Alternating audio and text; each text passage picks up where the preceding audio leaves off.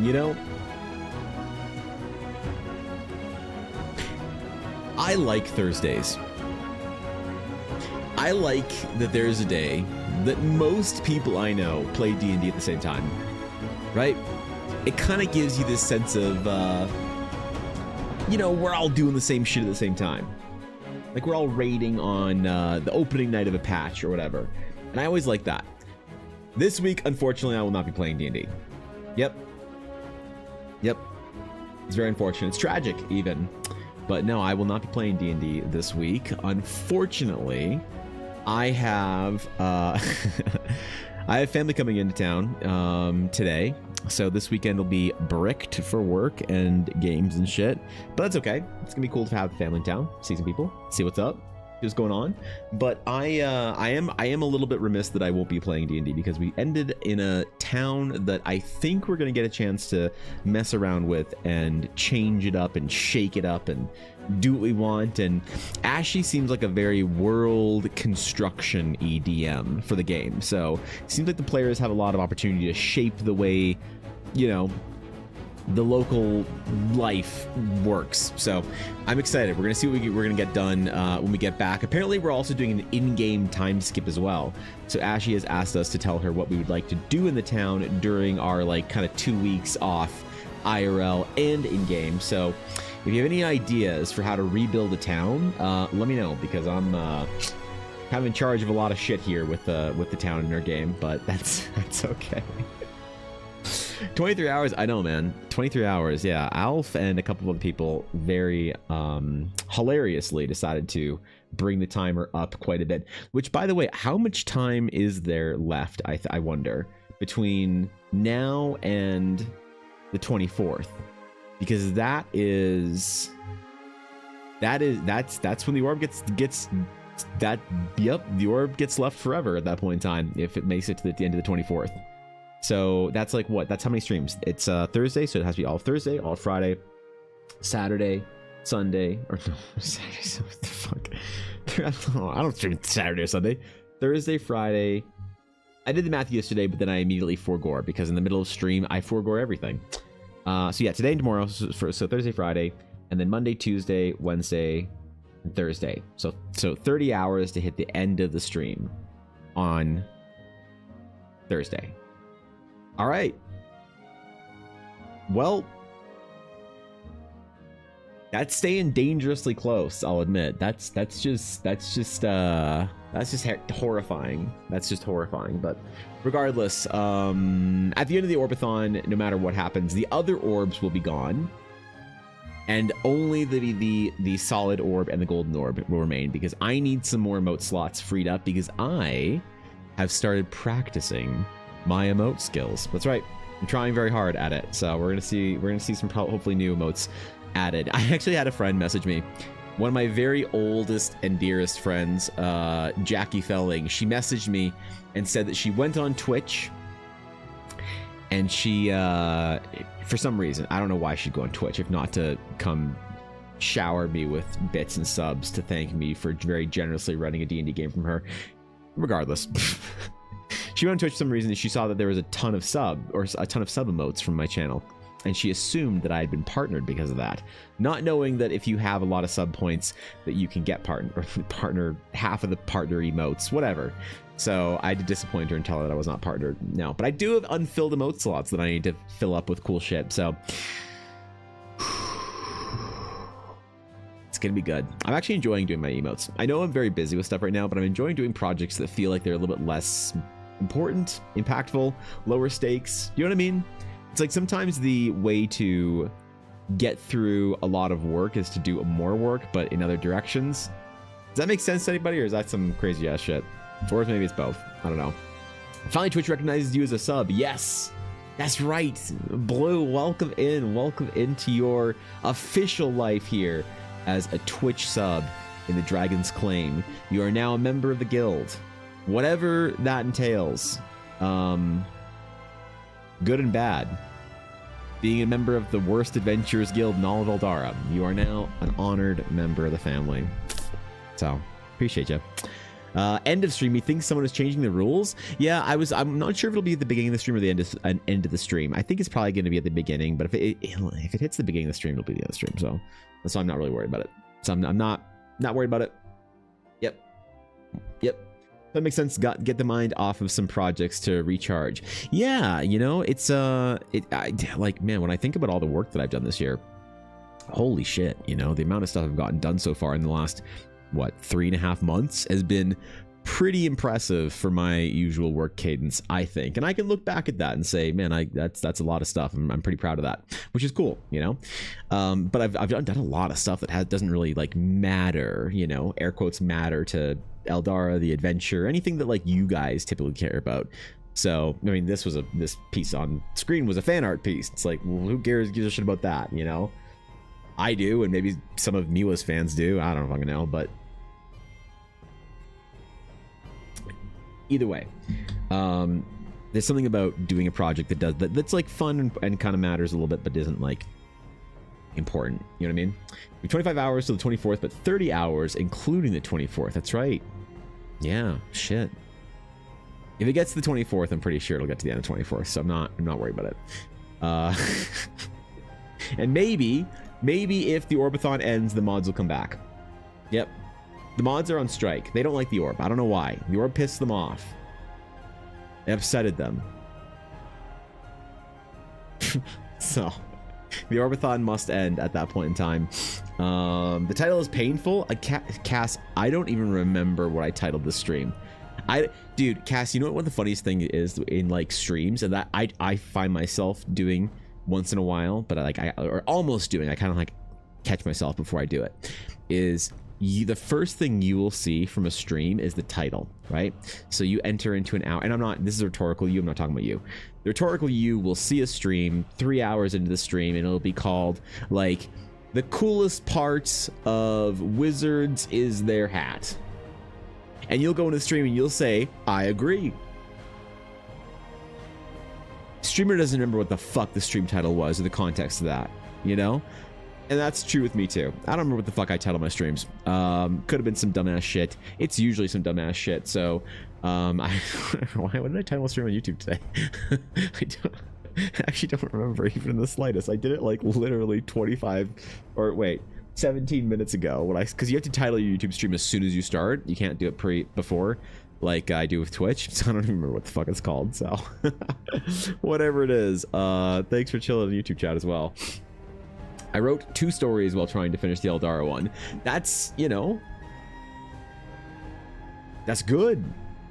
That's getting the work in. I'm impressed. Jeez, man, that's a lot of writing. Yeah, it also is nice to have a different type of work, like not just art, but also writing, also, you know, mechanics and counter design, things like that, maps. So I find myself enjoying and embracing the multifaceted side of things. I talked to a friend last night, one of my very, very few friends who will entertain my bullshit, and her and I had a nice, lovely chat last night, and she asked me, she's like, are you okay? Are you keeping up with everything? Like, you got a lot on your plate, man? And I said, yes. And she's like, are you sure? I don't believe you. Fuck you. And I said, no, I actually am. I'm just, there's a lot on my plate, but for some reason, the sheer quantity of it is actually kind of inspiring, and I'm really excited about a lot of the projects I have to do. So we got to do some runes today, and then we got to draw some characters. We got to do some stuff, man, because the adventure's coming out imminently, rapidly. I told my dad about it yesterday. And he was like, shit, man, you got a lot to do right now. You got shit. You got releasing your adventure in beta soon. You got a motor. So, oh, Thenvrionment Thdesign Thursday. Yes, that's right. I forgot. That was the title on YouTube. Thank you, Cass. Yeah, it's a great title, I think. You know, it's like Character Thdesign Thursday. You know, the next logical step after World Building Wednesdays is obviously Character Thdesign Thursday. So,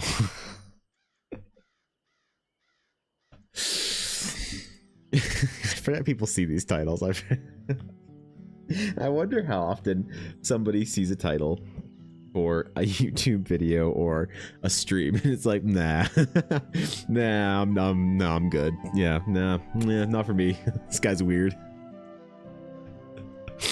What if it happens? That's how you say it. Yep, exactly. Same Sleepy gets it. You know? Yep. Yep. But yeah, not playing D&D tonight. Not playing D&D this weekend. Not even playing any World of Warcraft this weekend. I got cousins coming in, man. I got little baby cousins coming in. You know what terrifies me? Is that all these little baby cousins are now adults. Yep, this is the first time I'm seeing all these little baby cousins of Ella's that are all adult. Now, hold on. There's old people in here. How do you refer to cousins? Because I never refer to them as my cousins. I refer to them as Ella's cousins. However, when I was young, if I had an older set of cousins that were married, I didn't just think of the person that was my biological cousin to be my cousin. I considered them my cousins, Nicole and Dave. It's funny you say that. Atari, that literally was her husband's name, so Nicole and Dave, or whoever. So, do I refer to them now as my cousins? Or am I simply the husband of the cousin? Are my cousins coming to town? I don't know, whatever. They're just all Dave. Yeah, every last one of them is just various incarnations of David. If I like them cousin, if I don't, enter uncle's child. Ooh, that's kind of dramatic.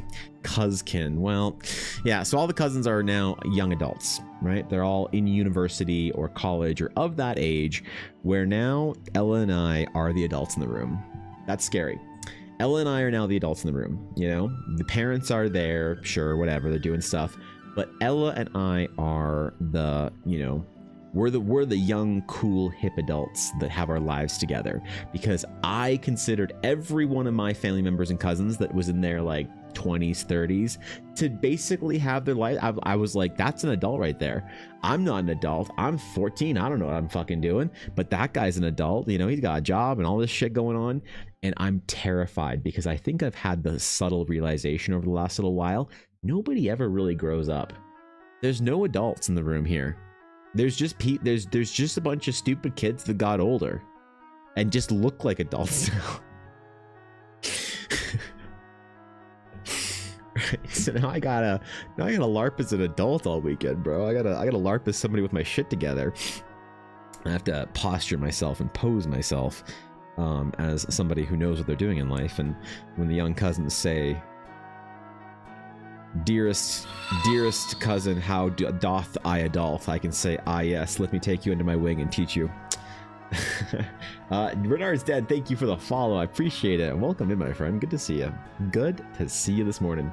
I grew up with them. They're my cousins, my siblings, friends, my cousins. The big age gap between me and my siblings is 16 years. Ooh, yeah, it's a pretty big age gap here, because this young group of cousins would all be in the kids generation. So these are not Ella is in between generations, because you know, the family worked out that way. So her like direct cousins are the parents in their 50s. So yeah, we are, or late 40s, so I don't know how old they are. They're old, who cares? So yeah, we've got I have immediate cousins that are on Social Security now. That's hilarious.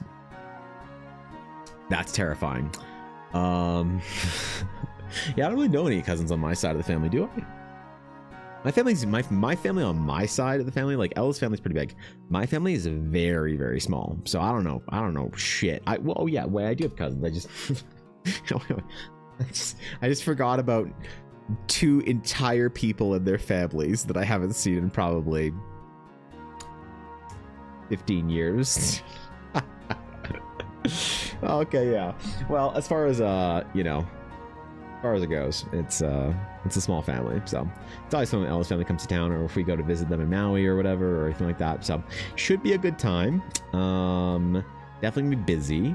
So we won't get a lot of D&Ding done in the next 2 weeks, because next weekend we have Calgary Comic Expo, which means that's right, I have to be at a Comic-Con again. Have to work Comic-Con with Ella. It'll be okay. It's okay. Are we in fact cooking today, Evan? Yes, Honk, we are.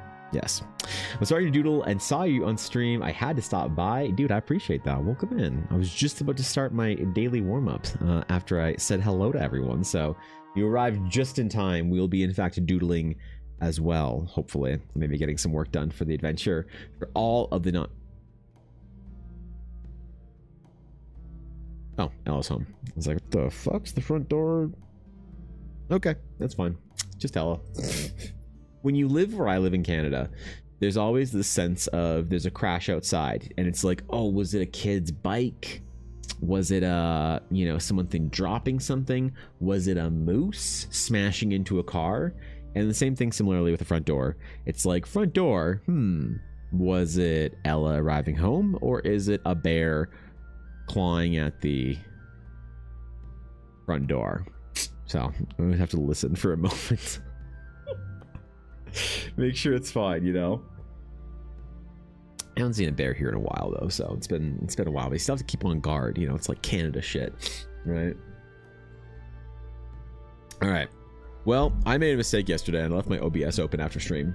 So I have like hours recorded of extra space on my hard drive being deleted from yesterday's progress recording. So I hope this records today. Evan Blair, professional doodler. Yes, I do. Thank you, Rob. Thanks for 100 bits, bro. Well, I'm a professional now because that's right. I just made 100 bits, dude. Holy shit! Wait, I just made 100 bits for doodling. Oh my god. Thanks, Rob. Appreciate it, man. Yes, I'm a professional doodler. I do like it when not this side of the family, but there is an entire contingency of my family that doesn't really understand art as a career. Doesn't really get it. Doesn't really, you know, it's fine. It's older generation things. I'm not butthurt about it, but they will say things like, "So how are your little doodles going? Are you people looking at your doodles and stuff?" Like, oh yeah, like my 35-hour doodles that I sell for hundreds and hundreds of dollars to people. Yeah, no, that's yeah, no, they're doing okay. the term "little doodles" is always funny. It's okay. They don't really understand. They're not, you know, from an artistic background, so I'm not butthurt about it. I just do think it's slightly endearing, the thought of the thought of what they think of me as an artist, I guess, which is just kind of funny. All right, listen, I enjoy it myself. I have to find humor in these things, otherwise I'm gonna be butthurt all day. Eddie Metra, thank you for the follow. Welcome in, my friend. Good to see you. Good to have you.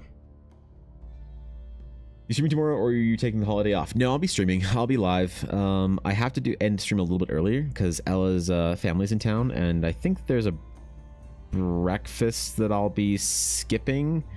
And then I'll be having to go out and do stuff with the whole fam later in the day, and then all that. So nope, streaming tomorrow. Might be a little bit early and might be a little bit, or might start a little bit early and end a little bit early, but yeah, streaming is as usual. This Easter's not gonna be a big thing for me. I don't know, does anybody do anything for Easter? Because like Easter's a big deal in Ukrainian households, but Ella's family, the ones that we're actually spending Easter with this year, are not Ukrainian, so I don't think they give a shit about any of my silly Ukrainian traditions. You know? You taking it off, Rob? Are you chilling, relaxing, bruh? Playing some games? Doing some shit? Yeah, how much you talk about it, it still doesn't make sense that humans just live near bears. No, that's fair. I mean, we can't California them. You know, we need the bears. Like we live in their house right now, as far as I'm concerned. When we're where I live in Canada, we live in the bears' house. They're not coming over here. We're building houses where they live. So, you know, I'm gonna leave them alone. I'm gonna let them do their thing. That's their part. You know, I don't go over there. Why skipping breakfast? Well, it's I don't usually go out for like big breakfast meals with like it's a little weird just because I'm cutting so aggressively. And I feel a little awkward sometimes when we go out for a meal as a family or whatever with friends, or like there's a big issue in our society for me, and that's that we have this natural inclination to share meals. You know, after how many ever hundreds of thousands of years of evolution where we have like trusted the act of eating with each other. You know, I just don't get why we still do that. I'm kidding. It's always a little weird or awkward if I'm gonna sit here and eat like 3 pieces of salad while the entire family is like enjoying their meal. It's like a bit of a mood killer. And also I just don't like missing streams. So if it's like just a breakfast I have to miss, I'm good with that. You know, I'll catch up with everybody later in the day. I get to do my work. I get to be live and do everything I wanted to do and keep my schedule normal, not miss a day. And then, you know, catch up when everybody's done doing their thing. So I'm good. Wolf, I'm good. How you doing? Good to see ya. I'm chilling. I'm feeling good today. I got a lot of stuff done. I'm having a productive morning, all right? Crushing it. Slaying the world. Conquering my enemies. By enemies, I mean work to-do list, so.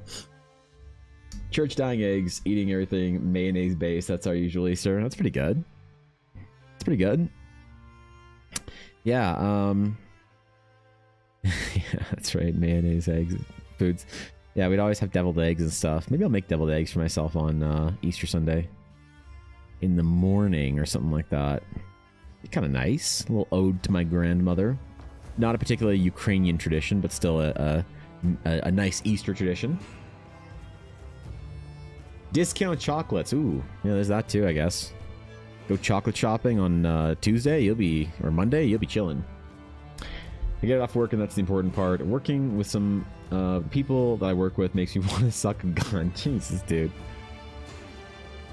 Well, hey, listen. There's always video games and throwing at League of Legends later in the day. That's that's what makes it worth it, right? Working on a D&D session? Ooh, what do we have in the plans? Tell me of your session. Give me the quick pitch. What are we doing? Slaying the dark forces, rescuing the princess, smashing the relic. What's the session's vibe? Everything about holidays seems to be centered on food. Yeah, I get it. It's a great tradition. And I normally really love the idea of sort of breaking bread and sharing a meal and all that kind of stuff. But there'll be an Easter dinner that I'll be going to with the fam. But the breakfast on Friday, nah, I'll skip it.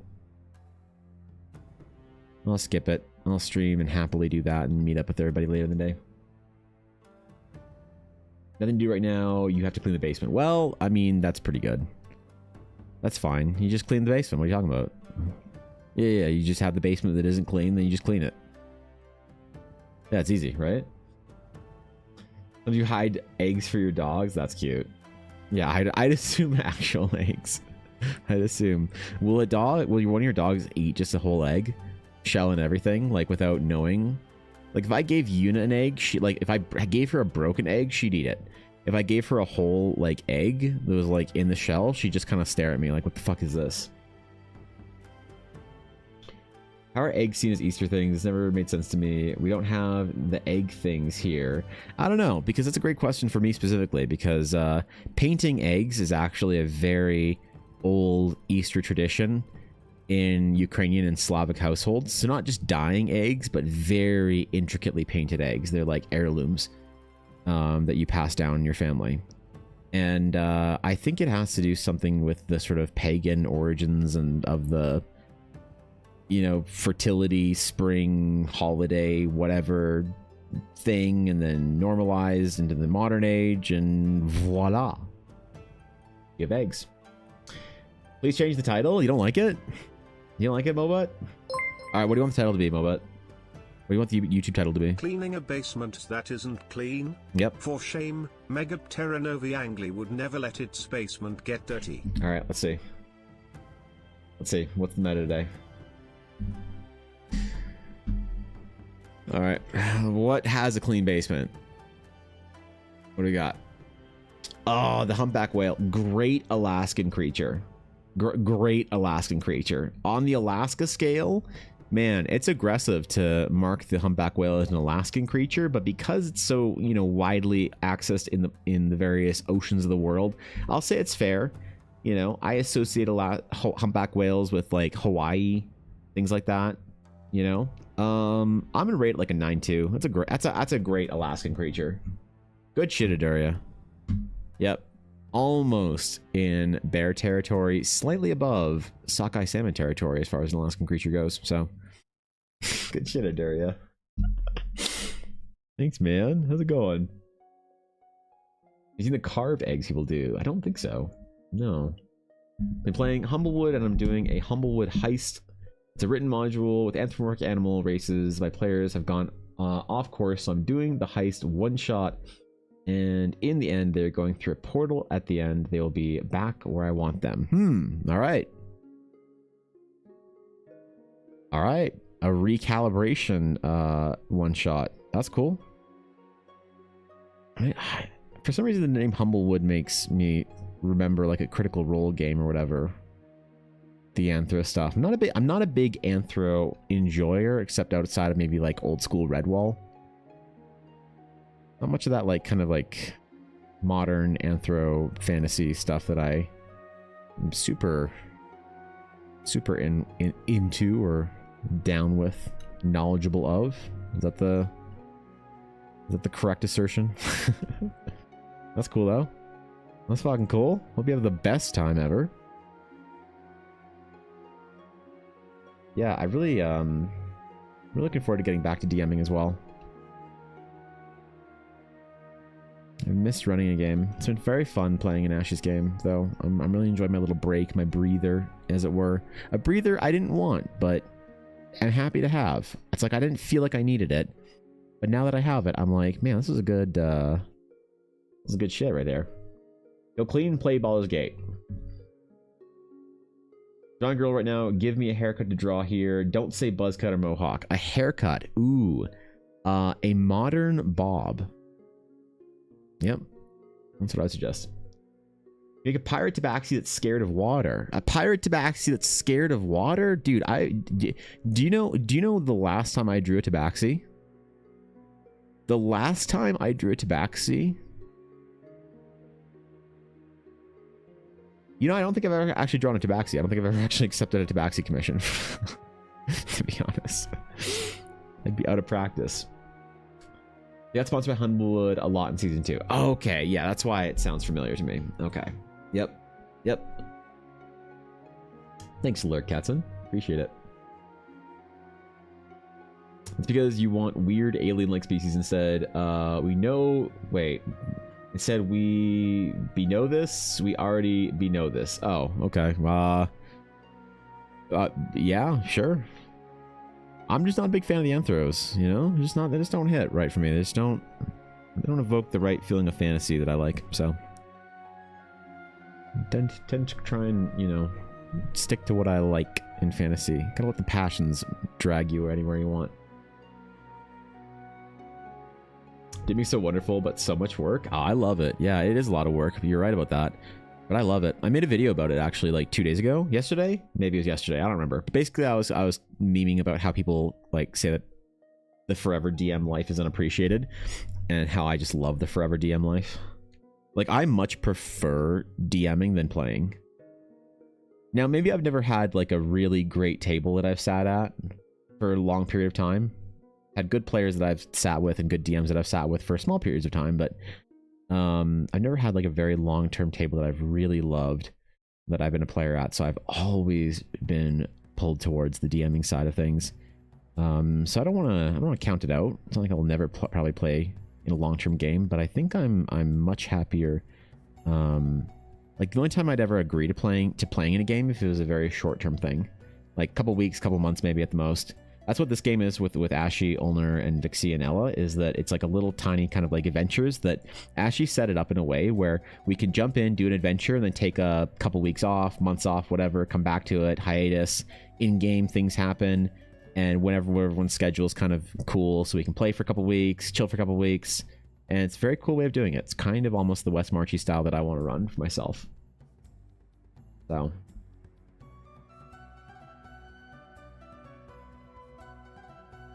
I'm laying in bed, nursing back a back spasm. Husband is working on his personal project of creating his own TTRPG. Ooh, sorry about your back problems. Oldest kiddo is doing schoolwork, and youngest is playing. Wait, in playpen, dancing around and playing with Legos. That's the life right there, Blue. You guys have a lovely life then. Nice little family chilling. Homeschooling is cool. I got homeschooled for a couple years. In my late elementary days. That's when I skipped a grade, is because I basically finished all the curriculum with my mom in, before Christmas, and she's like, "So, what do you want to do, kid? Do you want to go on to grade 5, or do you want to just like chill for the rest of the year until September?" I was like, "Oh, let's just do grade 5." She's like, "Okay." So I got homeschooled for a couple of years. Which was fun. I'm glad I did that, actually. Skipped my grade. Did a couple cool things. It was fun. A very good experience with that. Very tempted to do that with my kids, but the socialization is definitely very difficult. So I have to figure out a good way to do that. I think every homeschooling parent has to have a good community around them of other kids and stuff, and parents and whatnot. And I wouldn't be necessarily confident myself to do that, so I'd be nervous. But I like it. I like the idea of it. There's a snake in the cave, a Jamaican boa to be specific, scared the shit out of me. Damn, bro. See, it's so funny you say the whole thing about bears. You're like, I can't believe humans would choose to live near bears. Meanwhile, you casually stumbled upon some sort of large predatory reptile in a cave on your island. Like, okay, dude. Want to Keldor or something? Want something creative, mostly anthro species in a fantasy feel, a bit like just furry or the animal with legs and arms like a person. Yeah, my criticism has always been that the anthro species in fantasy is just like animal head slapped onto human body. Which is fine. I just see it a lot, it's it. That's the only reason why. I just need to take requests on stream. What if I donate? Because they're currently closed because he has a long wait list and took on a big project. Yeah, sorry, Silvio. My commissions are definitely closed for a while now. Donations on stream are wonderful, appreciated ways to support my stream, and people definitely choose to do that for God knows what reason to support me, but I do not take requests or anything based on those donos, so I apologize, but yeah, I got a lot of things to do and a lot of commissions to take care of and a very long wait list. So as much as I would love to be able to take requests on stream to draw everybody's characters, which I probably will get back to doing request streams at some point in time. So don't give up hope. At some point in the future, there might be some opportunities to get some characters done for little portraiture, quick sketch thingies like that. But right now, as of today, unfortunately, I have no plans to do that anytime in the very near future. So Modern Bob was a fire suggestion, but I accidentally drew Zendaya. Oh. There you go. All right. I can get after it, though. Mo? Hell yeah. I'm kind of waiting for the next D&D session. My dwarf cleric turning a group of goblins to her religion while partying with booze, music, and good food, not knowing anything about her goddess due to a complete lack of religious study. That's actually really funny. I have a video that I made a video today because I post videos every single night. I love that, by the way. I post videos every single night, and today I had to edit mine and make mine before stream so that I could actually post it later because I'll be out. And I made it about a character idea for a paladin that forgot her oath. So it kind of reminded me with that. I definitely like that. During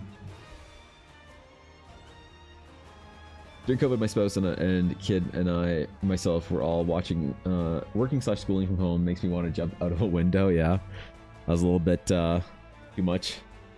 That's fair. It's a lot of people in one roof, in one home, doing all those things. Space is sometimes necessary.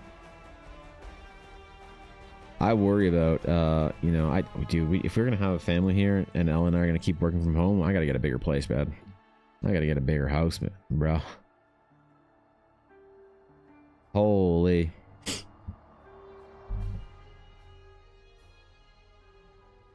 First of all, it's harmless. Second, it was in a specific cave, not knocking on my door. Oh, yeah, but I mean, like, bears are harmless. Yeah. Like, if you piss off the snake and it bites you,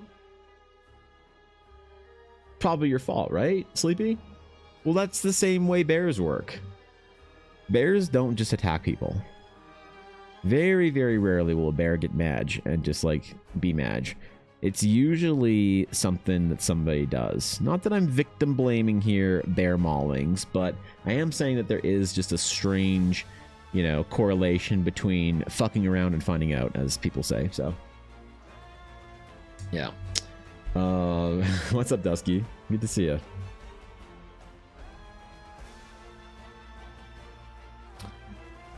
Person with animal head is why I like Kenku over Aarakocra. I've always seen Kenku as like deformed animal features, humanoids, but Aarakocra are just people with bird heads.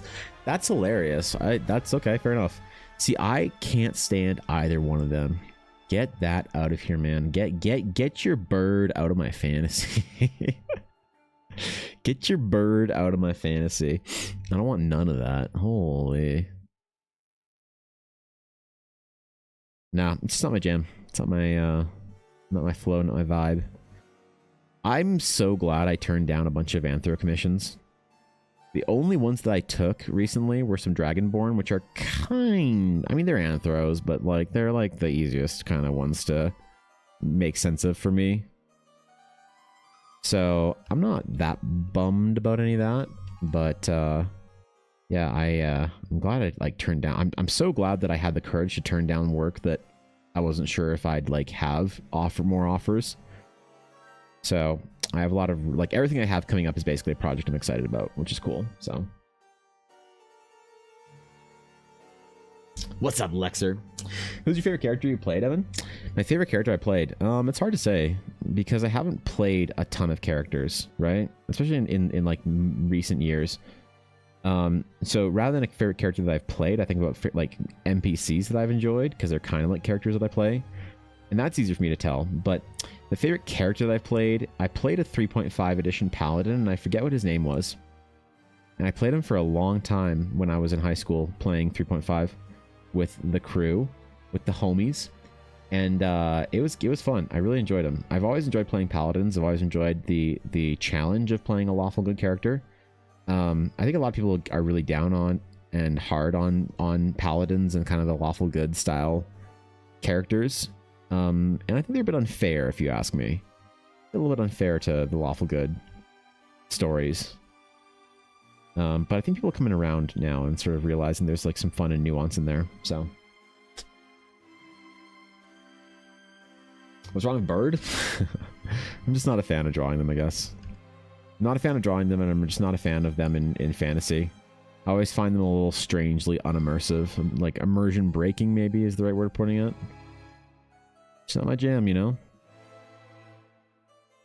You see a Lord of the Ringsian scene with elves and dwarves, and you can imagine there being other sort of strange, odd people in there. You can imagine, you know, maybe like people like Solarians from Mass Effect, or, I don't know, Drow or whatever.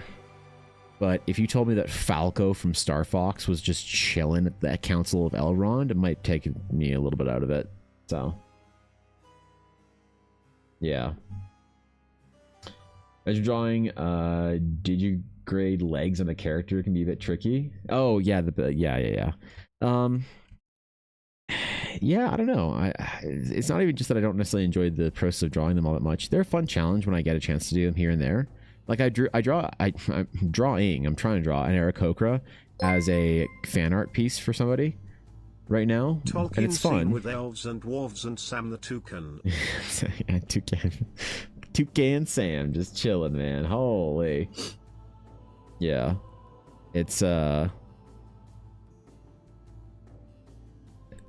it just takes me out of it. I just don't take it seriously. I have a hard time taking it seriously. Fantasy is so vastly diverse in what people like.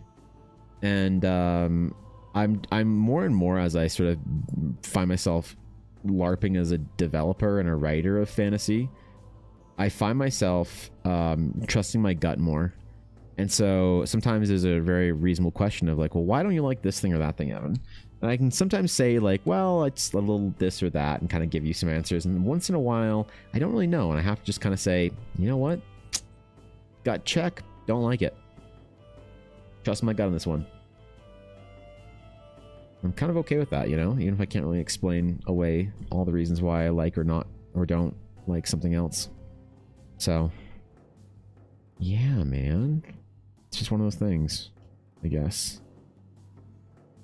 Definitely need to paint out these rocks a little bit to push them forward, because it's all blending a smidge. Okay, I know I'm going to handle it. Fear not, for I also fear not, Lee. I know how I'm going to handle it, I think. I'm going to try anyway. Like variety's fun, being classy is also respectable. Sure, I mean yeah, like the I don't know. I just can't take a giant Birdman seriously. Right? I just can't take it seriously. And I find that I prefer fantasy that at least takes itself seriously. And you can inject your lack of seriosity into the story all you want and have fun with that. But I prefer a fantasy world that takes itself more seriously. And when fantasy does take itself more seriously, I tend to enjoy it more than when it is a little more aloof and strange and odd and quirky, as it were. So, it's just a preference thing. I do have basically, I mean, I do have an intuition that if you want to make something that's very widespread and like well loved and hits very large, diverse audiences, I think you have to make something a little more serious, right? Like the reason why Lord of the Rings or Game of Thrones gets so popular and things like, I don't know, the D&D movie doesn't, is because one is easier to be kind of taken seriously and the other is a little sillier. Nothing wrong with it. It's just I guess, what do you want out of a project? Do you want your project to be taken very seriously and have like a very large reach, or do you want to do something that's kind of quirky and funny and different for you and or for your interpretation of fantasy? And there's no wrong answer. There's no wrong answer, I don't think. How about everyone's favorite character, Jarnathan the Aarakocra? Oh yeah. Right? Lots of died. I didn't hear the answer to who your favorite character is. Basically just an old paladin I had. Yeah. Experiencing windstorms, having latency issues with the stream, so you might miss what you say sometimes. Oh shoot. Well, Blue, that's rough. Windstorms are dangerous.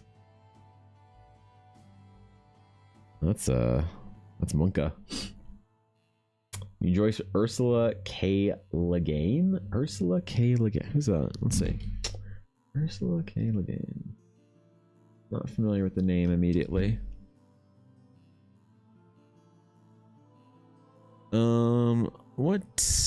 What did she write? Wizard of Earthsea, Left Hand of Darkness, The Disposed, The Ones Who Walk Away from Something, The Lathe of Heaven, Tales of Earthsea. No, I have no experience with Miss Le Guin's work, so couldn't give you an opinion on it, but looks cool. Looks cool. There's just more Keldor characters in Star Wars. Plo Koon was awesome. Yeah, Plo Koon was cool. The Keldor were pretty rad. I liked them quite a bit. He's considered a classic American fantasy author, and so far not a single American I talked to reads her works. Well, I'm Canadian, so ha. Got him.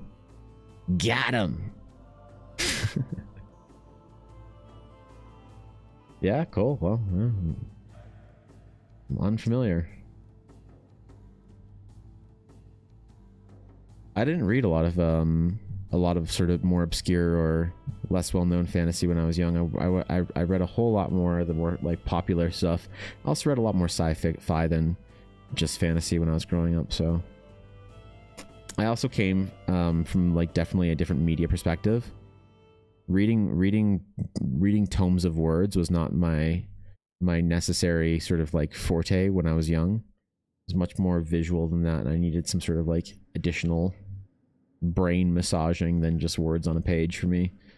So, you know, like I never actually read Lord of the Rings when I was young. My mom read it to me because I had a hard time reading. You put me in front of a book of words, and there's something my brain does where it doesn't want to read paragraphs and sentences and lines properly. So my mom read me, because I was having trouble reading, she read me Lord of the Rings and The Hobbit when I was very young. And then I didn't start trying to force my way through building the skill of reading until I was an adult. So I haven't had much of an opportunity to explore the more obscure side of fantasy and science fiction. Wait, where's my water? There's a water. Wizard of Earthsea's required reading for high school and younger? Yeah, you think so? We agree. Sometimes you need seriousness to draw in the best audience. Yeah, I mean, like, the way I describe it is the difference between low-hanging fruit, like humor that's a low-hanging fruit and not. So Gimli saying that that Aragorn's gonna have to toss him on Helm's Deep is like kind of funny and clever and unexpected. It's very clever humor, but I don't know, your wizard polymorphing someone into a purple flamingo with a jester's cap on it is like, you know, it's just like pretty, it's silly, right? But it's just not, I don't know.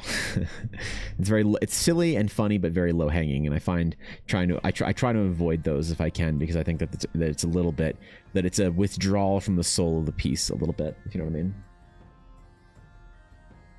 But everybody has their own opinions on that shit too, so. I wonder what a dark side with a Keldor would be like. I thought there was one in like SWTOR or whatever. Yeah. American and wishing I was Canadian. Yeah. You want to live up with the bears and the mooses?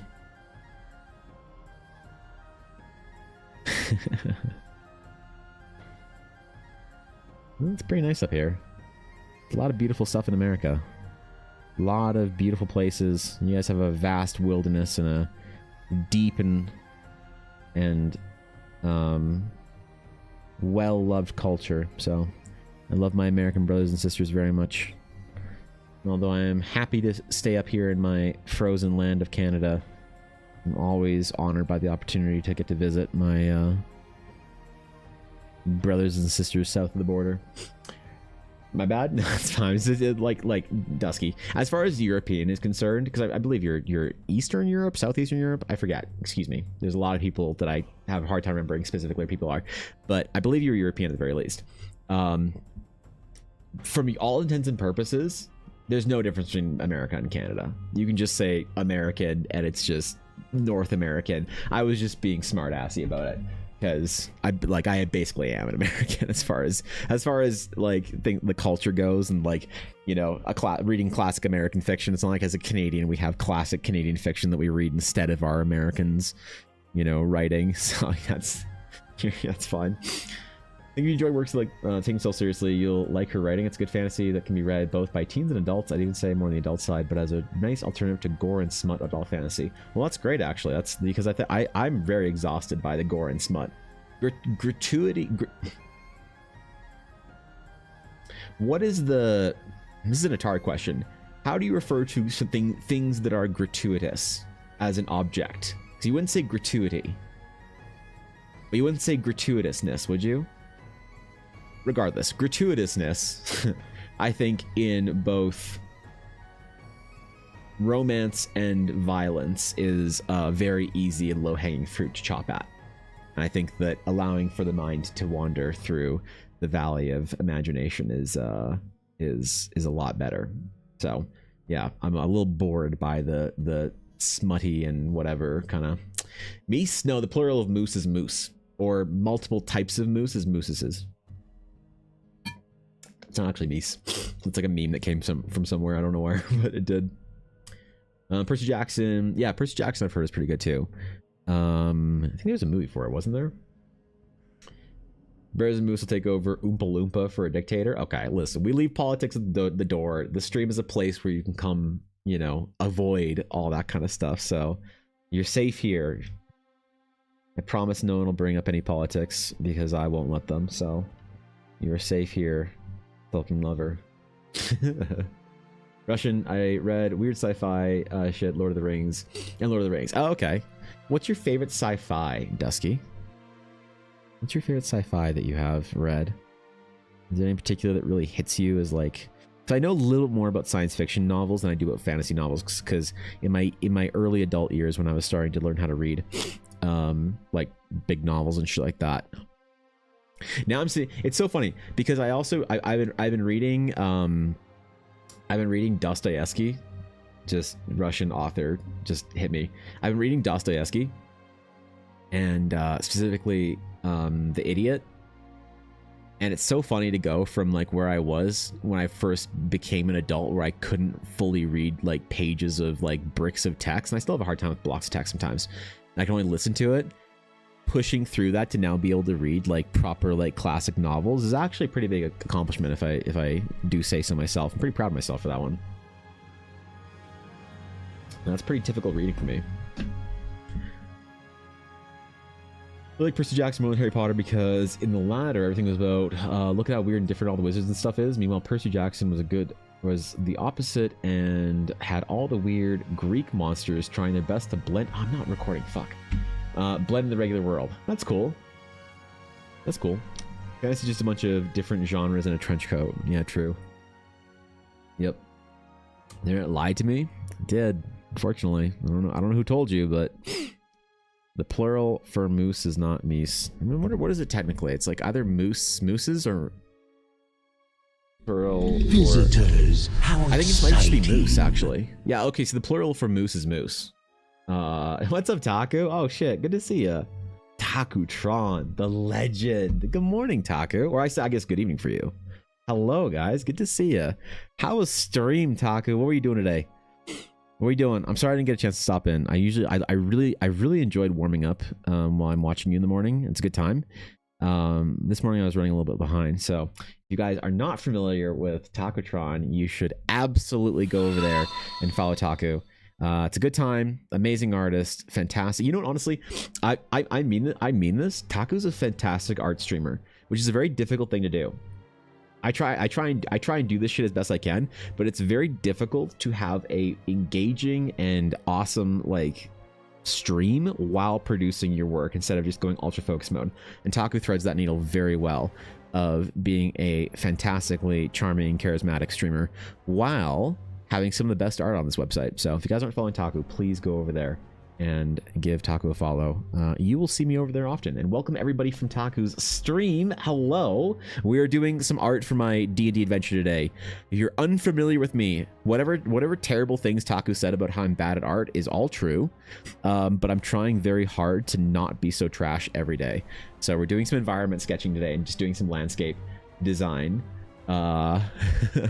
Just to see what's up. So yeah, that's what we're doing today. That's the theme of the stream. And thank you, Stone Lizard, for the follow. I appreciate that. Appreciate that. Welcome in. But yeah, normally I do things like we'll do like characters and all sorts of stuff for my D&D adventure, but today we're doing some landscapes to help paint a picture of all the places that you can go whilst adventuring in the realms of Eldara.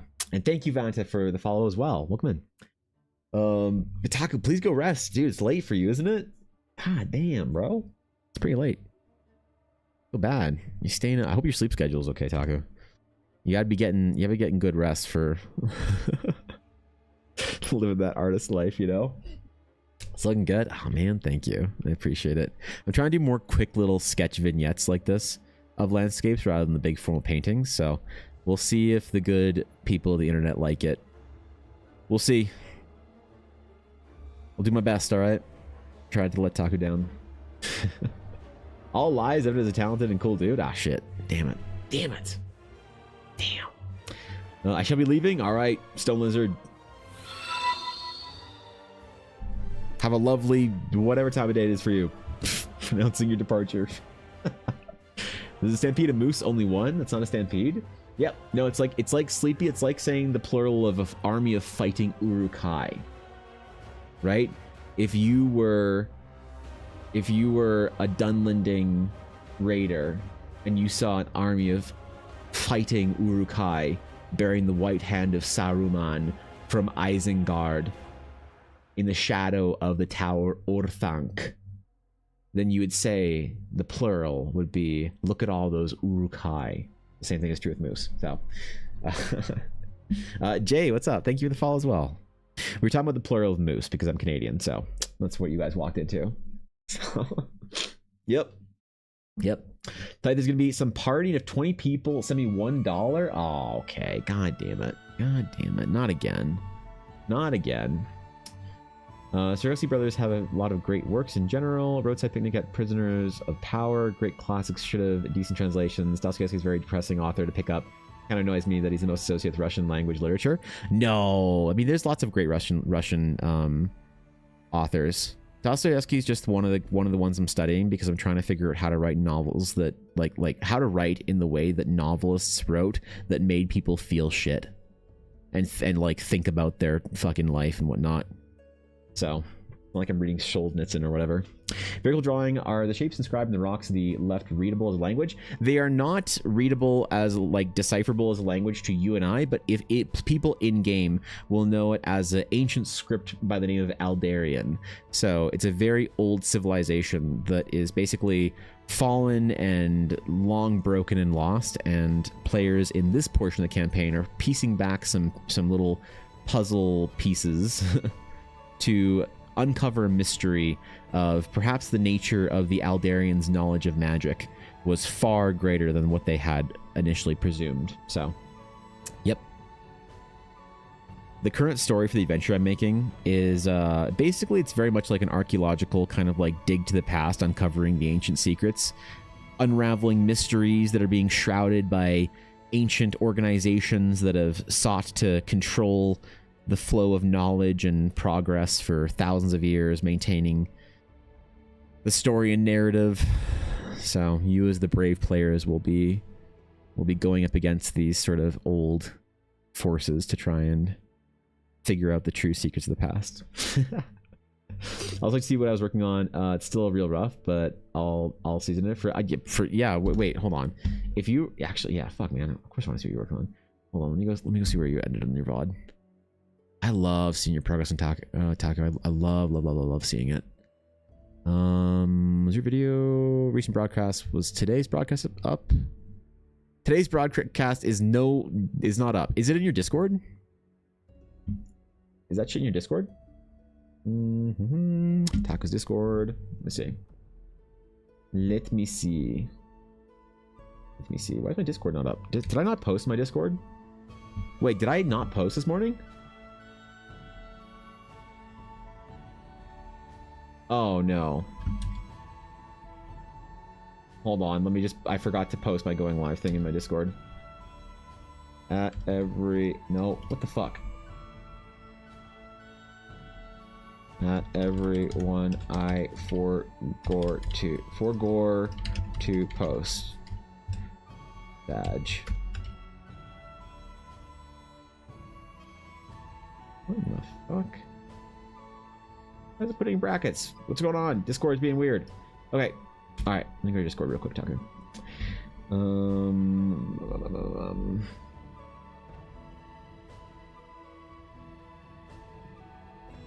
Where are you on my Discord? There you go. Taco's Art Den. Alright, did you post it in your Discord? Do you post your work in progress stuff, or which channel? Where do I find this shit? I did? Alright, where do I find it? Where is it? Where'd I go? Where do I go? I want to see it. I want to see the progress. Art share? Fuck yeah. Alright, let's see what we got here. Progress from street. Oh. God, I love how brave you are with painting with color, Taco. It's like everyone should take lessons from you. I see those adjustments. That's cool. That's fucking sick. Quick doodle. Oh, Taco, no. Oh, the guts theme playing. Where do you think Gura's going, Taco? Where do you think? These are awesome. I fucking love this. I love your quick sketches too. You know, one of the things that's like, actually, if you guys are curious about like skills to build as artists, one thing it indicates you have a lot of like your fundamentals down is the ability to sketch very quickly and communicate things very well. Taco does this incredibly well. That's fucking sick, dude. This is sick, bro. Yeah, I'm telling you, man, you guys should follow Taco. Taco's amazing. Taco's actually just kind of a Chad, like sort of just a Giga Chad, just chilling, you know, just chilling. You know, you're not gonna lie, I'm very familiar with Gura. No, fair enough. Yeah, I don't know. It's always like a big scandal when a big. I kind of hate the whole graduation thing. You know, I really, that's one side of YouTubing that I really don't love, is that whole side of it. Why can't we just say where we're going, what we're doing, and who we are? You know. Feline Effie, thank you for the follow. I appreciate it. Watched you for a few times, just joined the Discord, kept forgetting to. Ooh, welcome in, good to have you. Yeah, actual Giga Chat, right? Love to chew on your art? Okay, wait, that's a compliment, I think, Taku. I think. I'm pretty sure. Put a commission in for a character idea I threw in my GM in D&D. My game character's family was killed by BBEG. I'm excited. That's cool, Charlotte. Hell yeah, bro. Excellent work supporting the real artists out there. Excellent work, my friend.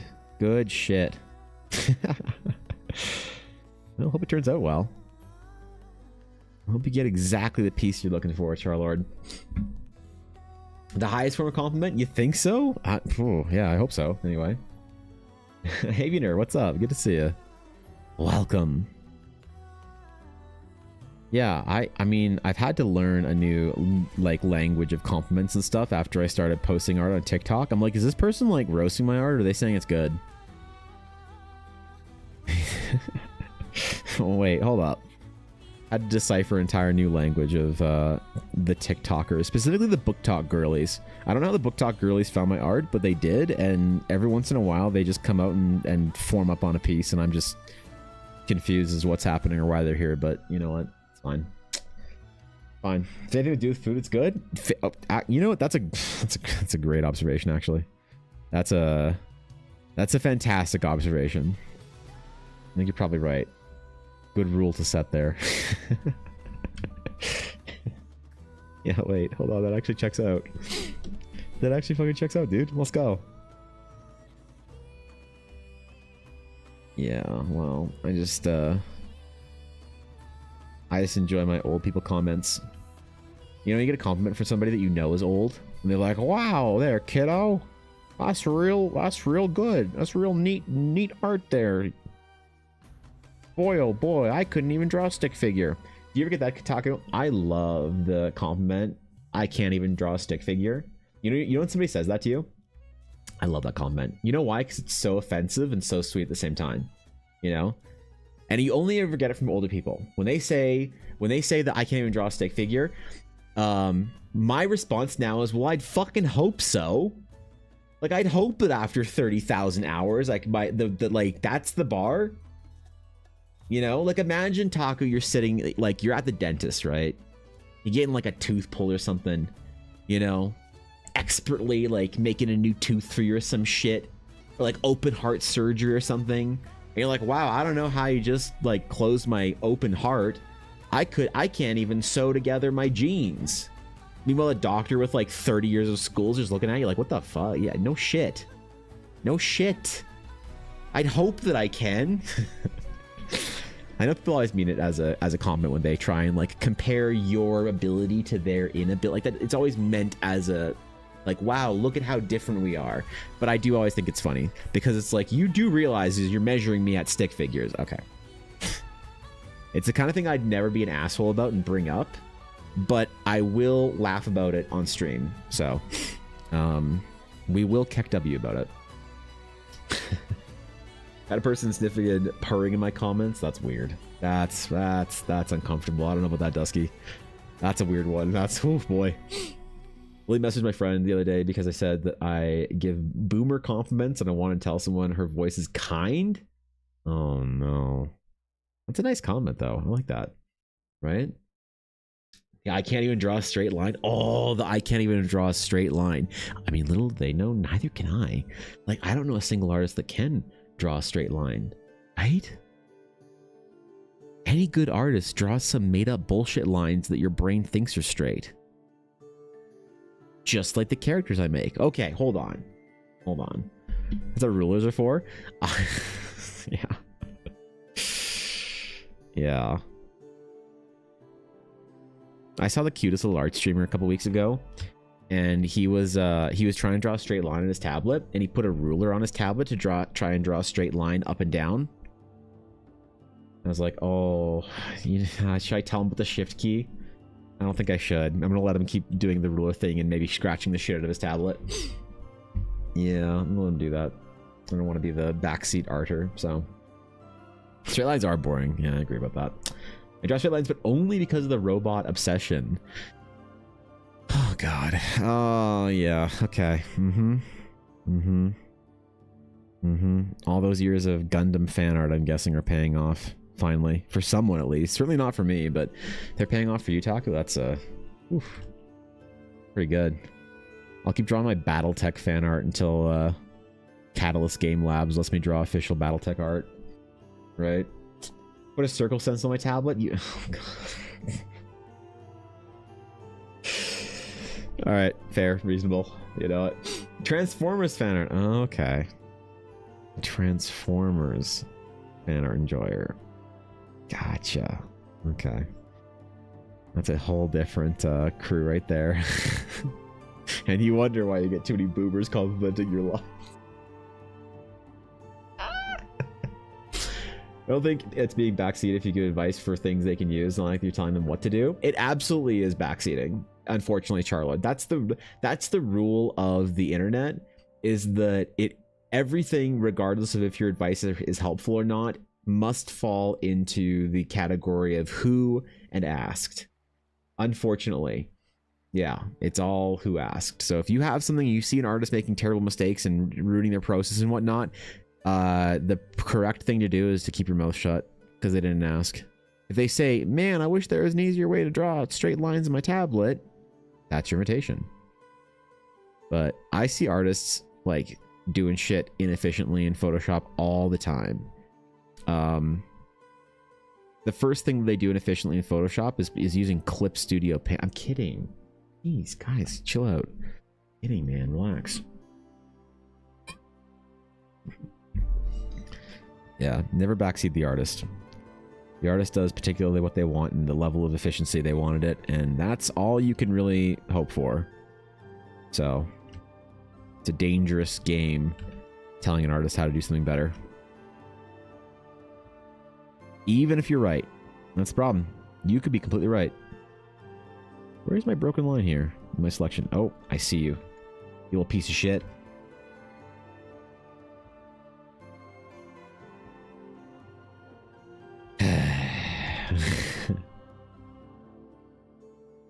There's more than one. There you go. They failed. They failed. It's fine. We got there in the end, somehow. What program you use? I use Photoshop.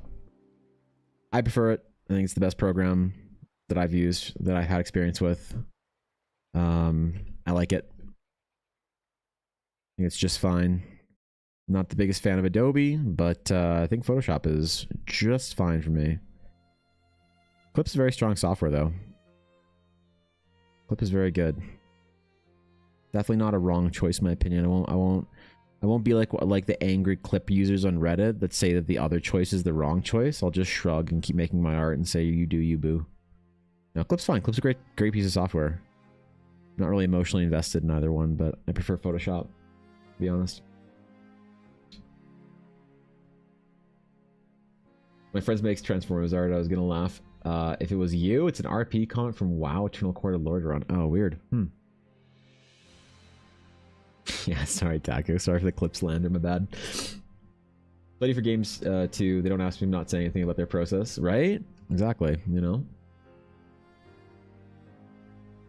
No with art does not stop me from doodling and making sword designs, right? Yeah.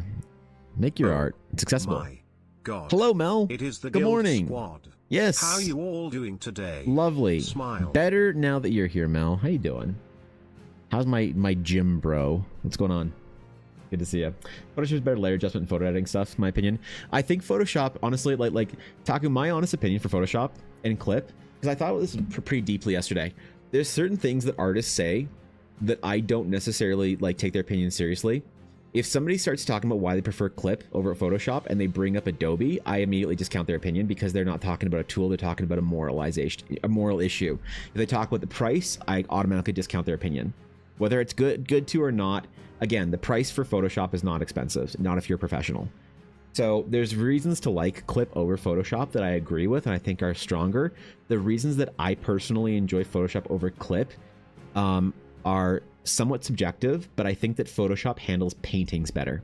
So I think if you want to use complicated brushes, that are very intense on your GPU and very system intense, and you want to do a classical painting sort of feel, single layer, big brushes, mixers, textures, I think Photoshop handles it better, more elegantly and smoother than Clip. I still think you can do that stuff in Clip. It's just I think Photoshop's slightly better for it. Clip, obviously, with their sort of multiple like different layer styles, vectorization of line work, the way that selections work, they has a lot of quality of life things, process issues in it. I think Clip is probably overall a better software if you're just a digital artist, air quotes, and that's just the general, like the royal we of digital artists. It's probably a better software for a lot of people. But the reason why Photoshop is still the industry standard for the games industry, I think is telling. And I think it's because it has a stronger painting software engine and whatnot in it. It can support painting and brushes and things like that a little better. But that's the only reason. And people get mad at me when I say that. People are like, well, that's not a good reason because you're sketching. Then if you're doing sketching, you should just be using the other software. It's like, fuck off. You know, like you know what the secret is? The secret thing that nobody talks about on the internet is basically everyone who's good at art never talks about it. That's my toxic take, is that when you see people, and I don't mean to not talk about it, not discuss it, but anyone who's like complaining about it. Just use whatever software you want, man. Busing with day 2 of a migraine. Oh, Susan man. decided I am too stressed and I need to set my ass down. So, today is a yoga day for me instead of the gym. Good for you. And I am working, wink wink. Get after it. So going to do some plotting today for writing Hee Van Blhart. Absolutely. Thanks on a bit, Mel. Appreciate it. Agree the brush thing for sure. Yeah, I mean, I think it depends on what kind of art you do. Just there's not a lot of digital painters on like Twitch or the internet. So I think that like that side of digital artists is very underrepresented in the discussion, and that's why I think the discussion is so overwhelming in favor of Clip. Clip's great. I don't recommend people start with Photoshop unless you're making money with your art. I don't think it's worth it. Once you're making money with your art, like, is Photoshop really too expensive? It's $50 a month at the high end. How much is your commission? How many commissions do you know, right? So I'm like, yeah, I don't know. I just think the whole thing is kind of a funny, like, fire to fan once in a while. But I think the best artists, like Taco's a much better artist than me. Uses software that is not necessarily wouldn't work for me, but helps Taco excel. And that's like the secret of like artists when you get to a certain level is people stop giving a shit. So.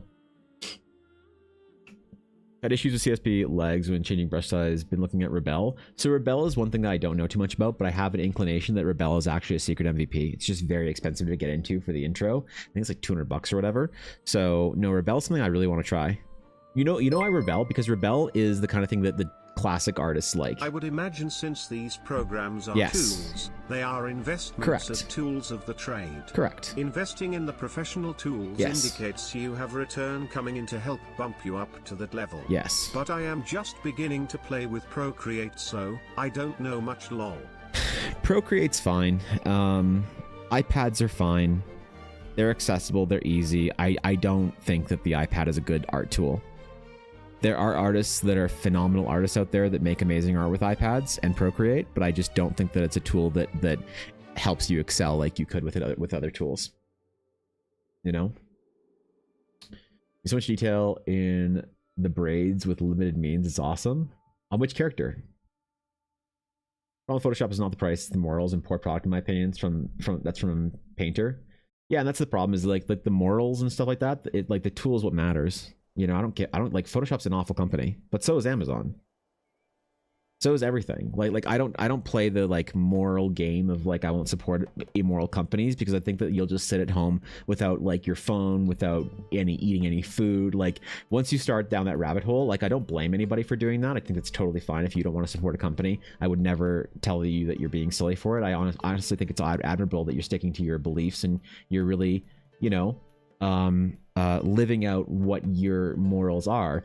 But I think that the idea of trying to moralize is a little bit like somebody else's things is a little bit silly. And so when somebody brings up the moral argument against Photoshop, I just kind of can't take it seriously, you know, because it's not something that I try and focus on. I'm more focused about the tool, and Yeah, I would very much like to try doing this kind of sketching in Clip, because I have an intuition that Clip could probably do this type of sketching like a lot better than Photoshop, but I don't know. I'd be willing to try. The issue is always like, do you want to take that month, you know, to learn the new software to do a very specific thing? And it's tough, man. Perky office is in the 15 minutes where I live, and it's only about the same in Australian. Super worth it. It's like the modern Psy. Sure, yeah, Procreate's it's sick. It's a little lacking, but in my opinion, but I think it's cool. I definitely think it's cool. iPad will ruin your eyes unless it's some fancy matted one. Sure. I mean, also the thing is, like, the meme is that actually if you're painting, you want a bigger tablet. So Procreate's too small to paint on, I think, ergonomically. If you're going to paint properly ergonomically, you need to have your arm extended out, and you need to have more of your canvas being shown to you and zoomed out. And iPads are just, man, like if they could make a drawing tablet iPad, I bet it would be unreal and really good. If they've made a proper Apple Pencil for drawing and painting and changed all that shit, I bet iPad could, or I bet that Apple can make a pretty powerful tool. Yeah. You want to try Clip? I can throw you some brushes. Yeah, fuck yeah. I mean, I have it installed. I just you know, I tried it for a week. I was like, oh, okay, this is, you know, I was unsatisfied with it, with my efforts for a week, and but rather than saying that, oh, this program sucks, I'm willing to give it another like long-term shot. So yeah, at some point in time, maybe this summer, I think I'll take a bit of a dive into it. The issue is like, you know, I mean, Taco, you probably relate. When do you ever have like a month to just like make your process inefficient to try something new? You know what I mean? It's like, how do you find time for that shit? So it'd have to be like, I don't know. It has to be a fun experiment I'm doing or whatever. House of Charm, been looking at spending money on some nice crayons. Any recommendations? Trying to avoid big Crayola. Ooh, if Prismacolor makes a crayon, I think it'd probably be pretty good. The blue one should taste the best. So, that's my opinion. You enjoy products of a company without agreeing with what they've done. It's like people that can like Harry Potter doesn't make them automatically agree with Rowling's views. Yeah, yeah. Again, I don't complain or fault anyone for having like a moral stance against a company, but it's like the problem is once you try moralizing other people, it's like don't do that with a phone in your hand. You know, don't send that tweet from Twitter. Don't post that shit on Meta. Don't say it in Twitch chat. You know what I mean? So I just try not to like play that game, because I'll probably just go mad trying to figure out how to be the complete moral consumer of all like the best things. I think you do what you can. Support the projects that you think are good when you think there's something that's good. I'm not out here to make anyone feel bad for their choices in whatever companies or software or whatever they use, you know. It's not the best, but it's fun that it's Tasmanian. I agree. Procreate has potential. I have an old i3, but I haven't worked much in digital art. Yeah, the iPad is just, I don't think it's a good enough tool for very delicate sketching and brush work. It's just a little awkward, and you need a matte screen protector on it. Like, I don't know many artists that use an iPad, like high-end, like industry artists, let's just say industry, not like real big boy professional. Let's not make that divide. Let's just say industry artists, because that does imply a certain level of professionalism. I don't know any industry artists that use an iPad, or sorry, I don't know many industry artists that use an iPad willingly. And the one thing I do know is every last one of them uses a paper-like screen protector. So that's the only thing that's like there's no universals in digital art. People make amazing art in all sorts of software, all sorts of, you know, whatever. But that's the one universal, is every artist I know with an iPad, they all, without fail, with zero exception, every last one of them uses a paper-like screen protector. I don't know a single person that produces art at a high level that uses the default like pen and default grip and default, you know, protector or whatever. So I don't, that's the crazy thing. Is that every last one of them, when I like showed up, I showed up to the fucking dumb sketch event thingy with an iPad. Because that's why I bought an iPad, is because I was going to this sketch event with a bunch of industry artists from Blizzard and Riot and whatever. It was at a BlizzCon years ago, and I got invited to this sketch event where they are all like sketching and jamming, and then we'd like give each other a sketch. It was like a really cool event for like artists.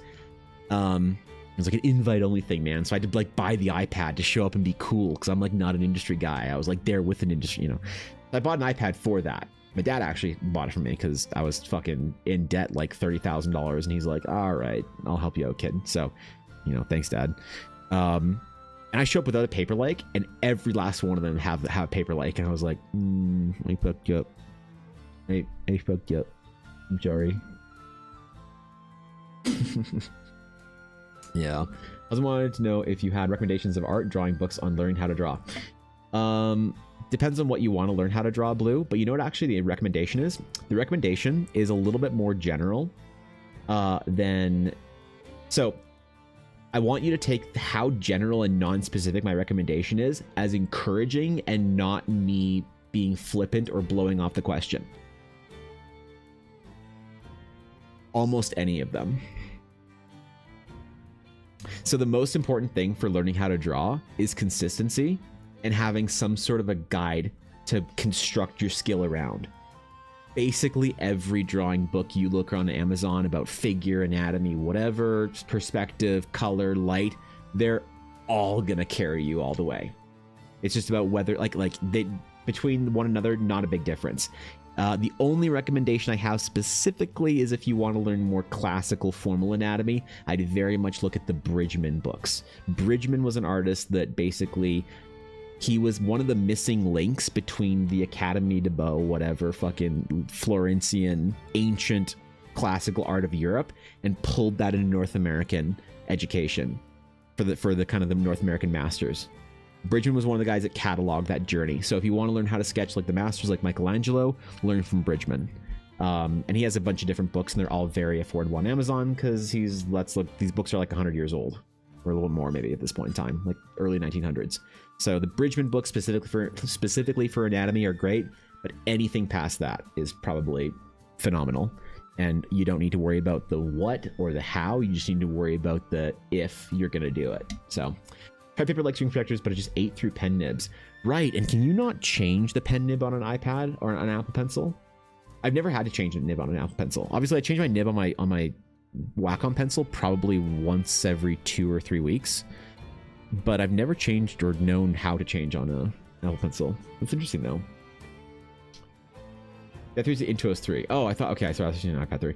At least iPad because I don't have the power on my laptop to actually oh, okay. Yeah, so that's funny. The Intuos 3 is actually what I think I started on, if I'm not... Either 2 or 3. Great tablet. Yeah, amazing tablet. Great recommendations are spot on. My Marine Corps buddy says blue is the best. You could ask Lieutenant Colonel Atari in chat, and he also agrees that blue is the best flavor crayon.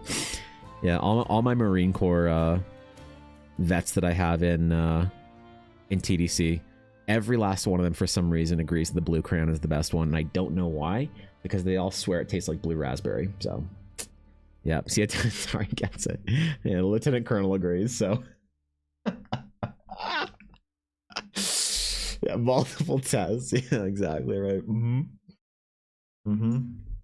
Yeah, Gunny, get these men some blue crayons.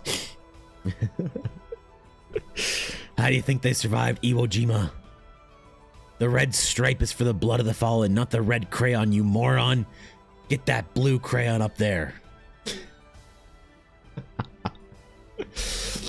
Yeah, less attractive than full tablets, but scratch of paper filters are nice. The iPad? Yeah, they're cool too. Interesting, you screw them off, but I ate through it to the metal so fast I don't like using that stuff. Really? That's it. Okay, so that's this is interesting. You said taco, because I've heard people who've drawn a lot. Like if somebody says, "Oh, I've never had a problem with my iPad," I'm like, "How much do you draw?" I'm like an hour every month. Their opinion doesn't matter, obviously. So of people that draw a lot on their iPad, I've heard both things. That Paperlike will either eat through your shit, or Paperlike is like, well, I got no problems with Paperlike. So I don't know if there's like maybe a difference in brand. If like the Paperlike brand is good, or maybe the off-brand ones are the ones that eat your stuff, or if the Paperlike brand is the one that eats your stuff or whatever. But I wonder if there's a specific brand difference between the tooth that you get on Paperlike various screen protectors, if that makes a big difference. That's interesting, Because I've heard both things like vehemently stated, that like paper-like screen protectors will destroy your pen, and other people say, I've used a paper-like protector for a year, I've drawn for 3 hours a day at the minimum, and I've never had to change my nib. I hear both ends of the spectrum, so I'm wondering if we just all say paper-like as kind of like a generalized term, but if there's not like, if there's like specific brands, or if paper-like's bad and you want to use an off-brand one, or I bet there's something in there that I'm not, you know, not in tune with, I guess. Oh, I'm rendering this out way too... I forgore. You know what? It's fine. I got distracted. Okay, hold up. We'll finish this off, and then I got another fucking floating island to draw. Specifically classical art. Thanks for answering the question. Yes, okay, Bridgman. Bridgman for anatomy. That's what I recommend. Bridgman books are the best in my opinion. So... Can't remember the Wacom I started with model number. It was the small gray one that had scratched the moment you looked at it around 2009. Yeah, that'd be around when I got my first Intuos as well for art school. It was around 2008-9. Around there too, so... It would have been around the same time anyway. To be fair, I know I'm a heavy leaner, so that might come into play. You know, I'd be curious is I'd be curious to see what kind of pressure sensitivities and brush whatevers you versus like somebody who hasn't had no problem. That's a good point.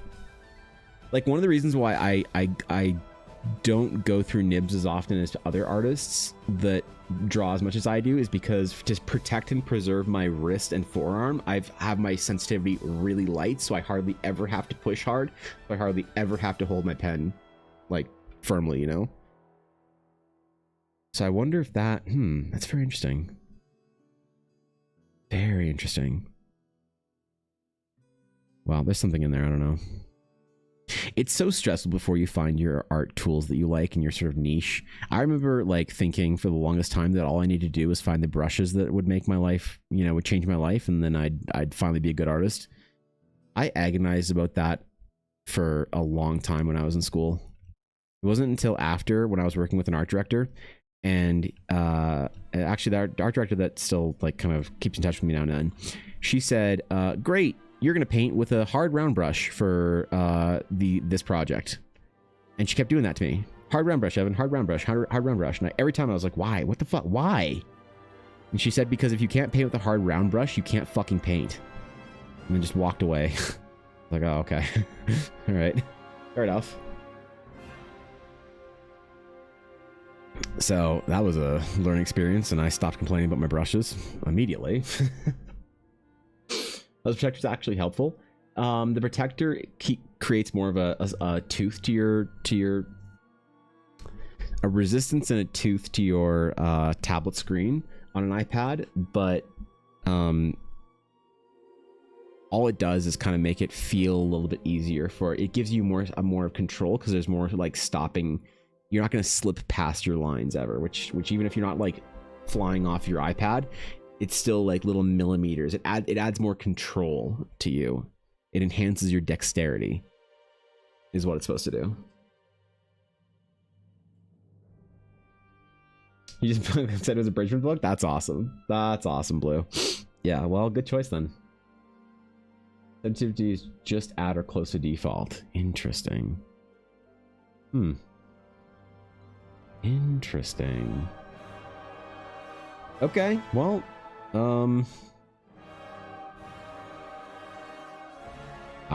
yeah, okay.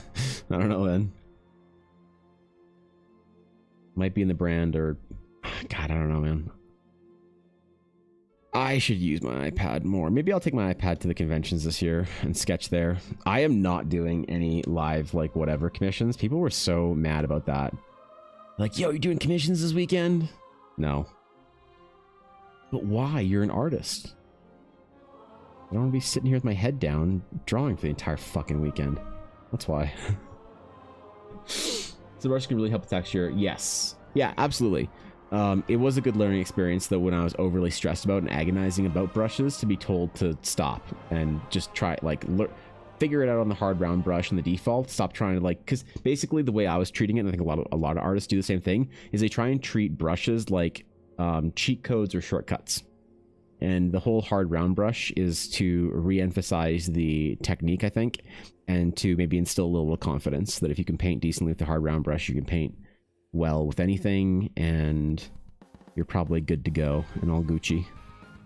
So it was an interesting and useful, but ultimately very challenging exercise for me. Everyone's working on a touchscreen for any art. Fingerless gloves are the cheat code. Yeah, I disabled the touch feature on my Cintiq when I first got it because I just couldn't, man. I kept accidentally making gestures without intending it. My tablet would like open windows or like spawn in tools, or Clippy would come and ask me if I needed help not being a terrible artist. It was just not a good time, all right? So I just can't do it. I just can't do it. Gloves probably make it easier, but for me it wasn't enough. It wasn't enough.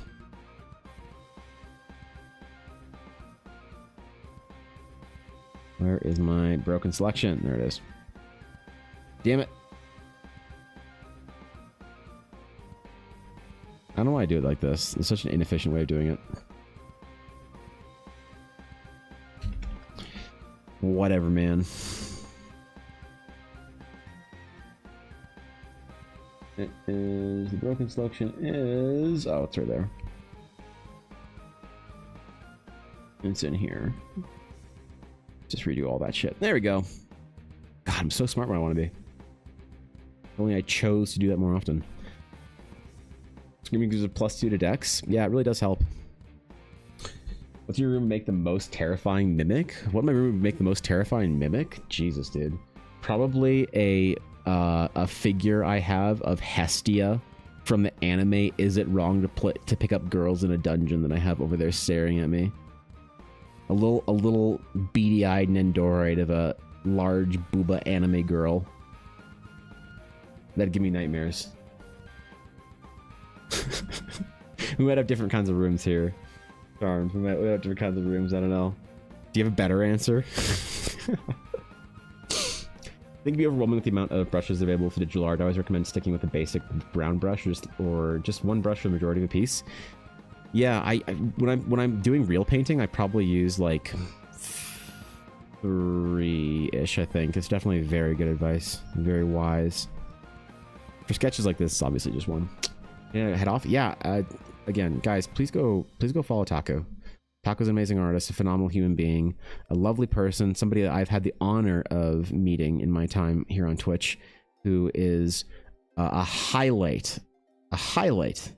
And I know what I'm saying there. Of all the people that I've met in 5 years of streaming on Twitch, Takutron is an absolute highlight. So please go follow her and become a Troner. I don't know what Taco calls her community. I fucking know that shit. Thanks, Sean Taco. Thanks for the raid. I appreciate you. All right, let's get. I'm gonna go pretty silhouette-y on some of these. All right. I don't think I'm gonna color this. I think I'm just gonna have to put some fill layers in to see what's up. See what's up. We love that anime, right? Right? If you're on an iPad, helpful to have the hand guard so you don't accidentally touch with your hand. Fingerless gloves are the hack. I love it to be cheap. Yeah, I use full gloves not because of I like them where my hands are cold. I use full gloves because my hands sweat.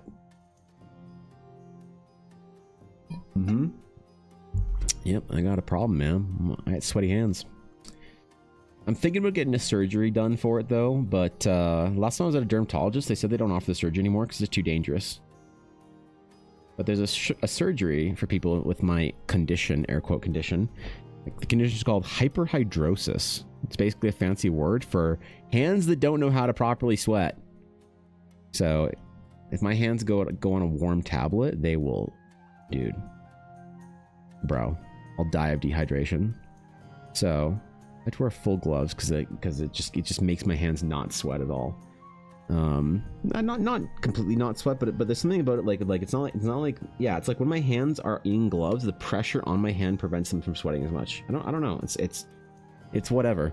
But yeah, so I wear full gloves when I'm doing it, because if I were to wear the guard glove right here, then my hands would be all sweaty and shit on my pen. It would just be fucking weird. I don't like it. I've tried the little baby gloves. I'm sure I can get used to it, but it's just not like, so I like to buy these like really shitty gloves and I just use them. I go through them like about one every 2 to 4 weeks, depending on where or whatever. I buy a whole bunch during the winter at the grocery store for $1 each, and then just throw them in my closet. But yeah, I'm thinking of getting the surgery for it. It's like if I don't know, they just basically tell your like just disconnect all your nerves that like wonder that basically wonder if you need to sweat or not, so your hands just don't sweat forever, like basically at that point in time. But apparently it's pretty dangerous, because apparently it can like cause more nerve damage than is intended, and you lose all feeling in your hands. Mini Botox, that's another thing that was proposed, was like Botox in the hands. The reason why I didn't want to do Botox, no, it's an actual surgery in your wrist where they snip your wrists open and basically cut all the nerves, like disconnect the nerves that have to do with like sweating in your hands. The Botox thing was proposed, but I don't want to do the Botox because you'd have to go every month. I don't really want to go for a fucking Botox in my hand every month. Just sit there while they're doing weird shit to my hands, and yeah. The Bean Crew. Okay, yeah. The Bean Crew. You have hyperhidrosis too. Wait, no way, Taco. I think it can move to the sweating problem elsewhere instead. Yeah, for me, it's only palms my feet and palms my hands, thankfully. So yeah, I don't want to mess around with it. You know, you manage it, whatever. Take meds for it. Stop. Wait, really? I had no idea that was an option. Interesting. What's up, Alf? I'm gonna cry. 4 hours of music composition down the drain because I forgot to save. Oh, no, Alf. Alf, you've paid the price. You won't have to pay that price very often, but it sucks when you do. Sorry to hear that, man. It's absolutely brutal. Tax write-offs right there. Yeah, right. I write off way too much stuff with taxes. I got a haircut the other day. Wrote that shit off. I wonder if you can write off haircuts if you're a VTuber. Probably not. I can write off haircuts even though I wear a hat on stream. I think because I forgot the name of it, but it's a side effect that it stops you from sweating. Interesting. I never heard of a medication for that. Every time I went to the dermatologist or whatever, he's always like, just you know, put some antiperspirant on your hands. I'm like, that's fucking weird. I'm not doing that. Fucking weirdo. Cutting off the nerve sounds crazy. Many Botox was explained to me for my face. But 6 months, maybe the dexterity and movement means it will wear off sooner in your hands. Yeah, they quoted me 1 month-ish, which is like weird. Maybe it is. I guess you're moving around too much or whatever, so it works it out, I guess, maybe? Or you just like don't do as much in there because it's only supposed to be... I don't know, to be honest. I don't know why. But I just wasn't interested in getting fucking Botox in my hands every month or even if it was every 6 months, I wouldn't want to get Botox in my hands even like twice a year, just when I can just wear gloves. Like the only person that has to deal with me having sweaty hands is Ella, and she said she never minds holding my sweaty ass hands. That's true love right there. So, you know, Ella doesn't mind, and doesn't impact my work. I don't know. The medication would be interesting though. So yes, Taco, go to bed, please. Take care of yourself. You're an amazing artist. You're Chad. You're a stud. You're a superhero. You make the world a better place just by being in it, and I'm grateful to know you. I'm proud to know you, even. I brag to people that I know Takatron, so... Have a good night, Taco. True love, right? Dude, I had... Okay, people used to roast me all the time for my hands being sweaty in like high school and shit. Ew, I got sweaty hands. Ew, gross. Ew. You know, dude, the bullying was there. It was real. And the day came where we had in gym class the social dance unit. Yep. You had to pair up with the guys and gals in the chat in the chat. Oh my god, my brain's cooked. In the class. And you had to learn how to do a couple different like little dancing thing, you know, a couple dances, ballroom, swing, because that's, you know, a necessary skill for an adult apparently. It's actually probably a pretty good one. And I was so nervous because I got matched up with this girl who was like, if you think of like the Mean Girls queen, like the most popular girl in the grade kind of thing, I got matched up with her. So I was ready for my fucking life to be over. I was like, she's gonna think I'm disgusting and she's going to destroy me. Like, I survived high school by avoiding the gaze of the popular kids for the most part. But I was now mixed up right here, and I'm like, okay. So we meet up, get matched up, and she's like, hey, and I'm like, hey, and I said, hey, so just so you know, I'm gonna be sick, okay? I'm gonna pretend to be sick so you don't have to fucking dance with me because I have disgusting sweaty ass hands. And she's like, what? I'm like, yes, I have a medical condition with my hands where they sweat a lot. It's fucking disgusting. It's awful. I hate it. I'm not gonna put you through sitting here holding my dumbass sweaty hands. So I'm gonna pretend to be sick and get excused. You can chill or get matched up with somebody else. Don't worry, whatever. And she's like, it's fine. She was like, it's fine. My brother has the same condition. And she just danced with me, and I was just sitting there apologizing the whole time. But she was like so nice to me and so gracious, and I was like, please, for the love of God, don't tell anybody about this. She's like, no, it's fine. I completely got blindsided, man. The fears of me being dunked on for the rest of my high school career and catching some terrible nickname or whatever. She was so sweet and gracious. I was indebted. Holy fuck. And we became friends. That's cool. But yeah, that besides, I don't know. It's not like I ever have to like. It's not like it's a real disruptor in my life that my hands sweat. The only thing that is disruptive is when the occasional person comes into stream and says something stupid about it. You know? And that's like about it, so I'm not too worried about it. Oh, she had a great life after. That's so cute. So as far as I know, she's basically one of those people that is like, she was unbelievably drop dead gorgeous, right? Great grades, the most popular girl in the school, and I think she went on to like make all the fucking money in the world, marry some giga rich dude, and now I think her and her husband like live somewhere in the US as like multi fucking millionaires, just like those kind of people that like win life. And you're like, damn it, why do the evil people always win? Oh wait, no, wait, okay, no, she's okay. Yeah, that's fine. Yeah, she was sweet.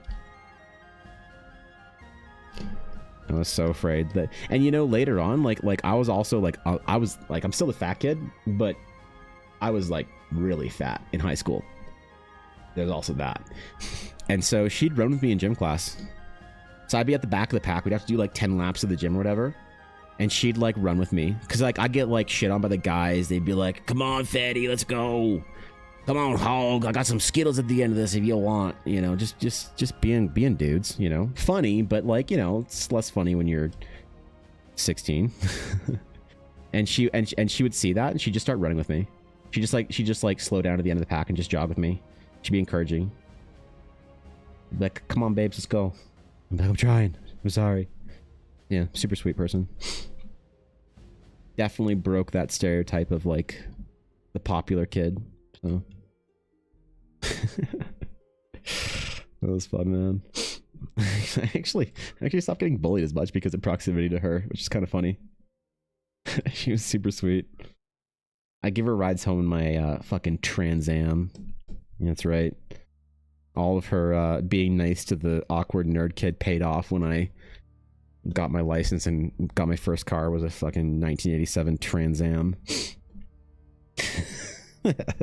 T-tops off. I drive her home on after fourth period or whatever. Let's go, dude. It looks really cool. Yeah, well, thank you. I appreciate that. Thank you very much. You call yourself fat, dude? Yeah. Oh yeah. Oh no, dude. So I've lost 100 pounds. I've lost 100 pounds so far. I was 300 pounds like 2 years ago. I'm still a fatty. I still got like probably another 60 pounds to lose before I'm a healthy body weight for a guy my height and age and stuff. Maybe not 60, maybe like 50 or 40. But still, no, I still got a lot of work to go.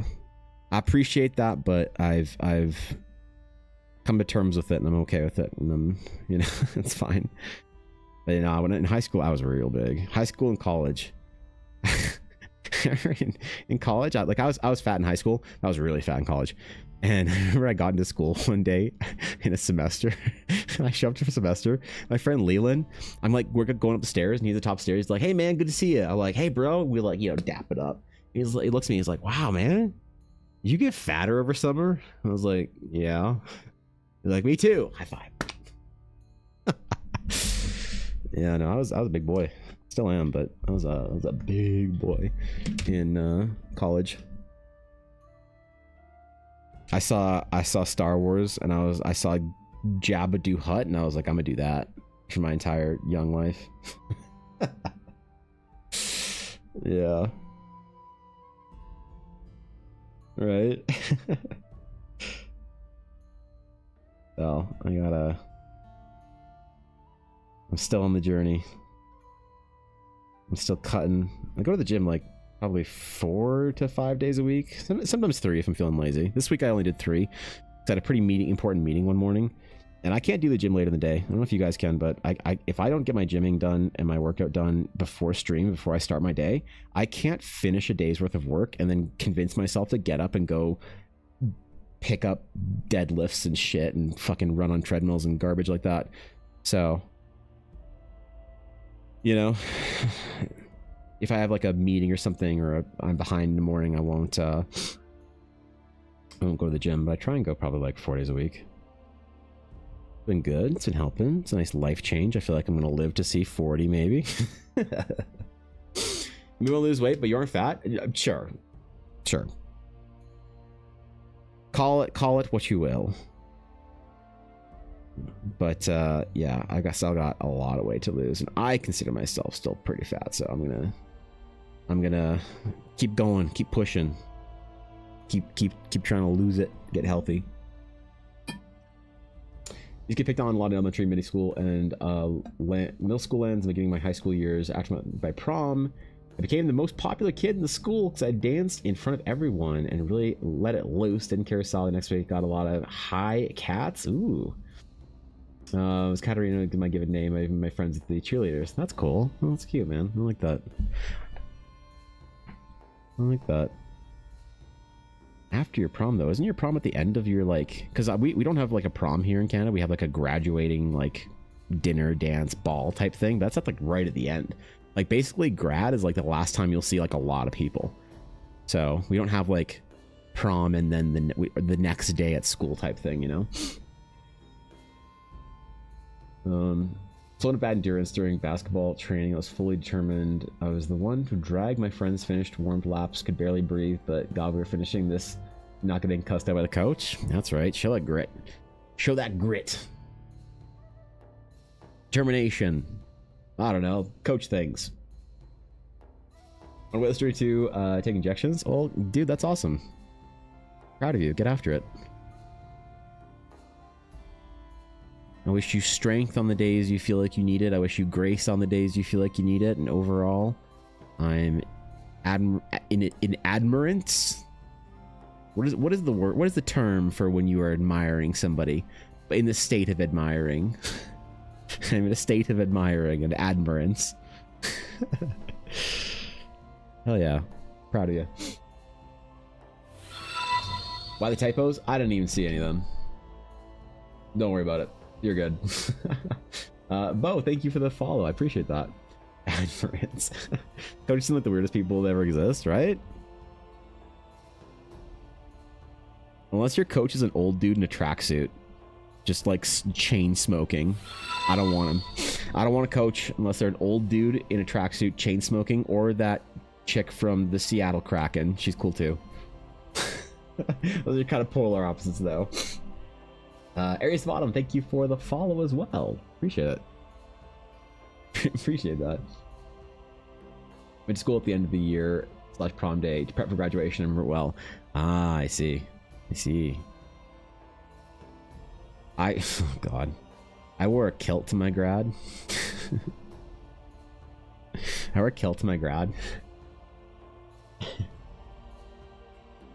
and I was there. They had this like graduating video, or whatever, of like it basically had a small video clip of everyone from that graduating year, and my clip was like me rodeoing a stool with a bucket on my head and then falling off, and then and then I just hear on the table beside me this old guy have an old guy laugh like ha, and then he just turns to like my friend Sam? I forget. He was Sam. And he's like, wasn't that your F slur friend wearing a dress? I just look back at her and she just looks at me and just covers her eye. She just like, she just hides herself. She's like, I'm so sorry. She's like, yes, Dad, that's my F slur friend wearing a dress. Mm-hmm. I was wearing the fucking kilt, man. I think about it, hockey plus orcs would be an interesting mix. That'd be a great sport. Are you kidding? Let's go. I'll do chain smoking, or a woman who obviously couldn't compete due to her chest size that gives everyone snacks. The only coaches like orange slices and shit. Let's go, dude. The casual ada. Yeah. Okay, I get that. Mm-hmm. I'm seeing it. It's in my brain. Yeah. I had a lot of I had a lot of art classes through like actual like grade school and shit. None of my art ever made to the yearbook because the art teacher hated me. She hated me. You know why she hated me? Because I drew dragons. Yep. She pleaded with me. She one day she very dramatically, I didn't know. So first of all, we're sitting there, we're on our like, it's our last year, we're seniors, grade 12ers, because we don't use the word seniors in Canada. So we're in grade 12. It's our second semester, last semester of school forever. And we're about to make our big project. The big project is an entire semester long painting. We're supposed to plan, prep, and then paint to make one large giant painting in acrylic. And she walks up. I'm sitting there getting my stuff, my sketches ready. I've done all my sketching and I'm ready to finally put it on, like sketch on canvas. And she says, Evan, I would like to see you in my office. I look at the girl beside me, this like cute Russian girl that can't speak any fucking English, but understood the glare from the teacher, and I just kind of shrug at her, and she just is like, "Good luck." You know, language barrier we didn't need to, you know, their facial expressions is all you need when you're a teenager. And so I'm like, oh shit. And so I follow her. I didn't even know she had an office. She takes me to this like back corner to a door I didn't even know opened, and takes me to this grungy old art office and sits me down in a chair, leans back, and she says, Evan, your final project is going to be your introduction to the art world, which isn't true, by the way. Your portfolio in art school is, so, you know, let's chill. But she was being very dramatic. And she was like, and I understand you're going through with your decision to draw this dragon thing. And I was like, yes, ma'am, I am. That's what I'm drawing. Hi, yes, hello, Evan here, drawing a dragon. And she was like, well, I only say this to you because of your potential. But I just need one more time to tell you how disappointed I am in your decision to draw a dragon for or to paint a dragon for your final project. You know, and then she went on to say, like, you know, during her trips to France, she sees artists of all grades, and I could become a great painter of landscapes and countrysides, and I could also go to France for a month in the summer, and, you know.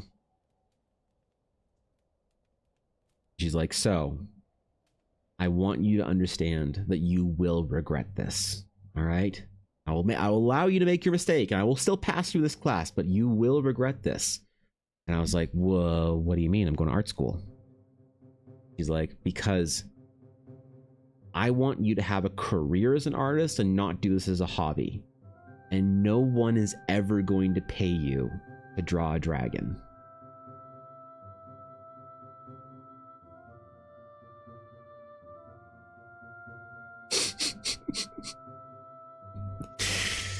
And you know, I'd forgotten about that for years.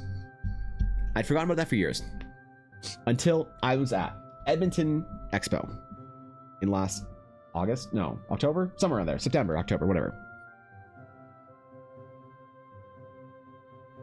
And I had a print. It's the print that is my little dragon icon for my channel. It's a little dragon, if you guys didn't know. And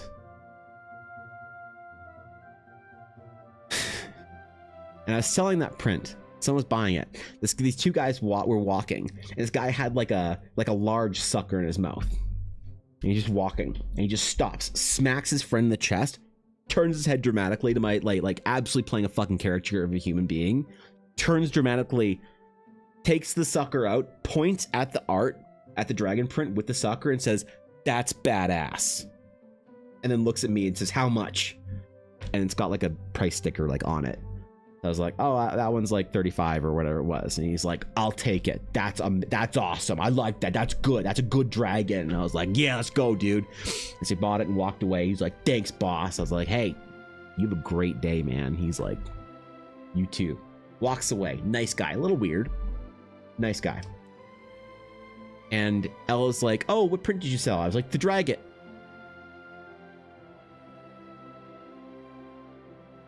The dragon? Did I just sell a print of a drag? I remember that conversation in that office. I'm like, wait. Wait. Now, obviously, I've made money selling prints of dragons and drawing dragons for people before, but that was the first time that I remembered that conversation. Where I drew. I mean, maybe I could show you the dragon I painted in high school. I just searched the word dragon in my art drive. Am I going to find it? Dragon. Let's see. Oh, yeah. So this is the print that I sold. It's up in my print store. If you want to buy your own version of dragon, go to the print store. This is the print of the dragon. And dude bought it in 13 by 19, the large format. It was the first edition print that he bought. So pretty cool. This was the dragon I drew in high school, or I painted in high school. It's a little bit hard to see. But yeah, this was a big, like, 5 foot by 4 foot canvas or whatever. So this was the dragon she didn't want me to paint because she was concerned. And now she was saying this out of love. She really did want to see me succeed, and she didn't think that I would ever succeed as a fantasy artist because she didn't think fantasy artists did anything. She came from an old time. She was like 70 when she was teaching her art class. I don't blame her. A little bit closed-minded, but I don't hate her, you know. But this is the dragon that I painted in high school, and this is the dragon print that I sold. It's kind of funny. So you can make money selling dragons or painting dragons. Maybe. I don't know. We built my art teacher into taking impromptu field trip to a local Dunkin' Donuts during a 3-hour break. There you go. That's kind of nice, actually. Buy from coffee. Jamaica takes high school sports very seriously. From the teachers being on TV after matches was super normal. Really? It's kind of rad, actually. Fucking Bits leaderboard says otherwise. Miss Jones. I wonder if she's still alive, legitimately. I wonder if I could send her an email and tell her, and like, thank her for the help.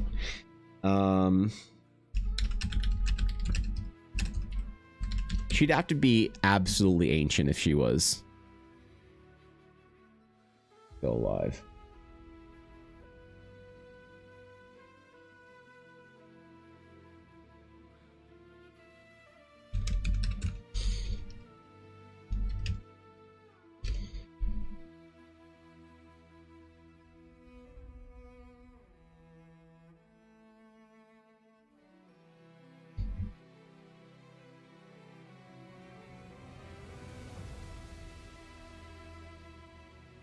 This isn't her, is it?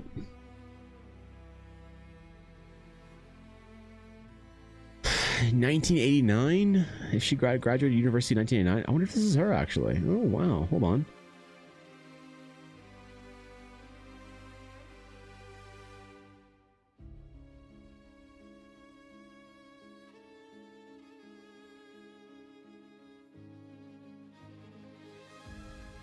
Art teacher, secondary education, Calgary Board of Education. Wow, I just found my art teacher.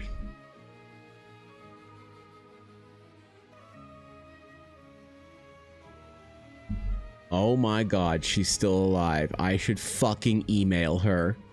Oh my good god, she lives. I know that's a terrible thing to say, but I should send her an email and just tell her thank you. Thank you for being a formative piece of my career. I want to let you know you made a difference in my life and your encouragement mattered. That's what I should do. I should absolutely just send her an email and say thank you. Not maybe casually mention that I paint dragons. Not out of like I told you so energy or vicious vindication or anything like that, but just out of a casual loving, hey, you know? Wow, cool, dude. Send her a dragon. I should send her a dragon print, shouldn't I? Yeah, dude. Because Mulkey is my art teacher, absolutely loved cartoons for the comic industry. That's cool. I mean, my junior high art teacher from grade 7, 8, 9, very supportive no matter what I did. I do Dragon Ball Z and World of Warcraft fan art, and she was like, get after it, kiddo. But high school one, she was not. I teach you go multiple class periods, long rants about anime style or character art being nothing, and how no one will ever make money from art like this. Yeah. He's so angry at everything that wasn't full realism would fail your pieces for stylized art. He's part of the reason I dropped out of art for 2 years. Damn, bro. Hope you're back into it, Spring. Hope you're making up for that lost time, because bet you have some amazing art to make and show the world. Our teacher sounds like a little troll, the kind that lives under a bridge that crushes child's dreams. Yeah, I mean, I think that like she definitely did come from a different time, a different age, where you just didn't make money as an artist if you weren't painting like she comes from the gallery exhibition type era, where if you're not being shown in galleries, you're not a real artist. You know? The idea of production art for things like games and movies, which is like where the best painters of our generation, if you're wondering who's going to be remembered in 100 years, it's not people with 1 million followers, it's the best painters. It's Greg Rutowski, it's John Park, it's those kind of guys. They're all in the film and games pre-production industry, because that's what pays the best for these kind of artists. But there's a certain like a certain group of people from that old era, that old generation, that think if you're not in galleries, you're not doing it. You know, so there is that, I suppose. Anthro Dragon, yeah, I'm good. Back from ads? Oh no.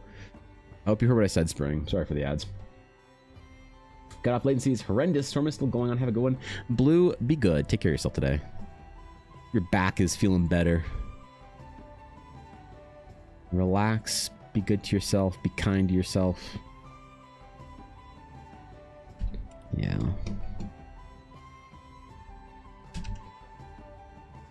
Yeah, there's a lot of people who just don't understand that old sort of generation of, from that old generation of art, that don't understand the new modern era. That's fine. You know? Being poorly understood is part of the artist's, like, dramatic, romantic story, I guess, you know? Started into pottery for my junior year, and my teacher helped me every step of the way. Made a bastet coffin. Wait, what? Teacher loved it so much they put it on display. That's cool. Hell yeah. Who needs a gallery, right? 2 years last time we got this? Yeah, yeah, that's right. That's right. Yeah, I mean, I lost probably... When were my lost years? I actually don't know. How long did I lose in my career? When would I have graduated art school? 2012? 2007. 2020 would have been... I would have started this, so I would have been 2012.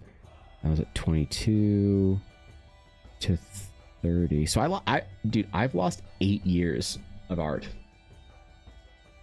I'm 8 years behind. Playing catch up like it's nobody's business right now. I thought it was closer to 10. That's actually kind of what's the word? Encouraging. I had a good sketchbook with all the art that isn't shit in it. There you go. Sketchbooks are supposed to be shit, though. What do you mean? If your sketchbook isn't full of shit art, then I don't think you're really sketchbooking hard enough. A sketchbook that you're proud of What was the quote? A sketchbook with you're proud of is a sketchbook of an unambitious artist. Somebody said that to me once. The sketchbook is supposed to be the place where you make mistakes, where you embarrass yourself the most, where you show off your shame and inadequacy desperately. You bear it all to the pages. Okay, it's a little dramatic, but you know, you get the idea. Like, because chores? No, Sleepy. Sleepy, no. Just do your best, all right? You'll get through it. I believe in you. Try, but the housewife chores won't do themselves. Yeah, damn it, right? Yeah, tell me about it. I got a list of long, dude. I got a domestic house husband list a mile long after stream today because we got family coming into town. So, oh boy, I get it. The world lost 8 years of you. That's one of the sweetest things anyone's ever said. I appreciate that, Davey. Yeah. Well, I'm making up for it because I owe the world my art. You know what was a big turning point for me when I was at one of my darkest time periods for my art was when I made the assertion to myself that there was intrinsic value in the art that I made because no one else would make it, and that I owed it to the world to make it, even if it wasn't good enough. That was like a big chunk of rust that got clawed off of or chipped off of the gears in my brain when I was in my mid-20s. Because I took 8 years off of like seriously pursuing art. Yep. You can believe it. Somebody as serious as me who spends, like, I spend probably 12 to, well, 10 to 14 hours working every single day. And like, to think that somebody that's as serious as I am just like lost my mojo, you know, it's almost unthinkable to see someone that like in deep dropping out of their own career for that long, but it happened to me. It happened to me. That's why it can happen to anybody. You gotta always guard yourself, I guess, but it's not exactly like it was a choice of mine anyway, I think. It was a choice. Was it a choice? I don't know. Is anybody who's doing things that are not in their best interest choosing these things? Can we understand the human psyche? What does the blue crayon taste like? I don't have a psych degree, I don't know. Gotta sleep again, I'm very tired. All right, Super Kitty, sleep well, my friend. Have a wonderful nap. And if you need to relax the mind, I recommend the Azure Span music from World of Warcraft Dragonflight. The Zone music, Azure Span, as a nice little nap time music accompaniment. So, good luck. Other ones I have are full of shit art. Okay, good. All right, as long as they're, yeah. Thanks, Cass, for the YouTube chat as well. I appreciate it. I see it. I see it and recognize it, Cass, and I do appreciate you. I also appreciate you, Cass, for the things that I don't see you doing for my benefit, the messages I don't see you responding to for people, and the questions I don't see you answering. So when I do see it, it makes me very appreciative of you, but it also makes me even more appreciative of the stuff that I probably don't see. So thank you, Cass. Graduate with a minor in psych, and my professional answer is it depends, right? Yeah, I mean, the choice to be like, does anybody choose to be like overweight? And it's like, well, you might have made the choices to do that, unless it's something, obviously, medical conditions aside. But if you could choose to not be that day and snap your fingers, you'd obviously choose. So you didn't choose, but you chose. You're responsible for whatever, but you didn't choose. So it's like, did I choose not to make art, or was I? It's a very deep question that I don't think pondering the answer over is like productive. If that makes sense. You know, did I choose to not make art for 8 years, or was I forced into not making it? I don't know, man. But 2 years into 20-30 hours per week on art, got a lot of catch up as well since I started when I was 32. Yeah, I mean, the nice thing about that, Taco, is that you have a whole career ahead of you. You know, us artists don't retire. We don't have to like make a change in the world by 65 and then end our career. We don't have to have all of our shit together by like 40 and then like move on, whatever. Like, we get to work, thankfully, for the rest of our lives. So the best work that we will ever do probably is decades and decades and decades away, even if you don't start until you're 45. So you're complicit in the choice. Ooh, yeah. Yeah, I like that. You know what I always, the way I think about it, honestly, Atari, is that the first 3 years, I didn't choose to take off. The last 5 I did. I forgive myself and give myself grace for those 3 years. That was not a choice necessarily. I think I needed that. But after the time I got married and I was about 25, I probably could have picked up. Yeah. The medical and life stuff. Yeah. And so the stress, and if you want to use the word trauma, I'm always reluctant to use the word trauma, but the stress and the side effects of, you know, your family falling apart and hospitals and surgeries and imminent fucking doom and things like that, that all sucks. And recovering from that, it's probably something that took me the first couple of years. But I think that I had a turning point when I was about 24, 25, just after I got married, that I think I probably could have like taken those steps, you know, and didn't. So that's the way I think about it in my brain. But obviously it's like, what's the productive way to like regret the past? There almost isn't one. So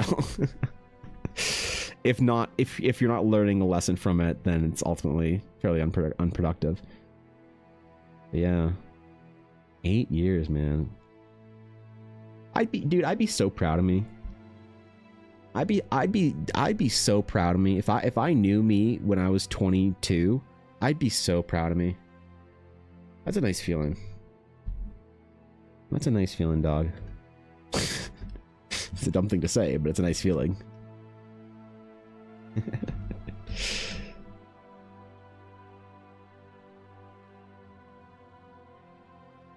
I'd be like, why don't you draw more anime? Yeah, one thing, Evan, why don't you draw more anime? You're gonna stretch yourself too thin, or you could lose even more of your art. You've got to let yourself breathe too. I know you've got so many commissions due, as well as your personal projects. Yeah, I mean, so it's interesting you say that. My dad had a similar thing to say to me yesterday about basically like, hey man, I know you got a lot to go on your plate, but just like, you don't need to have a heart attack at 35 or whatever. How old am I? 34? I don't know. You don't need to like have a heart attack or mental breakdown or whatever to just pace yourself. I was like, yeah, man. But I really am. And then it's so funny because then I had a conversation with Galactic Sewer Carp, who is legitimately probably one of my closest and dearest friends now.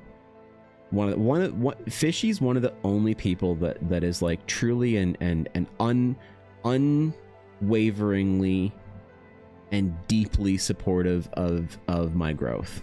Without asking anything in return, she will check up on me. She will look into things that are bothering me. She will stretch herself outwards to even in times of her own stress to check on me.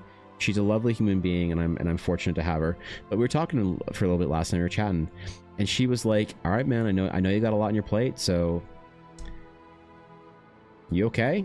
And I told her legitimately and honestly, yes, that right now the pressure was something that I felt was invigorating. And what an amazing feeling it is to have pressure not feel constraining, but pressure feel like it's fuel and energy. So yeah, I appreciate that. I'm going to try very hard to manage and maintain things. And I legitimately feel right now like the amount that I'm taking on is actually something that I'm really thriving in. So I appreciate the concern, and more than that, I appreciate the reminder to stay balanced. But I'm kind of like ready and like hitting it, you know? Proud of yourself should be your next clip audio because it's so important. Yeah. Mm-hmm. I'll have it as a channel point redeem. There you go. Separated for about 9 years due to various reasons, and I decided, hey, maybe I should do that thing again. So I did. Attaboy. Yeah, maybe I should do the thing. Okay, do the thing. That sounds good. That's the man who gets it. Bring balance to the orb? Dude, the orb has 21 hours left to live, Samurai. I hope you enjoy your orb while it lasts. I know this looks really messy right now, by the way. It doesn't have the fill layers in. It's going to make a lot more sense with the fill layers. Maybe I could do actually a couple of them right now. Like I could do...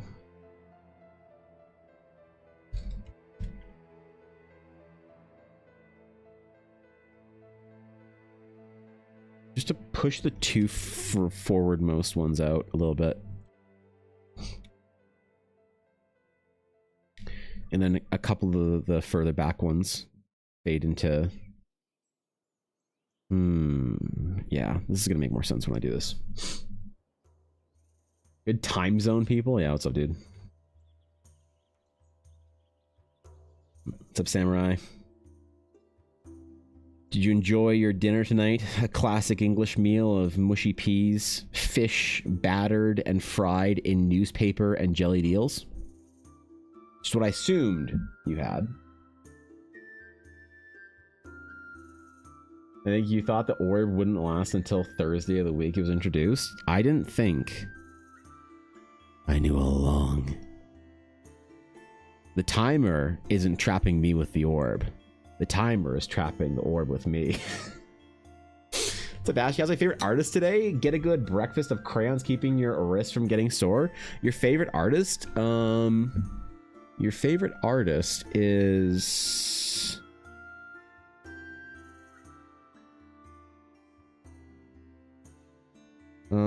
how's she doing? I think she's doing okay. Yeah, she's doing pretty good. I'm good too, by the way. Yeah, what's up, Ashy?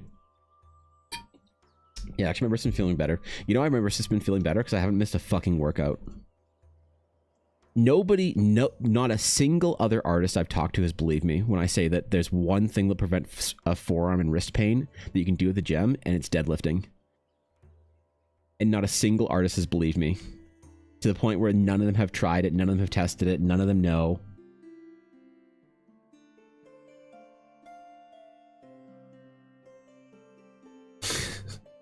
Exactly what I ate, all while swimming in tea.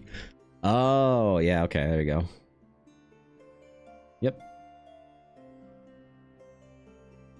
Yep.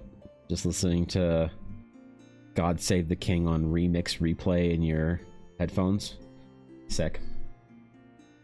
Glad I got all that. Also laughing because time zone is 4:30 a.m. Once again, I messed up my sleep schedule. Oh, man. God damn. That's late, dude. You gotta go to bed. What's up, Nick? Good to see you, bro.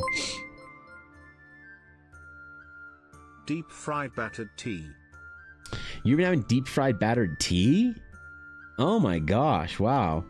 That's the most English thing you could eat besides curry. Wow, I'm impressed. Good for you.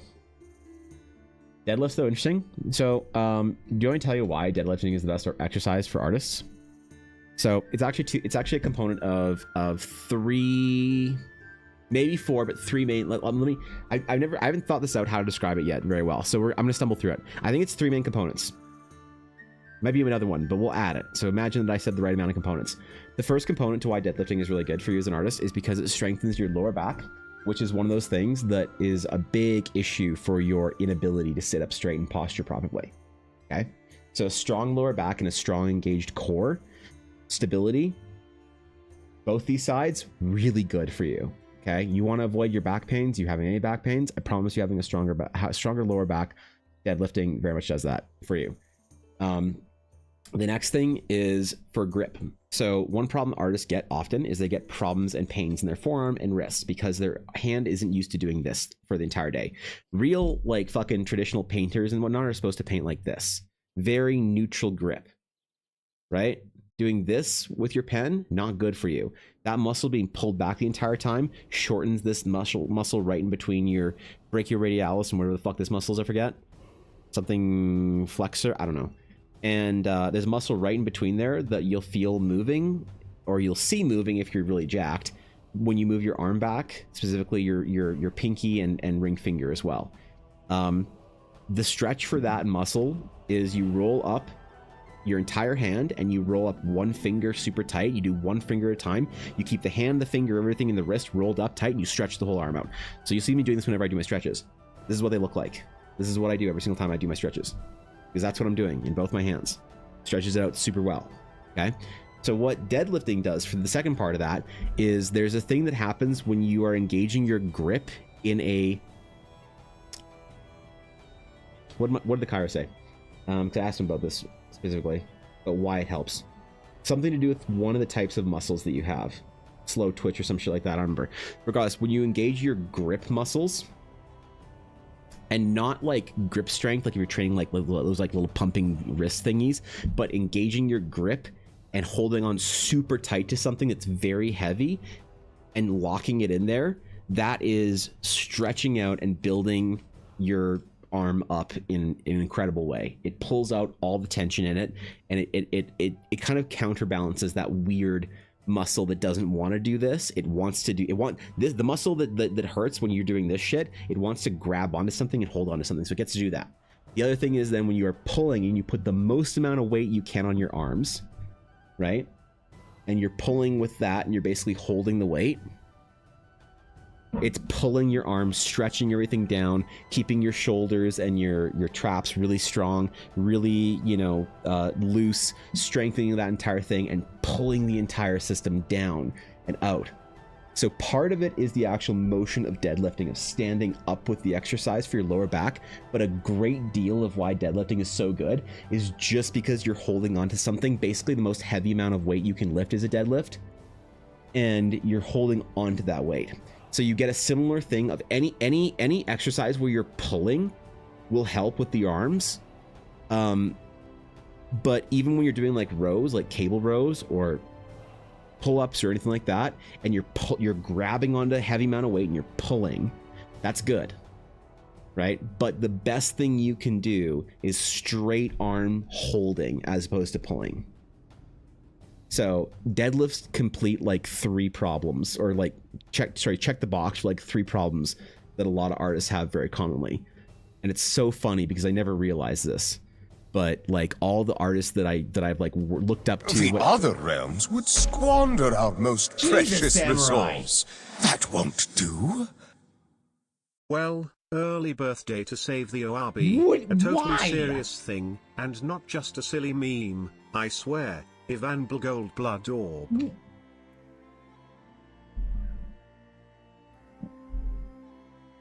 Why, Samurai?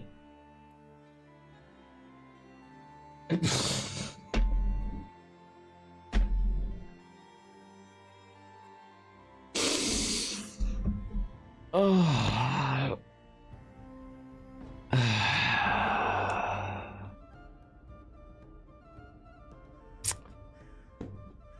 Thank you, Samurai, for the 10,000 bits.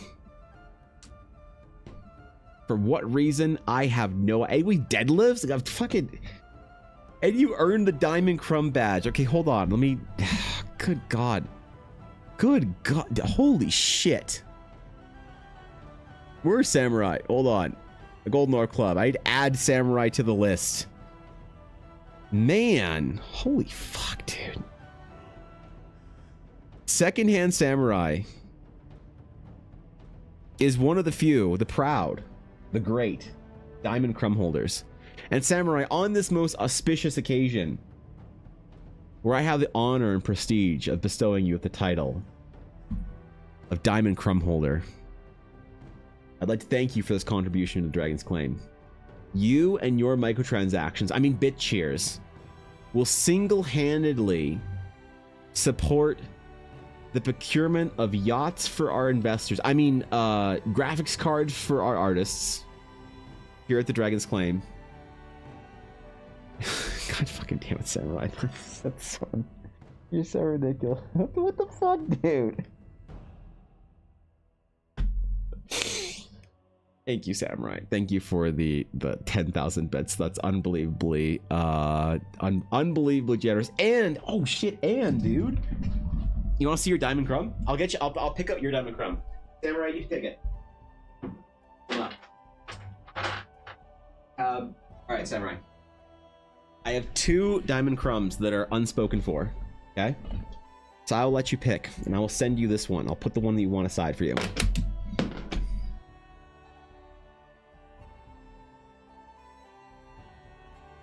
Excuse me. Oh, natural 20. Which Diamond Crumb would you like? As bit holders, it was natural 20. As bit holders in the Dragon's Claim, get to be sent dice shitty little, shitty little pieces of art, and then L is beautiful dice. Which diamond crumb would you like? You get to pick. I will allow you to pick the exact and specific diamond crumb you want, and then I'll let you pick the exact and specific diamond crumb card that you want as well. It's up to you. You want the one in my left hand or my right hand? You're in the price right now. Okay, you want the left hand? All right, the natural 20. Next, Samurai, you get to pick your card.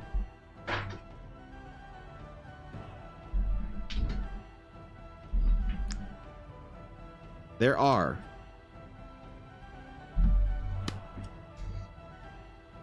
6 diamond crumb cards. Which one do you want? 1 through 6, Samurai. Which diamond crumb do you want? Blackwater D&D. Oh shit, what's up, Em? Good to see you. Happy Thursday. 3. Secondhand Samurai has spoken. And as the newest member of the Diamond Crumb Club, Secondhand Samurai has picked this identical die to the other dice, and this even more identical card to the other cards. There it is. I can finally put them aside for you, and I'll do your sketch for you. Sometime in the next week, I don't know, because I can probably get it out with Ella's dice mail. Thank you very much, Samurai. I really appreciate the support. That's unreal. That's actually unreal. I don't know what to say besides humbled and desperate thank you, and I hope you understand the depth of my gratitude. So thank you for the 10,000 bits, and thank you for some reason making the orb timer higher, you absolute troll goblin you. So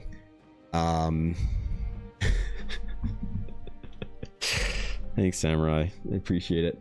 Has a question about art stuff. Absolutely. Would it be cool to send you a message on Discord about it? For sure. Yeah, you can. I mean, if you have any questions about it, I am available and at your disposal. It would be my honor to chat about whatever art related things you have to chat about. Yeah, for sure. You can message me anytime. All right, does this help push them forward? It does. So you can envision then as I sort of like push them back with different fill layers that it'll kind of recede into the background. All right, never mind. It'll work out. It'll work out. I know what I'm doing. In the great words of the "all your base are belong to us" meme from 2003. Oh god, this is some boomer shit right here. Essentially a commissioner too. Yeah, absolutely. I will say, like I am locked down for a while, so I just accepted an extremely big project for somebody recently, and my wait list is really big. So if like timeline is a bit of a crunch in the next couple of months, I'm honored that you can for the consideration, but you probably want to find somebody else. But if you got a more flexible timeline, it'd be the honor of my life to do something for you guys. Absolutely. I'd be humbled. 100%. Yeah, like for real. Doing chores pays around $300. Yeah, okay. Sleepy. Hold on.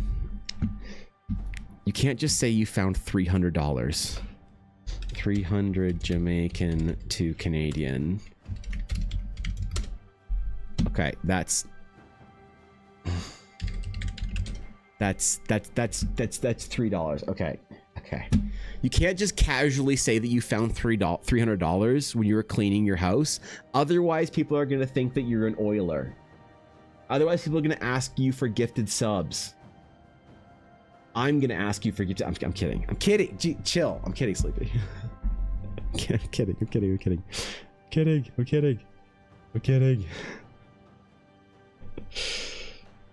Looking to work with mostly Canadian folks, so I thought of you instantly. Like I said, it would be an honor in my career to do something for you guys for a project for the stream or whatever. I don't know what it's for. But yeah, absolutely.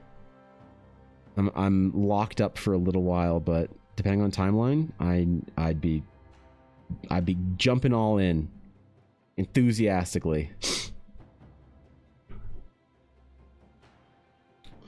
All All right, I think this will help set the depth a little bit better. So maybe I should have done this earlier on the process instead of like towards the end of the sketch, because now the recording process is going to look really dumb. You know, you learn things as you go. You become a better artist every single time you try. Not successfully, but I mean, maybe.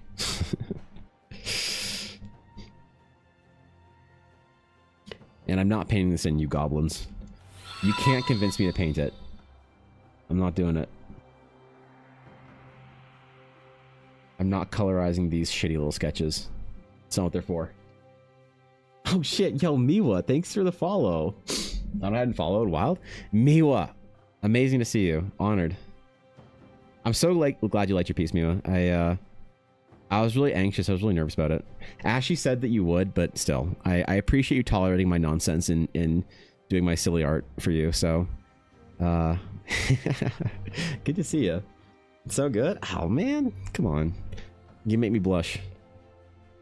I really mean it, Miwa. You're an awesome streamer, and I've been really enjoying chilling in your chat while I draw and just do my art nonsense recently. So, like when I say thank you for the streams, I sincerely mean it. So it's good to see you, Miwa. If you guys were curious, I did this like silly portrait for Miwa last week, but she generously tolerated my nonsense for doing a completely non-style. I was considering, God, I was considering embracing the meme of painting you in a sweater, but because Ashley said Miwa's too cold. You have to draw her in a sweater. So super impressed. Oh man, come on, dude. I appreciate it. You honor me, Miwa. I'm not worthy. All right, I'm not worthy. Who do you think my next target should be, Miwa? Who do you think would be the next target for? Because I was thinking about doing some art of Maple. That's what Alf recommended. Is maybe Maple, or I'm not sure who the real Glitch Stars nerds are. Who would appreciate silly fantasy art the most? Because I've been getting more into the Glitch Stars scene. All right, and I'm really enjoying it. It's been a lot of fun. That's gorgeous. Thank you. Yeah, I mean, so this is based off of Miwa Bell. So if you don't know Miwa Bell is an amazing streamer. I met and was introduced through Ashi, and Miwa does a lot of really cool stuff when she's, you know, when she's not showing off in Yu-Gi-Oh. I'm kidding. Miwa does a whole lot of cool streams, and I really like watching her stream. She's really cool. So I painted her as a paladin for God knows what reason. You can see the reference versus the art. So I do this little VTuber series every once in a while where I paint either one of my VTuber friends or like somebody that I know or whatever, or that I watch their stream. So I've done like Mini Full and, oh wait, that's Ribbon. That's not Mini, that's Ribbon. Shit. Whatever. Did like Ulner, and yeah, it's been fun. So he was awesome. Seriously an amazing streamer. A joy to be around. Brings people up just by being in her presence. Maple, Sunny, and Sim. Sim would love it. You think so? Okay. Because I had an idea for doing a sketch of Maple, and when I free up on my schedule a little bit, and I can do another silly little art project, yeah, I think I kind of want to draw Maple as like a knight or something like that. So yeah, that's the idea anyway. I mean, unless I just say fuck it and do dual logs fan art, but I don't know how to draw a little degenerate spider getting banned in Minnie's chat. Like, I don't know if really my art style is good at drawing spiders getting banned in Minnie's chat. So maybe I'll pass on that one. I don't know. Okay, I definitely think this helps. But now I'm like greedily sitting here wanting to paint it. Now, fuck. I said I wouldn't paint these, all right? I said I wouldn't paint these. Ah, damn it. Okay, let me try doing it in like just grayscale first, and then I will see about painting this shit out, okay? I will see about doing a light pass on the painting. Maybe. WoW, yeah. Thorkin, a lot of the Glitch Stars crew was doing a WoW hardcore run, and it's awesome. It is awesome. It's hilarious. Their WoW streams are really a really a good one to catch if you can. No painting. Remember, you're a production artist in your own studio. Complete the assignment.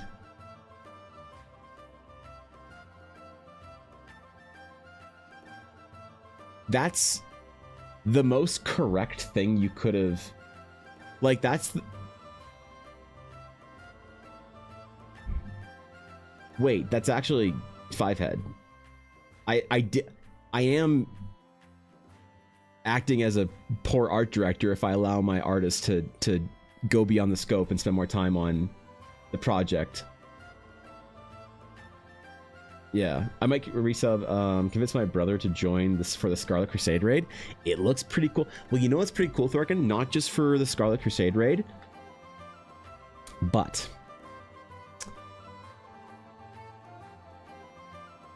what they said is coming after seems pretty substantial. So, yeah. And from what I've heard, and from what I understand, is that Season of Discovery, is that the... Yeah, it's Discovery, right? Has some pretty cool shit in store for after the Scarlet patch. So we'll see. But yeah, it's looking dope. Also, I'm just enjoying the Goblin patch right now. I'm enjoying doing delves with Ella casually. I am. We're not doing plus or raids or anything like that, but I'm actually just enjoying doing delves and silly shit with her. The game is fun to play extremely casually right now. I also now, Thorkin, I now own 18,000 gold bars in my personal guild bank. At an average purchase price of 13 gold per.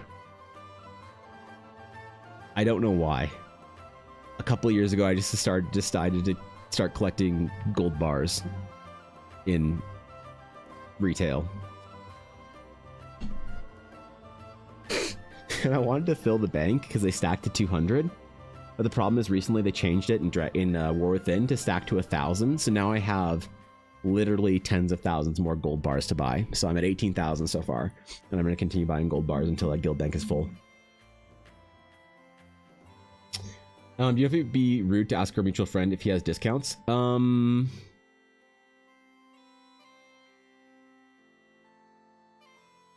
Probably not. Yeah. He's been in a rough he's been dealing with some shit. There's been some stuff, but I think he's kind of he's on the outskirts of that now, kind of taking some breaths now. So I think he might even appreciate the message. But are you not playing Goblin? Look, I was actually trying to think about playing a dwarf. I was thinking about creating a dwarf. Is that weird?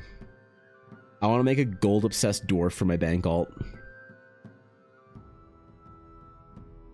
A son of Durin.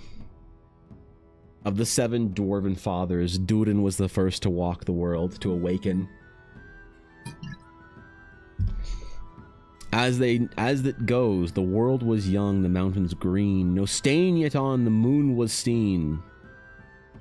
No words were laid on streamer stone when Durin woke and walked alone. He named the nameless hills and dells, he drank from yet untasted wells.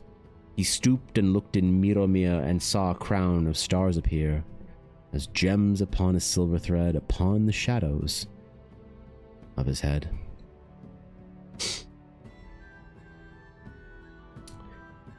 And I'll recite that every single time I use Last Stand. Maybe groups won't play with me, and that's totally fine. Okay, a case to be made for me painting it in. A case to be made. Let me as... wait, drop and give me 20?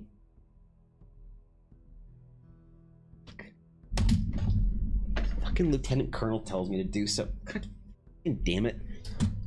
Fucking... Jesus Christ.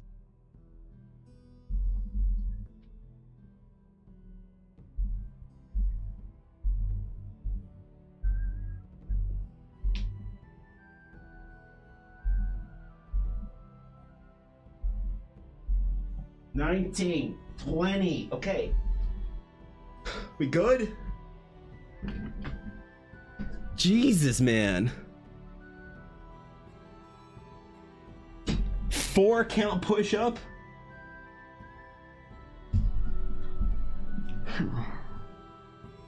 One, two.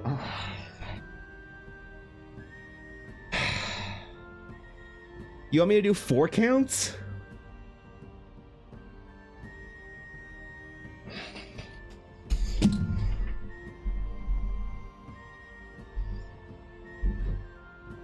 This is what we asked for. United States Marine Corps. 1 for your mother. 1 for your brother. Okay, I'm not doing the entire thing. Now fuck this shit. Fuck this shit. I enlisted here. Okay. I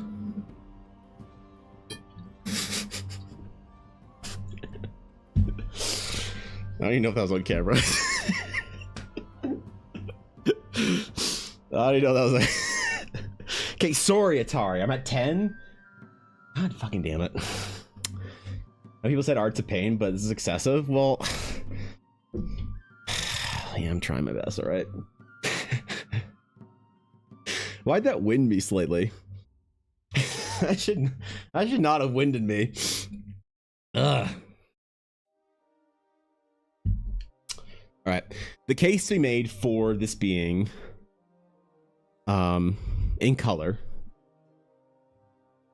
I'll ease off on all the way down part.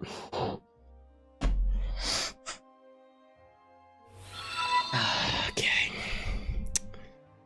Okay. Okay. Kale Star, thank you for the follow. I appreciate it. Welcome in. Welcome to the workout stream, apparently. After being gone long was sick, feeling better now. Welcome back, Porter Raven.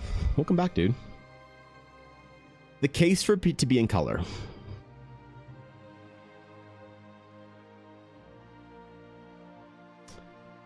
The case for it to be in color is I don't know what the fuck is going on right now in this piece. Okay?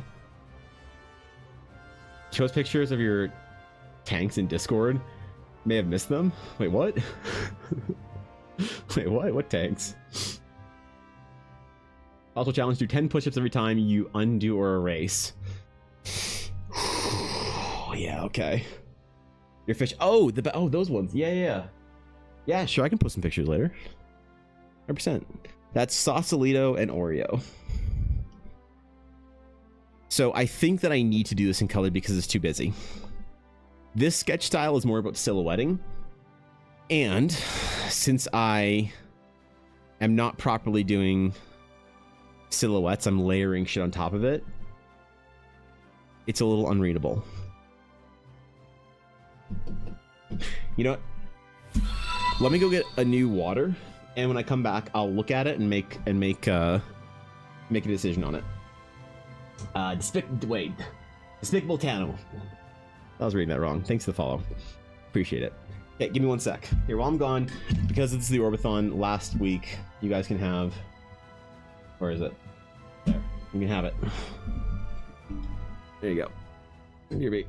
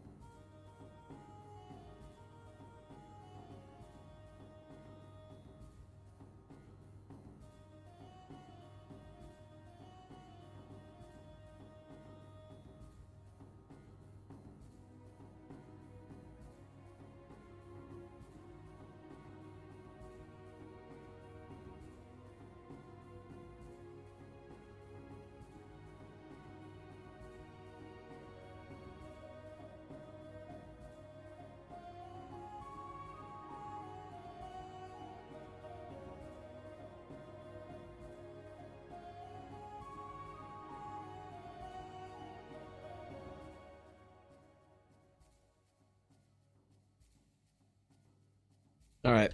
Okay. Now, is this passable? Is this acceptable? Do I let this live?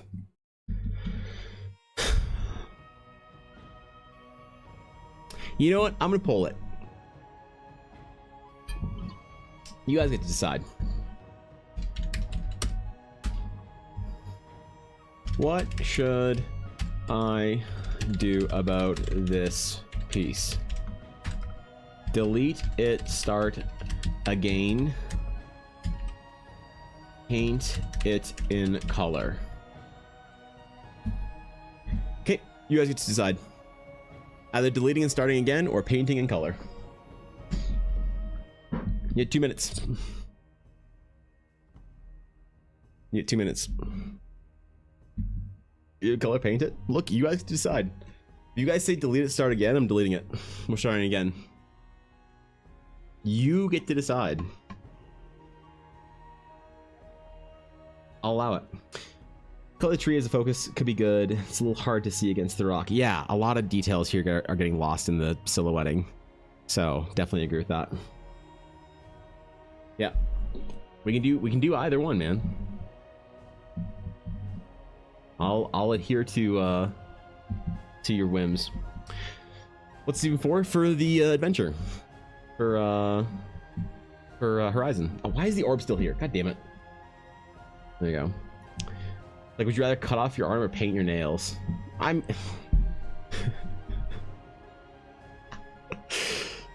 Is that what it's like? Okay. Cool thing making this little tree in color, but also making it a giant monstrous dragon in the backdrop that's the parent. That's kind of cool. Delete your art or words I live by, right? I'll adhere to whatever you guys say. If you want to see it painted out in color, I will try it. If you want to see it fucking deleted, I'll do it. I'll delete it and then save the file so it can't be undone. You should leave it as is and use as a background texture for one of the page layouts. I don't know. I think it's still too hard to read even for a background, you know? That's a great idea, using like this stuff for layouts.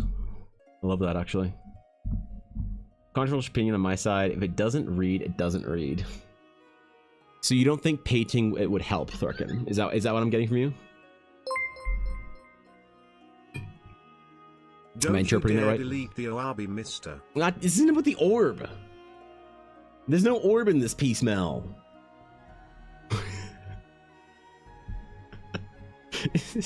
It's not the orb. This is a sketch. Chill. Thanks for the bits though, Mel. I appreciate that. Thank you. Holy fuck. Jesus. God damn. All right. Poll's almost closed. Get your votes in. Get your votes in. Let's see what we gotta do. Paint for the paint god and brushes for his throne, right? There gets it. Need a lot of spot illustrations, and they don't all need to be full ballsack effort paintings. Yeah, this one's supposed to be for a pretty important location though, so if it's so Sorry, brain is cooked and I only just tuned back in. That's The fair. meat brain has assumed all control. That's fine, Mel. What are we voting for? If we should delete this or not. Visitors, Oh shit! how exciting. Yo, wait, what the hell? Oh, goddamn. Miori, thank you for the raid. I appreciate it. Welcome in, everybody. Thank you. Welcome, welcome, welcome. Good to have you. You got here just as my chat's deciding if I'm going to delete this or paint it. And they have decided to paint it. All right, we're painting it, not deleting it. Welcome in, raiders. Hope your stream was good. What were y'all doing over there? Artist stream raid? Dude, wait, Miori, that's an honor. Holy shit. I'm a big fan of your work. Wait, what the hell? Yo, seriously, if you guys are not familiar, hold up. Where are you working on today? Hold up. Wait, where's your Instagram? Guys, if you're from my stream and you are not familiar, one of probably the best artists on Twitch, like by an absolute mile. So super honored to have you stop by. I'm a big fan. Welcome in, by the way. Hello, welcome in, everybody. We're doing some little sketching right now for my D&D adventure that I'm writing. So welcome in, guys. We're just deciding on whether or not I should start this again or delete it. And wait, same thing. Whether or not we should try painting it to save it, or if we should just delete it. Because I don't love painting sketches, but I guess we're trying it. So, too kind. Seriously? No, seriously. I mean it. I'm a big fan. All right. I've spent a lot of time lurking your streams and skulking your Instagram and stuff. So, seriously, there was a piece that you did a while back that I was like, I think I found you off of. It was. Which one was that? Which one was it? Not that it matters. Okay, I think I'm scrolled too far back on your Instagram. I went too far. Doesn't matter. Either way, yeah, please go follow Miori, an absolute art category legend, an amazing artist, a super cool human, and big fan. So honored. Seriously. Thank you, Fat Happy, for the follow as well. Welcome in, Raiders. By the way, I'm Evan. I do art for my D&D game, so I do a lot of like character art and stuff, and I basically treat my entire D&D world as a concept art project. So I do everything from full-on paintings to sketches to concept art to visual development work, maps, everything for my silly little D&D project. So that's what we're doing today, is a little bit of illustration for the adventure. So, dude, and thank you for the follow. That's a memorable follow for me. You just made my day. So thank you. I appreciate it. God damn, dude. Or D&D I was in? Come Welcome, on, Honorable Myri and Raiders. You are just in it's time not a cult. for the orientation. Whatever of the she says in TTS, it's not a cult. We will go over the history of the it's not a from cult. the very beginning. It's not a cult. Next, it's not. We will be going. Okay. Whatever chat says, there's no orb cult here. I swear to God. Let's see. Thank you for the follow as well. Yeah, seriously, I mean it, guys. Please go over and follow Miori. Wait, am I following you on my stream account? Is that why I never see you live when I'm on my stream account? Okay, that's embarrassing for me. All right, well, I'll start collecting channel points in there. Sir. Yes. You are the only one who said it was a cult. Not me. I just assumed. Okay. There's no cults here, guys. Okay. This sketch sucks, and we're saving it right now. We're going to try and save it by finishing off the line work on it and then painting it in instead of abiding by this trash. So I had to walk away and decide if it was worth saving or not. Yo, and thank you, Zetter and Zalemy, for the follows as well. Seriously, guys, I'm honored. Y'all making my day, man. I think I would, wait, I wound up here from a raid. I was AFK the other day and ended up getting gifted a sub. Awesome art. Oh shit, dude.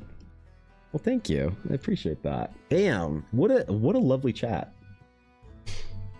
Yeah, man, seriously. Big honor from Miori. I'm sure many of my friends. Damn it!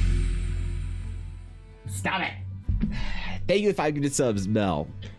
Just because someone mentioned gifted subs does not mean gift subs. That was not a call to action. That was a that was the comment on things that happened, not. Oh, why that alert? Okay, it's the lip scar. Stop trying to distract me. I'm not distractible today. I'm a real artist today. I said, wait, is my title that I'm LARPing as a real artist for the day? I think it is, so you can't distract me. Thank you for the 100 bits and the 5 gifted subs, Mel. I appreciate it. Tara, what's up, dude? Oh, shit. How's it going, Tara? I saw you were live this morning. What were you doing today? Still on the model, or what's up? Welcome in. Speaking of amazing Twitch artists. Ayo, it's the lip scar. Thanks for 100 bits, Nick. Guys, you're embarrassing me in front of the real artists. Come on, man, chill. I'm already nervous because I got read by a cool artist I look up to. Stop. If so many hidden dragons in this piece, you should seriously seek them out. So the problem is dragons in Eldara are very rare. They're very, very, very rare. Dragons are not something I'm invoking in the storytelling all that often. So working on the model, surprisingly, everything went well. Had a great time. Oh, shit, dude. Right on. I'm just doing some sketching for one of the adventure pages. So at some point in the adventure, the party is going to go off into... I mean, the players, ideally, unless they completely derail, are going to go off into the wandering abyss that is... kind of a maelstrom of rock and storms and shit, and I'm just trying to do some sketching for that. A half concept art, and at this point it's just actual production art instead of just concept art, because I need to finish this shit. This is the kind of thing that I might redo for the actual adventure. Like this is for like beta sketches. So if I decide that a sketch is not good enough for the actual adventure when it comes out, the beta sketch I'll redo. I'm very okay doing that. I don't mind. I am not attached to any of this kind of stuff. So we'll see. But I'm treating this as it is sort of actual sort of, you know, print art for the game, for the adventure, for the nonsense. So Vale, what's up, dude? Good to see you, Vale. Good morning. Or oh shit. Never mind. Good 1 in the afternoon. I haven't been streaming for this long. What? Wait. How long have I been live for? 3. What the fuck have I done in 3 hours?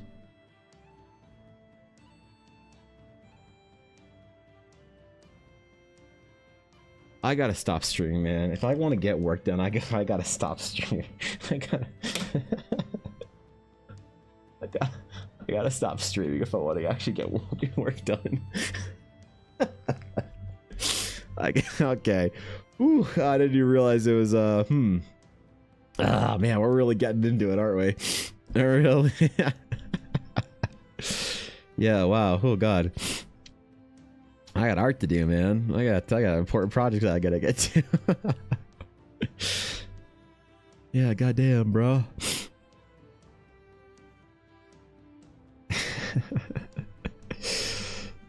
Okay. See, I said I was undistractable today. How your hatching line so straight? You're gonna need a new tablet. How big is your tablet, Avail? That's my question. Is how big is your tablet? Because sometimes having an adequate place to rest your wrist, like the base of your wrist, to like ground your hand, is definitely helpful for me anyway. Wait, you don't work on an iPad, do you?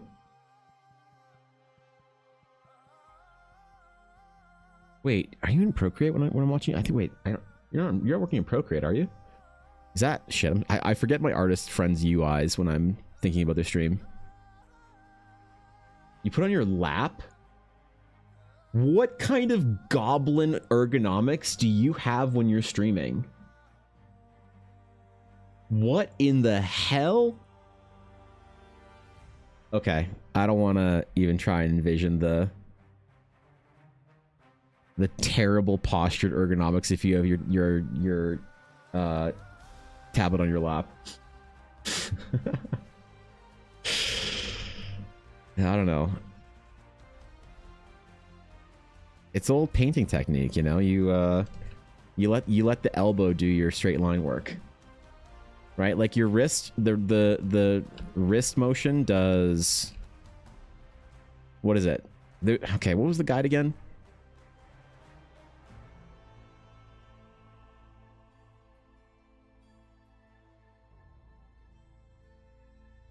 The wrist does circles really well, and back and curves, I think it was, and then the elbow does this curve really well as straight lines really well, but it does not do these motions really well.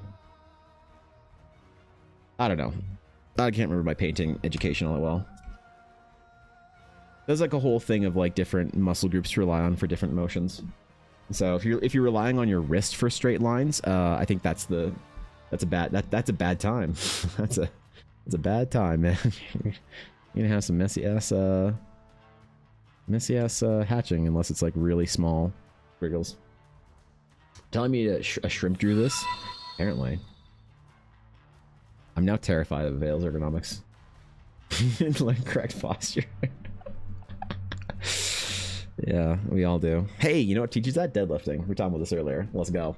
Draven Nightshade, thank you for the follow. I appreciate it. Welcome in. You distracting me? No, you're not distracting me, Vale. You're fine. You're fine. I'm undistractable. I meant to talk about that. Yeah. And yo, Canterreal, did I say that right? Thanks for the follow as well. Honored to have you guys in here. Thank you. Appreciate it. Yeah, it's fine. It's fine. Posture's it's part of the process for artists. Okay, I think this is enough for like basic blocking. I am going to attempt. We're going to attempt something new. We're going to try something brand new today. So this sketch, I think we can all agree in the meeting, is terrible. But what do we do with terrible sketches? We fight tooth and nail to save them, or we delete them and pretend that we never did them in the first place. So we're going to try this real quick. We are going to try this. We're going to rename the sketch layer as paint or color, and we are going to try this real quick. So this is gonna be a little bit new. I usually, if I didn't do this like colorized sketch landscape style thingy, it's usually a lot larger. So this is a bit smaller of a format. But I'm willing to make some mistakes if you guys are. Under base here that I'm okay with. Has to be kind of stormy. So we're gonna try some things. Okay, we're gonna try some things and see if we like it. We're gonna see if I can LARP as a real artist. That's my title today, right? Is art LARP. Try to see if we can give it a quick little pass here and see if things are salvageable. And if they are, we'll know real quick. And if they aren't, then, you know, so be it. We'll sacrifice it at the altar of bad art. Which I think you guys don't even understand how much art that I don't post from stream. You know? There's just so much stuff that never makes it to a process video or whatever that I do fully on stream. I've done, like, even recently I did an innkeeper that I'm just not going to use ever. That I just realized at the end of stream was so trash that I couldn't even believe I finished it. So we're just going to try some shit and see if we can have a little bit of fun. They look sick. Oh, well, I appreciate that. Thank you. That might mean that there's some redemption in there. So, okay, where do we want to go here? Let's do like kind of a layered monochrome blue type thing, just to sort of like piece things out. And then we're going to use that kind of like an underpainting. Even though if I'm going to underpaint that, I really should be making the clouds a lot darker and a lot more progression. So that we can throw highlights on there instead of it all being the mid-tone and highlight tone.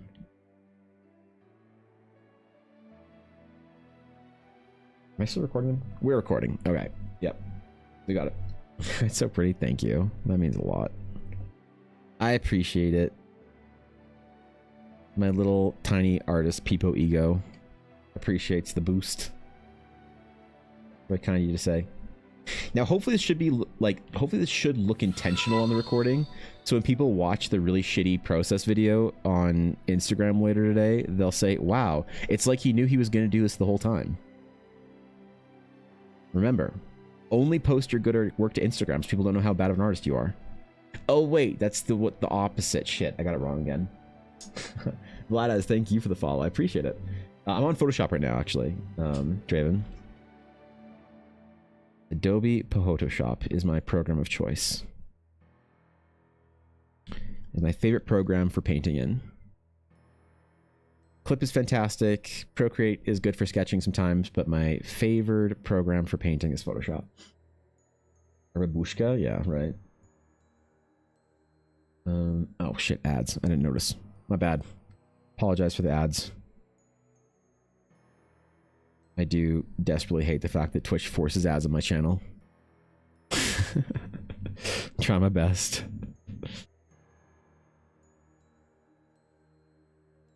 We'll know a little bit quicker into this if it's savable by having some like actual sort of color block silhouettes for it. Even though the sketch is like pretty heavy-handed, we'll know pretty early on the process if it's salvageable. And again, if it isn't, we'll delete the VOD. That's what we'll do. We'll delete the VOD and we'll pretend that I just drew hot anime booba cat girls today. Yeah, that's what we'll do. I'll post on Twitter. I'll say some shit like, thanks to the stream, guys. Thanks for hanging out while we drew some hot cat girls. And I want you guys to all gaslight the rest of my Twitter followers into thinking that that's what I did for the day. Appreciate it. Do me a solid. Thank you. The giant hand amazing? Wait, what? Is there? What? There's now. Fuck it. Exactly. Yeah.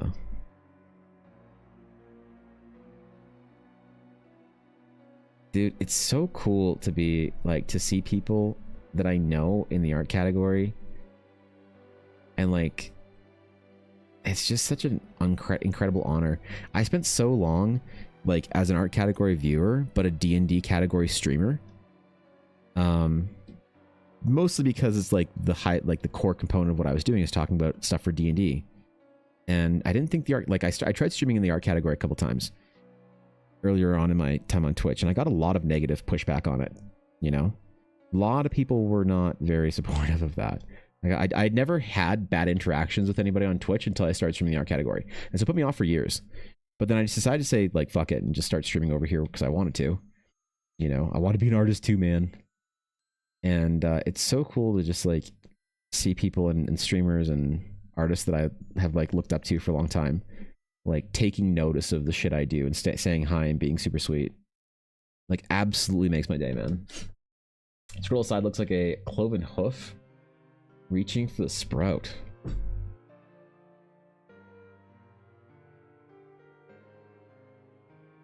Think I see it.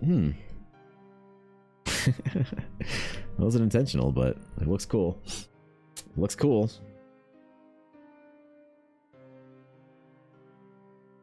I think it should be salvageable. It's already kind of doing it a bit for me right now, so I think we should be able to do it. And actually, I also that commission we can finish today if I decide not to do this. If it's just not working. I like had a epiphany a while ago when I realized that I was forcing projects for stream's sake. When I was like, didn't want to finish a project, wasn't feeling it right in that moment, but I like started the project on stream. I didn't want to like, I don't know, switch to something in the middle, and people were like, where the fuck is the project? What are you doing? You crazy man, you don't finish your art.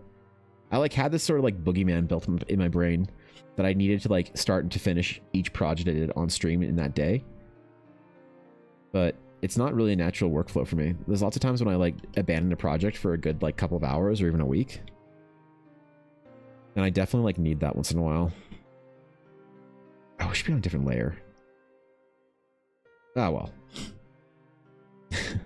Yeah, it don't matter.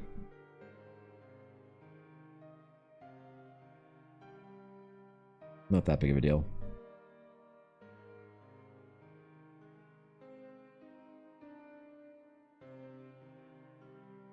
I'm trying to be a whole lot more relaxed about process and things that I'm doing on stream. I'm just like exhaling and doing art. You know what I mean? Just chilling. Pressure's a real pain in the ass if you're not handling it right. You look like you can get lost in here very easily. Good cave.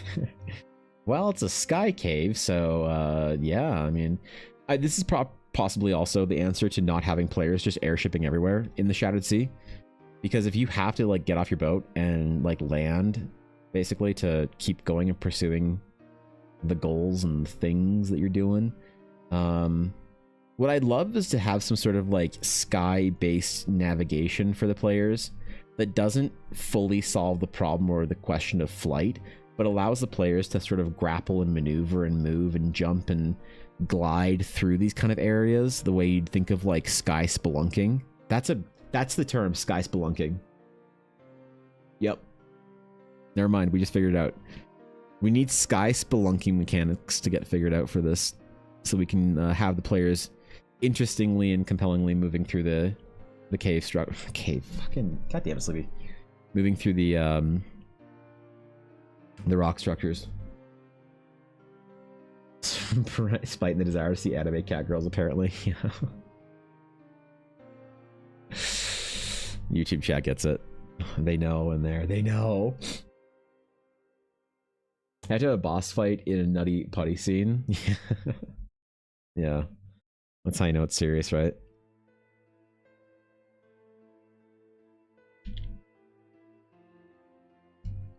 That's when you know it's serious.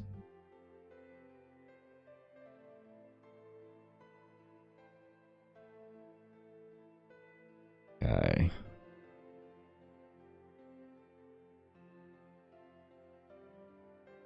Now, I'll avoid the foreground one and do it later.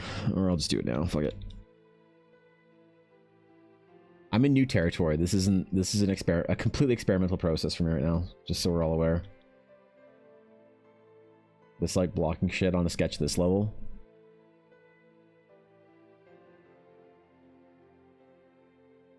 We're intrepidly and boldly navigating to unseen waters of shitty sketch art. Paving the way for the ones who would pave the way. In the words of Tableau of Epic High, the Korean rap group. Fall damage and speed is already a thing in D&D Plus. Climbing is a rule and wouldn't be a large rule set for spelunking. Yeah, it would have to be in like that kind of that navigation through it, right? Add the happy gas from Minecraft to your world, please.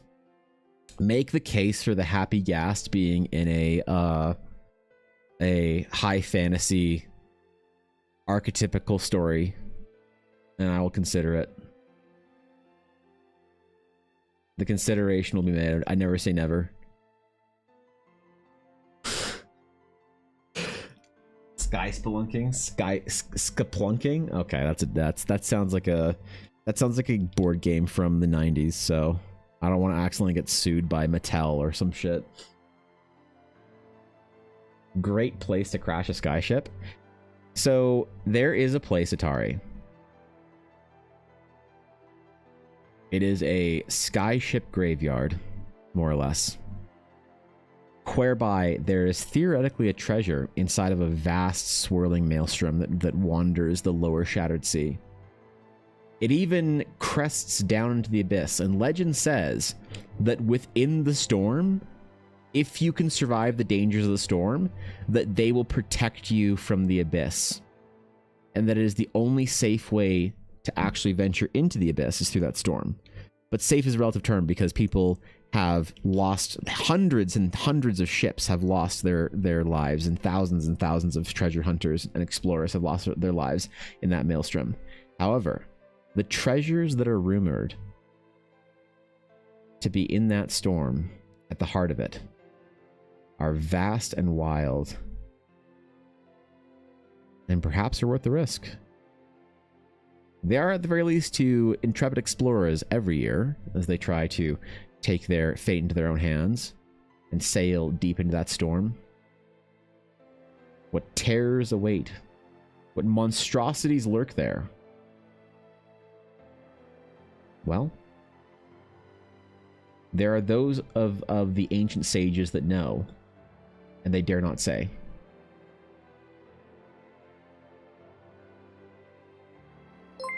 There are few that know, and they refuse to tell. The terrors that await me. Yes. The corporate office tomorrow. Well, that's pretty bad, actually, if you ask me. Never mind, that's actually worse. It's fine. Say your headache persists and you work from home. For another day. Thanks, out of bed smell. Appreciate it. Happy gas. Slow travel speed, making it balanced. Mythical creature can be used as a hot air balloon. Minecraft movie reference. Could shoot fireballs if you feel like adding that. Unique design. Well, so you had me up until the Minecraft movie, but since I haven't seen the Minecraft movie, I can't add it. So unfortunately, I thought you made a compelling argument, but unfortunately, since I've never seen the Minecraft movie, I guess I am unable to add it, which is a tragic and disappointing reality we must all come to grips with. And although I am morose at the thought of not adding the happy gas, I cannot disrespect the Minecraft movie or Jack Black, maybe, I don't know who's in it, The Rock, by adding a character from the Minecraft movie without having seen it. So I would never claim to be a false fan. Yep. So dang it, right guys, dang it, you know.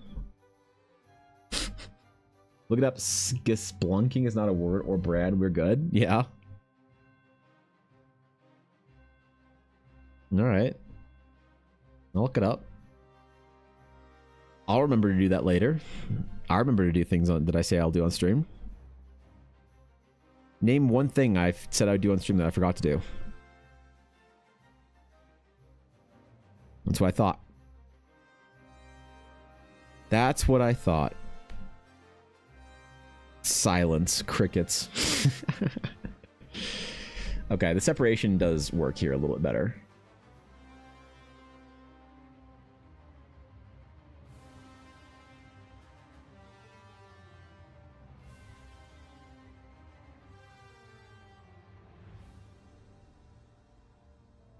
Still in the early phases, but I think it might work. Can I bribe you with a sub? The last time somebody wanted to add something to Eldara, it cost them a... Wait, how much did it cost? It cost them... how much is the diamond or the Alexandrite Crumb? I let people at Alexandrite Crumb add something to Eldara. Alexandrite Crumb is 10,000, 100,000... is 100,000 bits. So...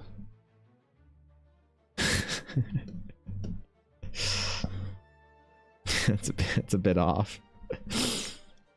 But I appreciate and note your attempt to bribe the DM and honor it. For that is our tradition. $10. Oh, okay, there you go. Yeah, 100,000 bits, $10, man. Because Splunking is now adventure mechanics to explore this area. Okay. You got it, man. Anything known in the Shattered Sea that can rapidly deactivate a Sky Shard that would ultimately be the ultimate ship-to-ship combat weapon? Yes. Yep.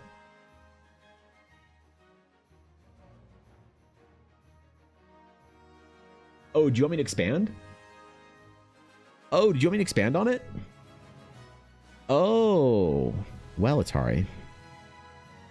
Are you familiar with the Sky Knights of old Aldaria? The old Aldarian Sky Knights. Are you familiar with them? In the story of the Sky Knights. Be careful, don't need people suddenly donating $10 like last time. Yeah. Every 100,000 bits to add is to add stuff to Eldara, you say? That is to pitch an idea. Okay? You get to pitch an idea that if it's not a stupid fucking idea, I might add it to the world. If it works for the world building. But I'd hate for someone to spend 100,000 bits only for me to say your idea is stupid. Which I absolutely would say straight to your face. Iduri asked for talking cats and I called him dumb. And that's why he had to do the Geminos. Kidding. So the Sky Knights. The Sky Knights in the Shattered Sea. When they broke off from sort of the old Eldarian army, military, whatever, after the fall of the Eldarian Empire, that super kind of like secret, elite, special forces operators, whatever, group of Sky Knights that were under the direct general's command, the general of the armies of Eldaria, the only 6-star general. No, they went off to become the secret sort of zealous, like anti-magic hunters that were trying to rid the world of all the Eldarian arcanocraft knowledge. They possess technology, air quotes technology. They possess magic sort of like implements and enchantments that can siphon magic rapidly from things. So they can like basically deactivate wards and things like that. And they could theoretically drain a Sky Shard of its power. Like almost instantaneously, but they'd have to be in contact with it. And the energy has to go somewhere, so it's usually a pretty violent explosion. For something as big as a Sky Shard.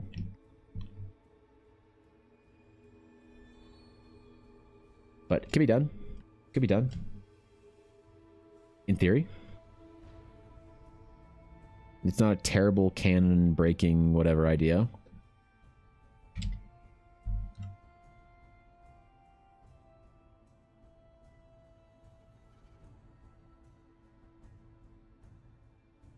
So push some of this garbage back. Oops.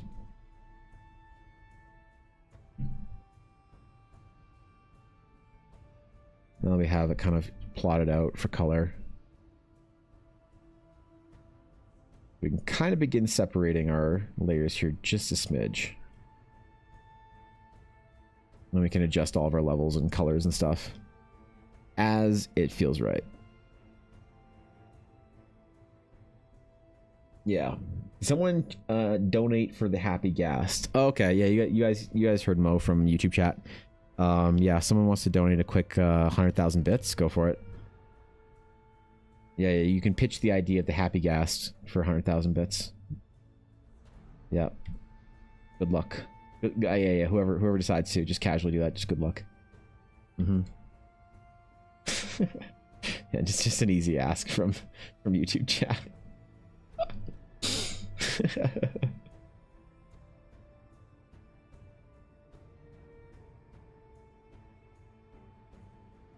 There we go. Now we're getting the colors we need here. Slowly kind of figuring this out, I think. Slowly layering things foreground to background. It's tough when like you're dealing with so much sky and cloud, you know.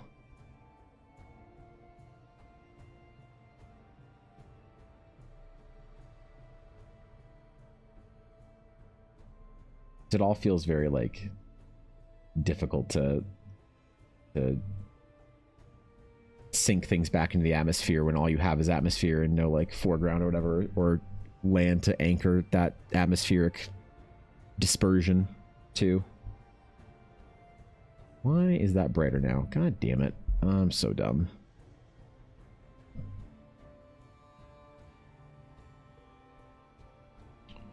Doesn't need to be perfect. We're just blocking shit right now. I'm overthinking it. So new, can you give me a quick rundown on what this drawing is for? So yeah, Blue.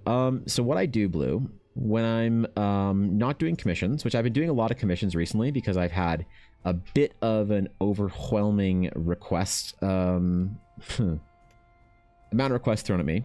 So I do more commissions than I normally do on stream. But when I'm not doing commissions and I'm doing art for my own sort of like personal work, my whole thing is that I make an adventure and to build and make art for my world, the Realms of Eldara.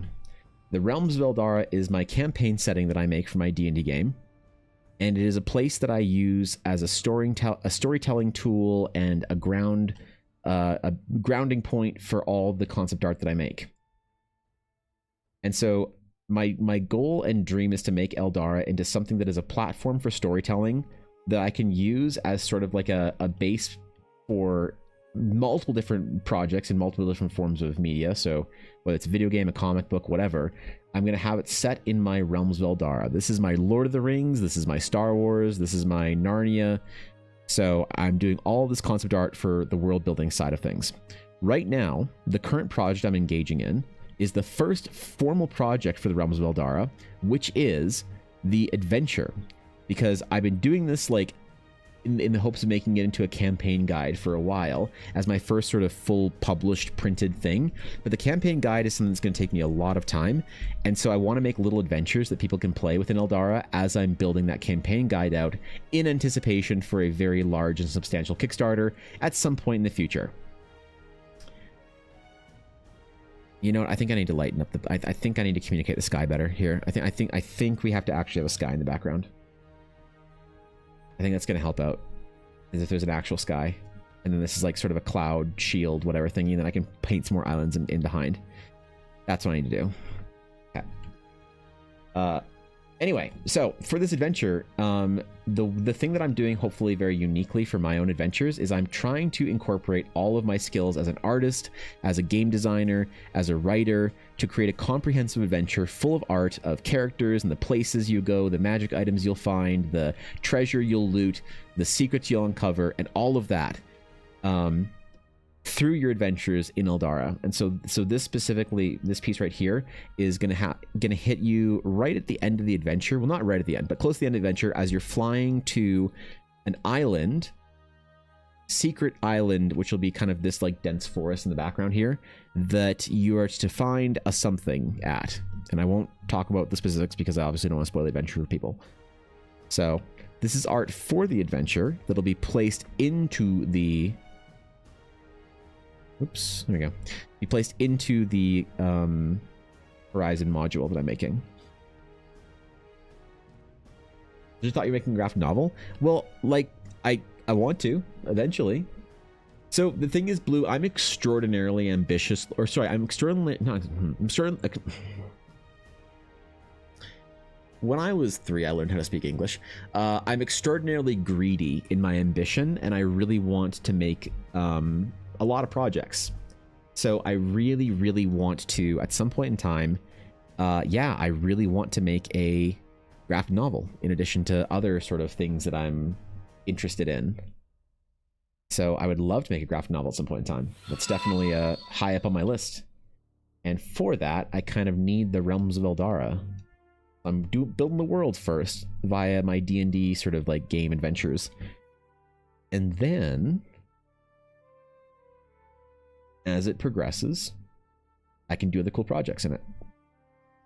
So, Rin, thanks for the follow. Appreciate it. Do it, believe in you. Thank you, Blue. I appreciate that. Yep. Appreciate it.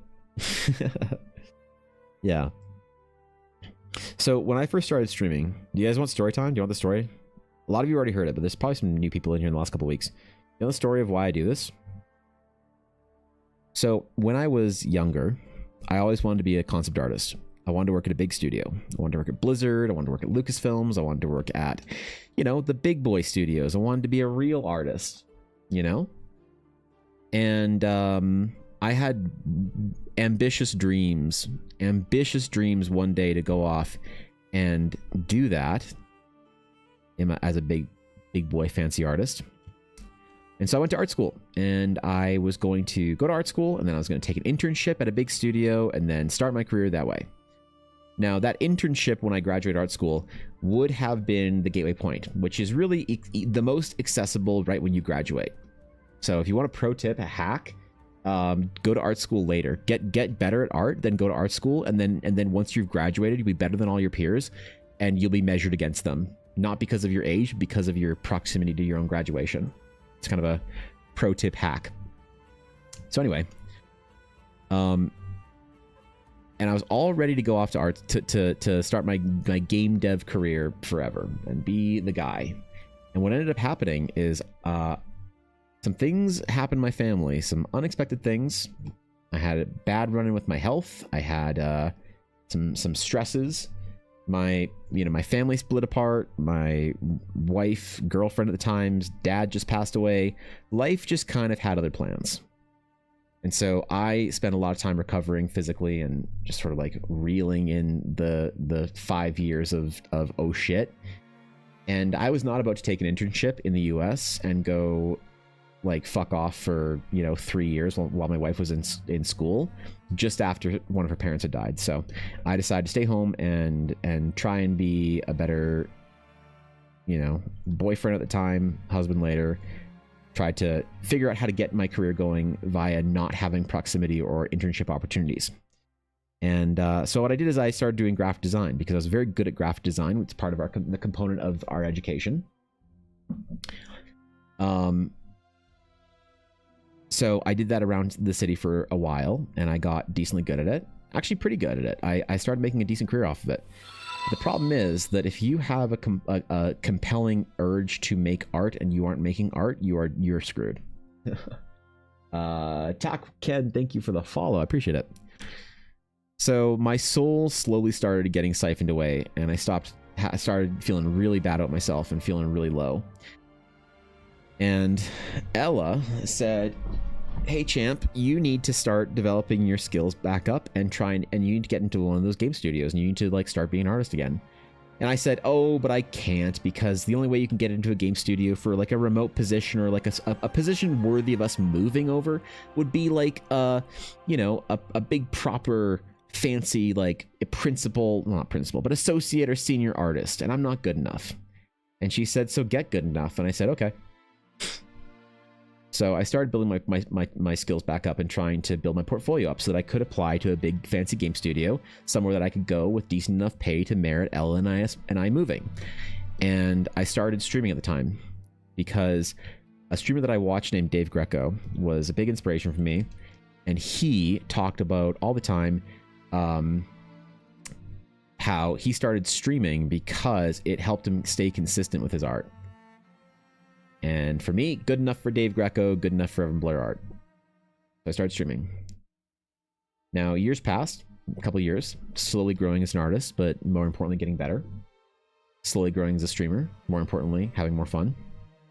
And the day came where somebody who I had been in contact with from a studio, who's an art director, basically said, congratulations, you beat the game. You're good enough. Saw your post on ArtStation recently, whatever, blah, blah, blah. I think we can work with you.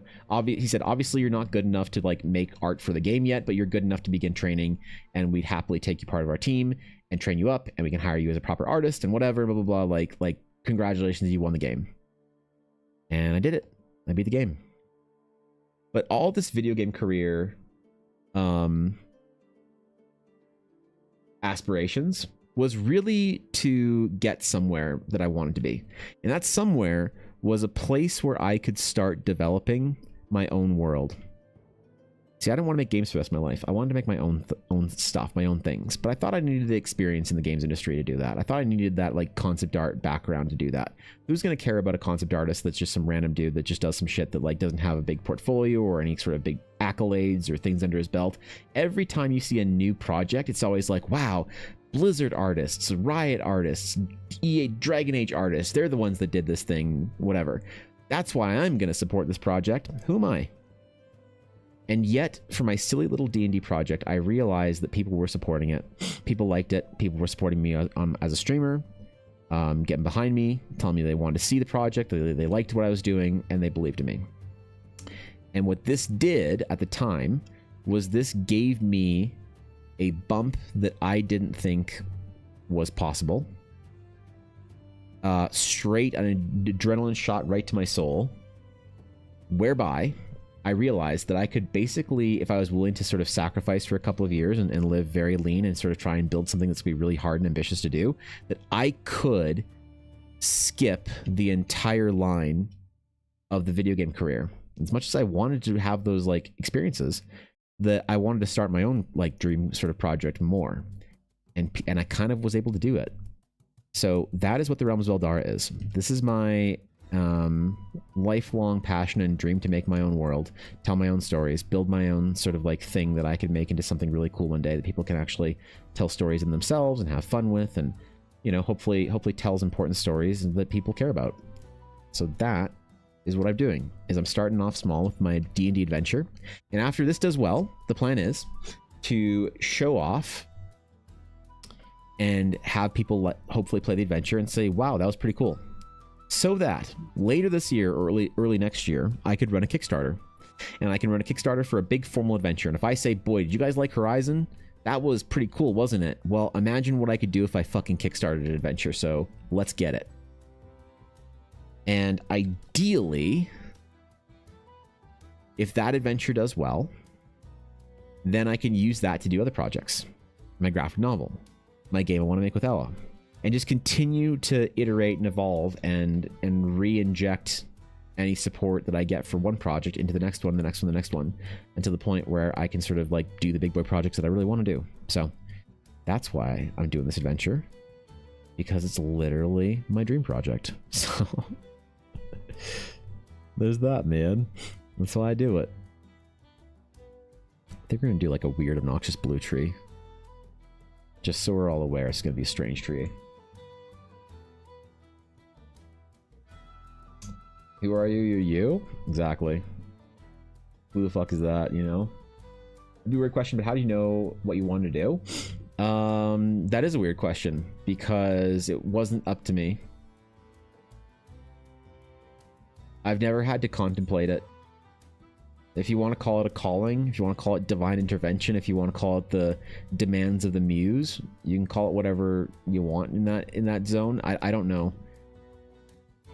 It's just a desire. I grew up reading Lord of the Rings and Star Wars and stuff like that, and thought, man, I want to do that.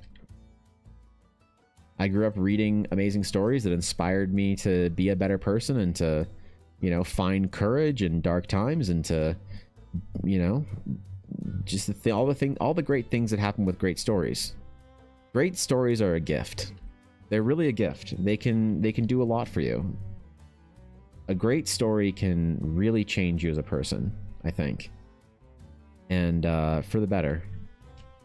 And that's something that I very like seriously and aspirationally want to do, is be able to make stories that are like really meaningful, that people actually give a shit about. And in some ways, this like dumb ambition to like sort of help recharge fantasy, which I think needs a jumper cable straight to the heart. I think fantasy needs a lot of help right now as a genre. I think a lot of people are very bored and dissatisfied with kind of a lot of the fantasy stuff that's coming out. And I think that there's an issue, like a self-imposed limitation a lot of people recognize in modern fantasy. And I have ideas about it. Maybe my ideas are wrong, and maybe I'll just like completely falter and fail and stumble and whatever, but I think it's pretty cool to try.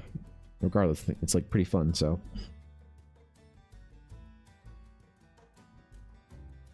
We have Kickstarter and backer kit. Yeah, I mean, hopefully when I do kickstart the actual adventure, it's going to be something pretty substantial. And eventually I want to kickstart a campaign guide for how to run your own adventures in Eldara, and have there be really nice and beautiful art and stories and everything for all the cool stuff you can find in the world. And to be a playground for storytellers. For not just your homebrewed GMs, but for people like amazing authors and writers and comic book developers, game devs, things like that. People who want to tell cool stories in Eldara. Kind of like, you remember a couple decades ago when Star Wars had some cool ass shit coming out every day? You had like cool TV shows like Clone Wars, amazing video games like KOTOR, amazing books like Rule of Two and the Bane shit, amazing card games and fucking board game. Like, it was just so much fun to be a Star Wars fan. It was so much fun to be a fan of a big franchise.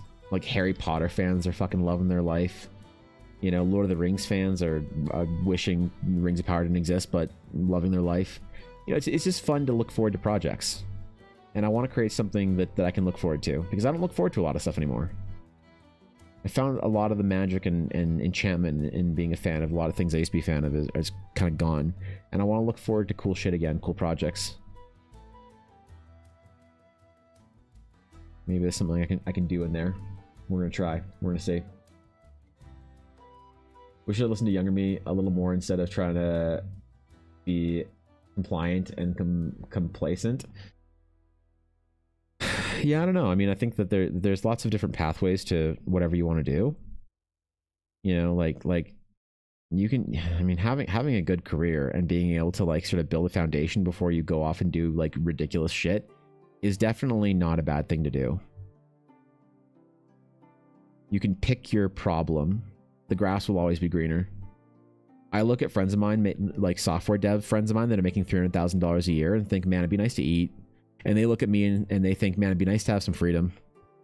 So.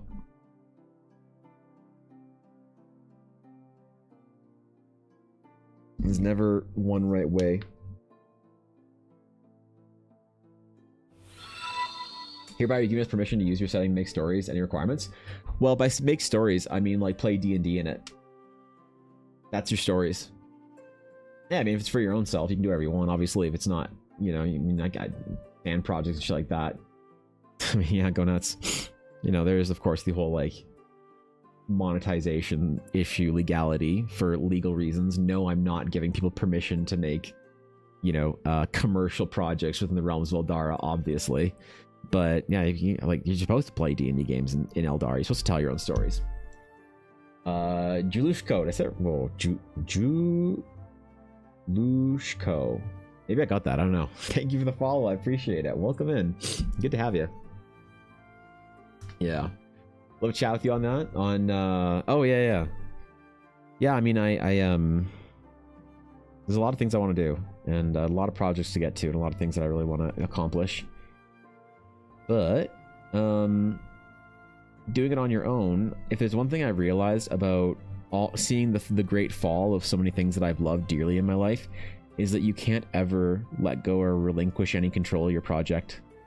From the Witcher TV show to new Star Wars to whatever, to Warcraft, doesn't matter. The second you relinquish control of your your product or whatever it is to the marketing people, as Steve Jobs would put it, your project's dead. And the question becomes like the Blizzard equation. Should Mike Morhaime have sold Blizzard to save it? Well, if he didn't sell Blizzard, you would have never seen World of Warcraft, the first couple expansions. But if he owned it, then he would never have gotten pushed out. And it's a very complicated sort of like topic. You know? So, but for me, I don't think the risk is worth it. I think that the risk is just not, it's not doable. It's not, nope. The risk in relinquishing control of your own project, I think, is too great now.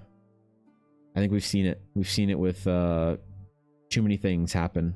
I don't know of a single success story where a creator has relinquished creative control or ownership of their creation and it hasn't been sort of like twisted and abomified. Maybe like well, yeah. Any good project, the creator has like creative control over, for the most part. And so it's like very hard to say like, I don't know. I don't know, man. Right now, I'm mostly just focused on getting the adventure out and having a really cool thing that people can play and tell stories with and have fun with. If I can help people have a good time playing adventures and going on some stories, telling some stories and having some fun. Adventure is such an amazing thing. What an amazing, beautiful gift adventure is. You know what I mean? The thrill of adventure with your friends, people you love, is just such an amazing thing for the human soul. So I'm that's the main priority. If I can't give D&D players a great, amazing adventure, then how am I ever gonna tell a great story that's gonna matter to people? So this is my absolute number one only priority right now. Good point to lurk at. Thanks, Sharkrat. What's up, dude? Has been similar ambitions wanting to make a TTRPG. He's doing all this on his own with some help from me, but totally gets that. Yeah, right? Yep. There is eventually an Eldara TTRPG once Eldara sort of grows past D&D. And understanding that is like so deep and so difficult. So TTRPGs are very tricky. The time is not going to be right. Eldara needs to be a very successful D&D setting before it's worthy of becoming its own TTRPG. Because like nobody tries TTRPGs right now. You can't convince people to try a new TTRPG. You have to have like something, I don't know, some currency that people are willing to sort of like sign up on. You know what I mean? It's very, very difficult. A very difficult path, but a worthwhile one if you can do it. So all my respect and sympathy at the same time.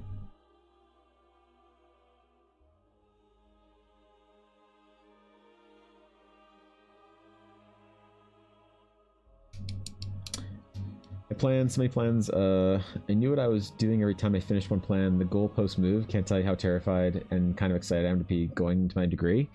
Yeah, I mean, before anything worth doing is gonna fucking suck. You know what I mean? And that's important to remember. Is that the only thing that's worth doing is difficult. Things that are difficult are decided to be difficult because many people cannot tolerate it. And the thing that makes it intolerable is the challenge. And challenges are difficult. Difficult things feel hard. Hard things suck. And so when the process is awful and it just sucks, okay, congratulations. This is what it feels like. You're in the right direction. It's like you can sort of trace it a little bit and know that the marker of like, this is really difficult and ambitious and it's really scary and it's going to suck. Then you know that you're on the right path, I think, in a lot of ways.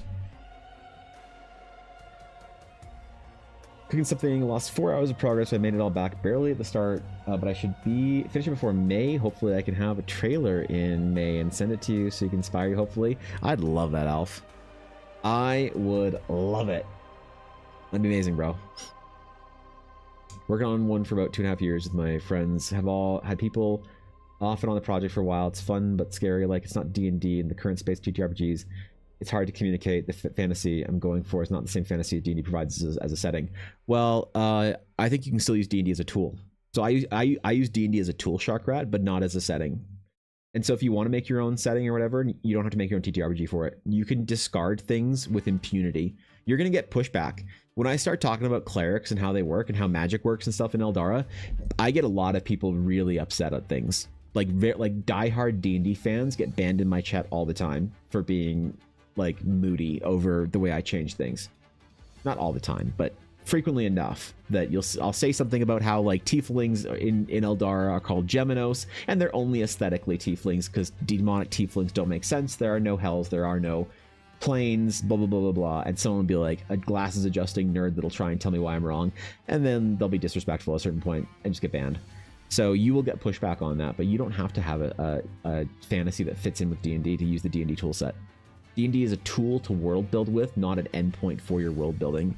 So no, I mean, I think D&D is fine to use for that, and then you can just discard it whenever you feel like for greener pastures. But like when I look at how big do you have to be to make your own TTRPG? And I think only two people are big enough. Two entities, and that's Critical Role and MCDM. So that's the marker point for me. So in my opinion, launching a TTRPG would be a bit of a fruitless effort, an unnecessary effort of fruitlessness, let's just say, because it's never a fruitless effort. You want to start off and make your own indie thing right off the bat, right off the rip. God bless, man, go for it. That's fucking sick. But for my own risk assessment, evaluation, all that kind of stuff, is I think that it's best to sort of use that D&D system as a tool to help you, and then, which is what it was supposed to be originally. Maybe it isn't anymore, but it was supposed to be. And then you can just discard it whenever you need to, but make sure you have enough momentum that you can sort of survive on your own wings, I guess. Give me a rundown of Eldara world building for D&D. Where do you recommend to start? Which monsters are there? That's a big question, Mo. Hopefully I'll have a campaign guide out soon. Yeah, right now there's not exactly a good place for that or resources, because it's a little bit tricky, to say the least. So, yeah, hopefully there'll be a campaign guide just to help you do that at some point in time if you're still interested when it comes out. He wants to do it for fun, and so others can have fun. He's not wanting to do it for money. He said, if your handful of people have fun with his work, then yeah, that's totally fine. So there is that, like, there's a slight implication, which I'm guessing wasn't intentional, that when I say that I'm doing this, that I'm doing it for money. You know? Melody Art, thank you for the follow. Right? And the way I see it is that if you're not doing it that if you want to take your project seriously, and it, like, you have to at some degree do it for, it has to generate income to be self-sufficient, because how are you going to pay for the future projects? So the Larian studio head, Sven, has a very good way of elegantly describing this, where basically he says that money is a resource and a fuel. And so if you are cashing out on your project and you're taking the money that your project makes and you aren't reinvesting into cool things, but you're cashing it out for luxuries and, you know, whatever, then if you're taking all your money out, then you're a coward, I think, and you don't believe in your creation. And Sven kind of agrees in that way. Money is fuel. And if you want your project to be big and have flight, it needs fuel to burn. And so it has to in some way be able to self-sustain with money, if you want longevity and reach. Obviously, if it's a personal expression project, that's totally fine. But it needs to, if I wanted to have the wings I wanted to have, it's like the Lord of the Rings had to make money for the movies to launch or whatever. The first Harry Potter movie had to make money for the next ones to fire. So I have to balance that. I have to figure out how to monetize the project in a way that's productive and conducive with longevity, all the while resisting any temptations that are human temptations to withdraw from the project.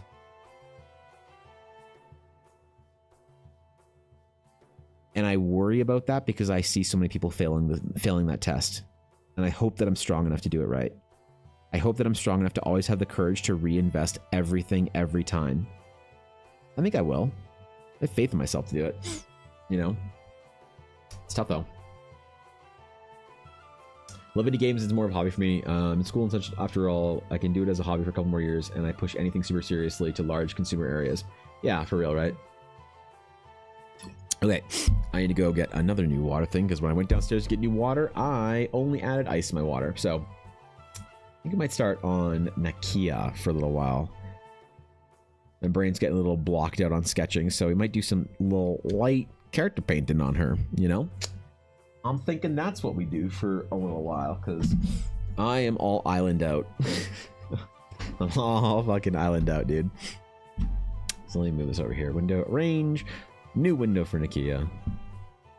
Pop her in there. End the recording. Do that. Smash that in there. Zoom. Scrubby off. Dude, I'm so mechanical in my process for doing this now. I've got it down. I could do it in my sleep. Boom. Boom. Set up. Let's go. Okay, give me a sec. No revolting while I'm gone this time, okay? Anyway, I don't know why I say that. I don't even know why I say that.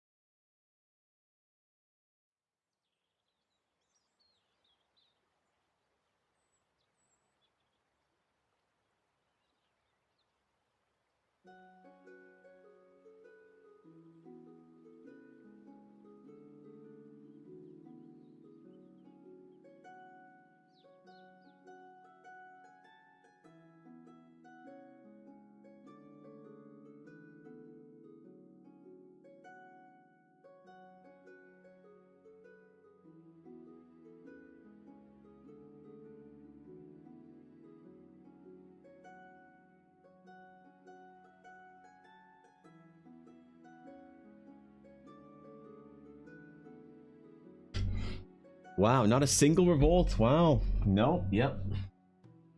I'm not scrolling up. Not scrolling up. You can't make me. Dude. Alright. Alright, am I on one layer now?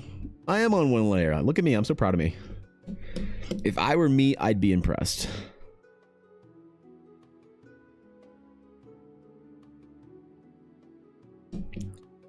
Anyway. Anyway.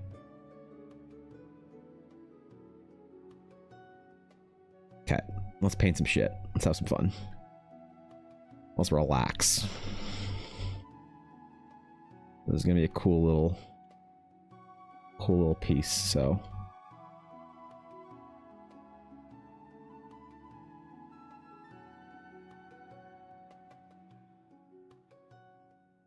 All right, maybe I should try and finish one thing at a time now. We're at the point where maybe I should start thinking about that, about the deep textures and stuff to apply. Let me try finishing our metal. I think you're creating this just to become some corpo crazy. It only cares about profit margins. That's fair. I just always feel like I need to state it when the inevitable, like I said, I didn't think that you were saying that or whatever, but it's just like it comes in the conversation where somebody will like sort of mention their project. They're not doing it for money in quick and like close proximity to me saying about some plan where I need to like do something in order to like launch it most successfully. And there is that concern. Then I think other people draw those conclusions, and I always need to just like kind of just ward against that, because left unchecked, some people develop a narrative about who you are or whatever that I think is a little bit dangerous. But I just have to kind of like just make the clarifications and caveats where I need to, for the sake of my dear friends watching. Dude, I love this like messy texture brush. I wish it was a little more controlled, but I kind of like in the small brush strokes, but I kind of love it regardless. There's a lot of really cool ass, like, you know, like single brush stroke. God damn, this brush, you know what, this brush makes me a better painter. This is not even one brush I made. This is one of Greg Rutowski's brushes that I'm guessing Greg Rutowski didn't make because the name's in fucking Chinese. So that's what I love about like Giga Artist brush packs, is that you'll find in an artist brush pack all the brushes he doesn't use, and then you'll find the like a cool brush in the brushes that they don't like ever use, that like change the way that you think about your process or whatever. And it's always really fun. And I love this brush for that fact.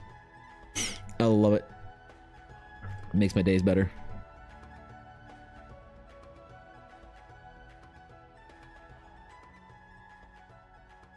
Little smidges of color to...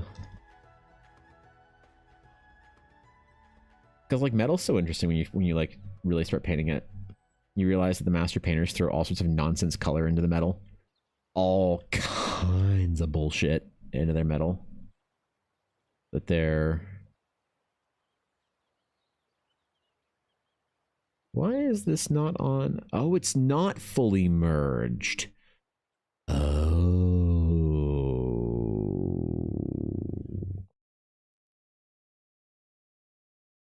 Oh wait, there we go.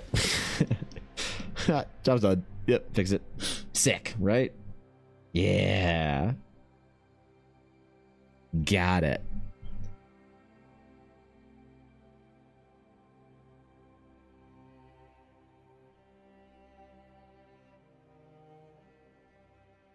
So I get to LARP as a painter when I do this kind of like colorized sketches.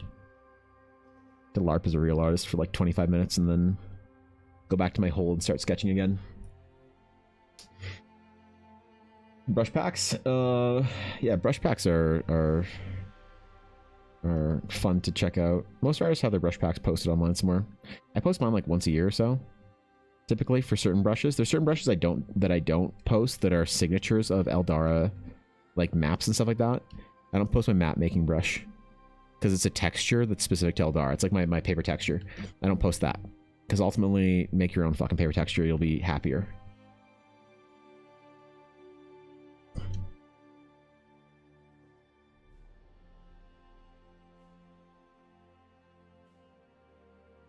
But there's certain things that, like, yeah, of course. I mean, this brush, it's like, it's fine. It's just texture. Painting is done. You can stop now. Wait, which painting? What? Stop what?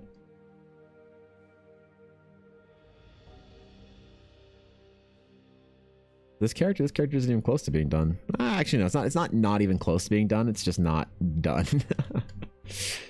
Yeah. This character is not done.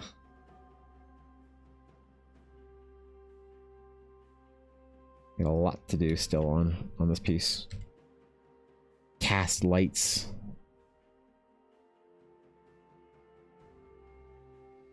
Reflections.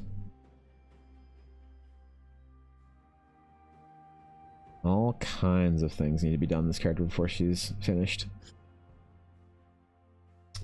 Middles are weird. Middle's very fun to paint though once you like start getting a little more comfortable with it. Middle's very, very fun to paint.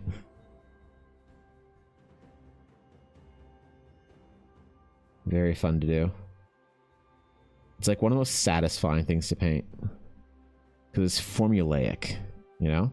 Art is very stressful when you don't know how to do something. Art becomes very fun when you do know how to do something. And the question is, do you have the stomach to sit through the not fun? And that's like the difference that I see in a lot of artists, the ones that like make it and the ones that sort of like meander.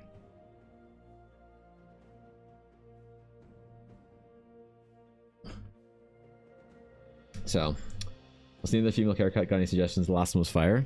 Another female haircut?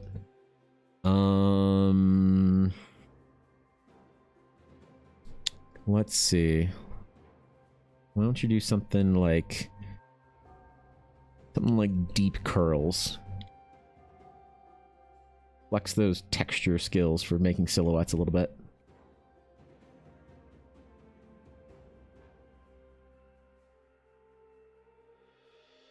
Just trace some highlights and stuff on here.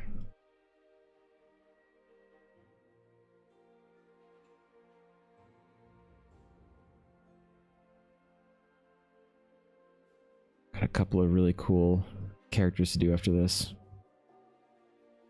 I'm looking forward to. I have to rein this in a little bit, so maybe I'll do that right now. Textures are deep, but a little bit too deep in some places. I need to withdraw them slightly and normalize and soften everything just a little bit.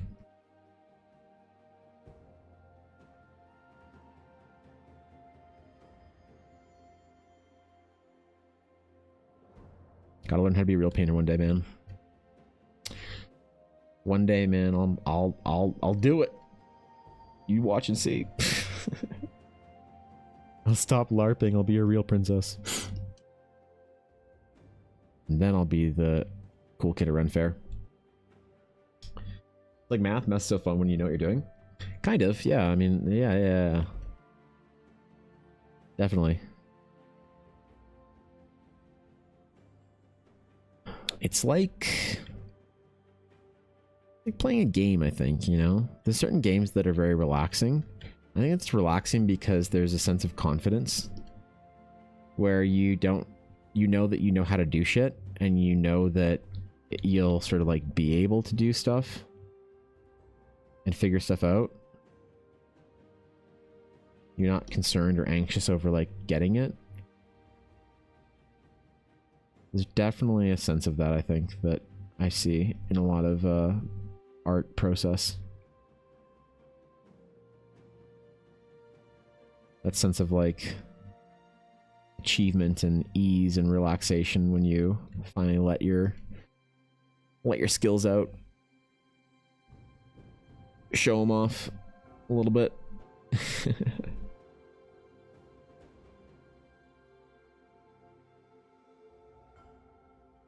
You can just kind of have fun with the process and do it, as opposed to worrying about whether or not it's good enough or you're doing it right or whatever, man. Starting with watercolor paint when you're 6, don't know anything about painting, was not the best introduction to painting. Watercolor painting is it's very different. Watercolor painting is definitely a subset of painting that is very cool, pretty difficult to learn, very difficult to master. A lot of the fundamentals of painting are the same, but there are some big differences that are kind of hard to translate over to skills. There's a sense of like the material is very important. How exciting. Oh shit, Hanabi, what's up, dude? Good to see you, Hanabi. Hello, what's up, guys? Oh shit, the boom. Been a while. How you been, Hanabi? How your streams been? How was stream today? Welcome in, my friends. An old friend on Twitch over here. Welcome in. Thanks for doing the shout out. Appreciate it, guys. Yo, go follow Shout Link. Go drop a follow. Show some love. Say what's up. What are y'all doing today? Last seen playing Trivial Pursuit. That's fun. Hope you had the best time on your stream. You're most welcome here, as always. You're feeling, hope you're feeling good, rested, powerful. I don't know.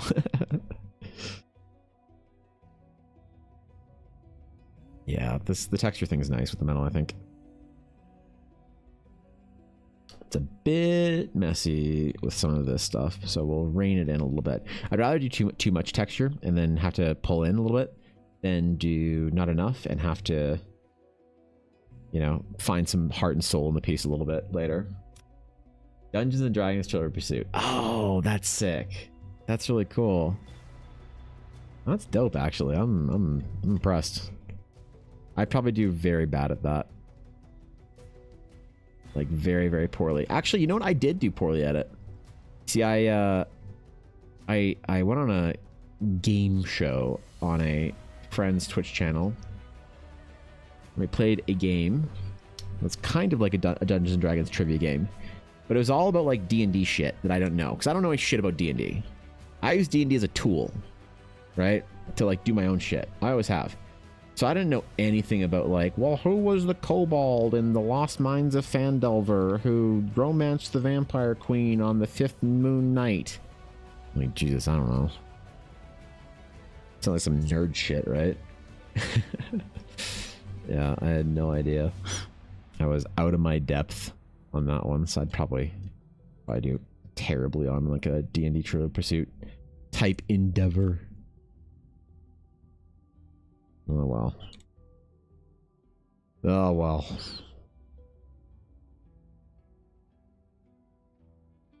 It's still fun. Enjoyed my stay on that day.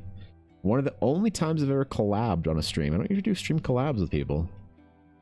You know? It was fun. Made me almost want to step out a little bit and start doing shit with other streamers. Then I realized that when a streamer asked me to collab, there is like a 90% chance they just wanted free art. That's the old D&D days, though. I think it's probably better now. I don't do much of stuff in the D&D category specifically anymore. I think a lot of that's kind of past, so it's probably fine now. Should probably reach out. Be a dude on the internet that does stuff. Put that on a resume. You got one of those questions right in 2 hours of playing? That's hilarious. Yeah, yeah, it's funny. There's so much stuff that's specific to D&D that I don't know how to... Yeah, like Baldur's Gate was fun because it kind of taught me what a lot of people knew and loved about D&D, like the D&D world as a place to exist, so that I just did not know shit about. That was fun, but they sucks. People would use you for free art. I have a plan to do art collab with my best series, describe characters to each other and try and draw them. That's cool. I've seen a lot of artists doing like fun collabs and whatnot. That's rad.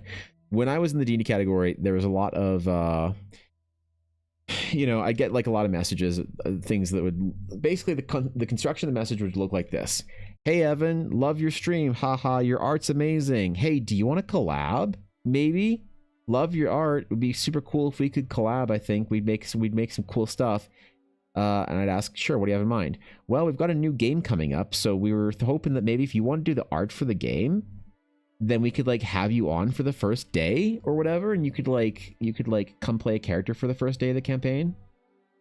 Like, you want me to spend like 30 hours on art and then hang out on your stream for 4 hours And then, okay. I think I'm busy. And so because of that, there was so much that I just had to develop a I don't collab sort of like mantra. So that, because if I did collab with somebody, it was easier to just always say like, oh yeah, sorry, I don't. Yep, no, my bad. I don't do that. Really, yep, thanks for the offer. See you later. So I couldn't then even collab with like friends and stuff.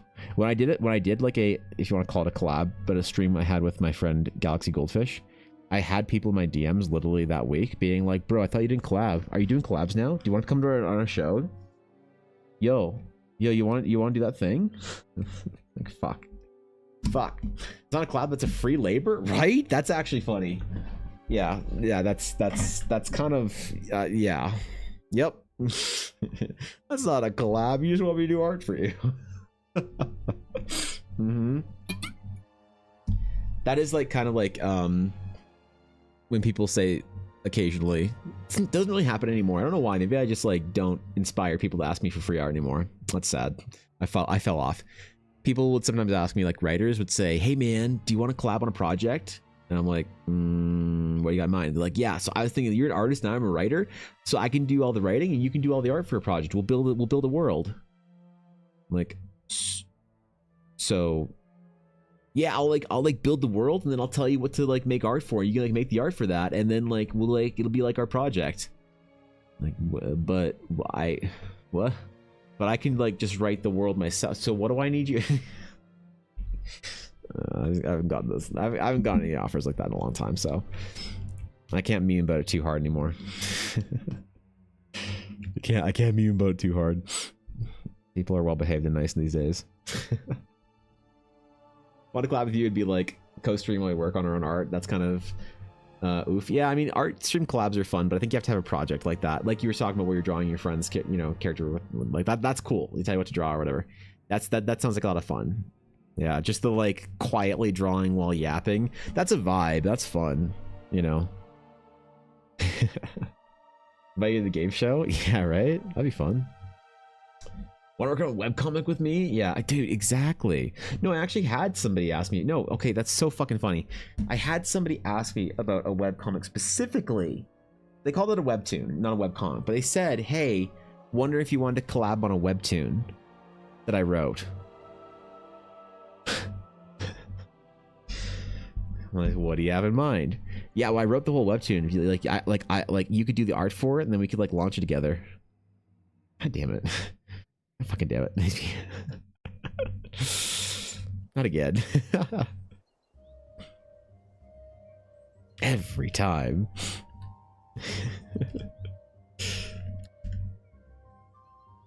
That's fun though. Art streams are a good time.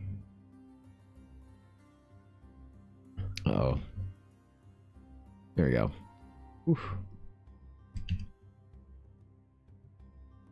Oh, I'm on color dodge. That's why that's fucked. Okay.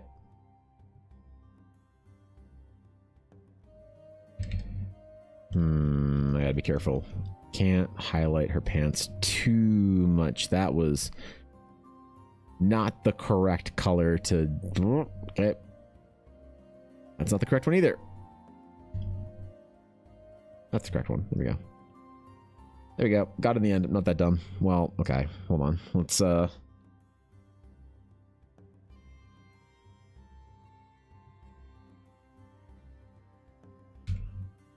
do selection within my selection. No, it looks terrible. That looks terrible. I gotta maybe like apply more aggressive texture before like painting in form. I think I fucked up on this one. I had too much form description before I started painting on it.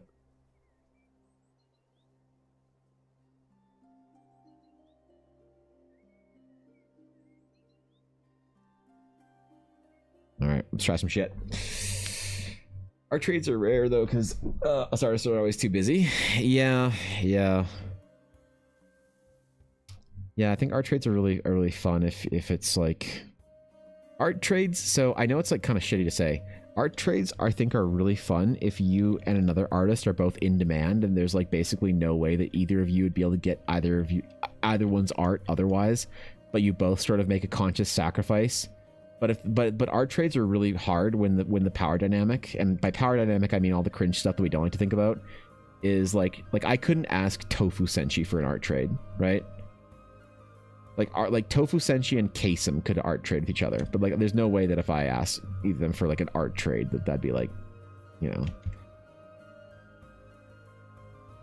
Yeah, but art trades are fun. I like the idea of I don't know. I kind of like the idea of the whole like art trades at conventions. I'm doing my first like big convention as an artist this year, and Ella's like, okay, you're gonna have like a whole bunch of these artists, this and this artist that are gonna want to do dice trades with you, because dice makers all do the dice trades. He's like, so just heads up, I'm just gonna have to strong arm them or whatever. I don't know. But it's fun. I like the spirit of it, you know, just artists doing shit for each other, having fun once in a while. A couple artists that I might ask for art trades with this summer, just little kind of character sketches and vignettes and stuff. A mini or Formicide or I don't know. Never asked for art trades. I don't have that much skill. I think you probably do, Hannah. You should be more confident in yourself. You do love the work. I haven't seen your work in a while, but I think you're a lot better than you think, and you tell some good stories. You need to back it up with merit. I think that's the best art trades are non-sensical doodles, like very casual. Yeah, totally. Totally. Just very casual stuff. It's one of my problems that I can't really doodle. I can't really doodle. It's like a skill that I haven't developed. For me, art is a very complicated process that I languish in. Oh my god, this isn't working. Not working. Not working.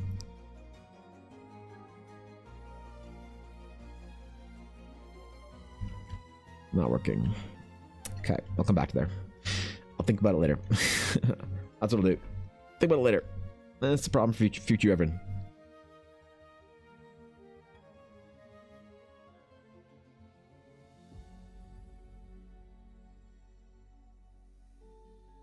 Future Evan can deal with all these problems. Future Evan knows all. Can assist in all measures. I was linked to my first ever huge commission. If links are allowed here, it's a Blue Sky link. Let me just check you out on Blue Sky. Hey, Blue Sky. Blue Sky. Yeah, fuck yeah, let's go. Links are, yeah, unfortunately Twitch just auto mods them out, so. Hanabi Kitty.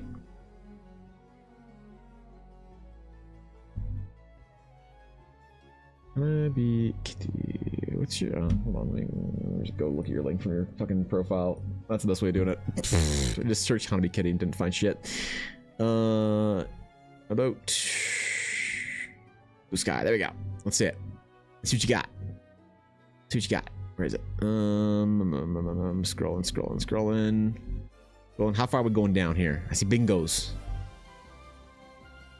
I see comics. What do we got? Media. Let's go.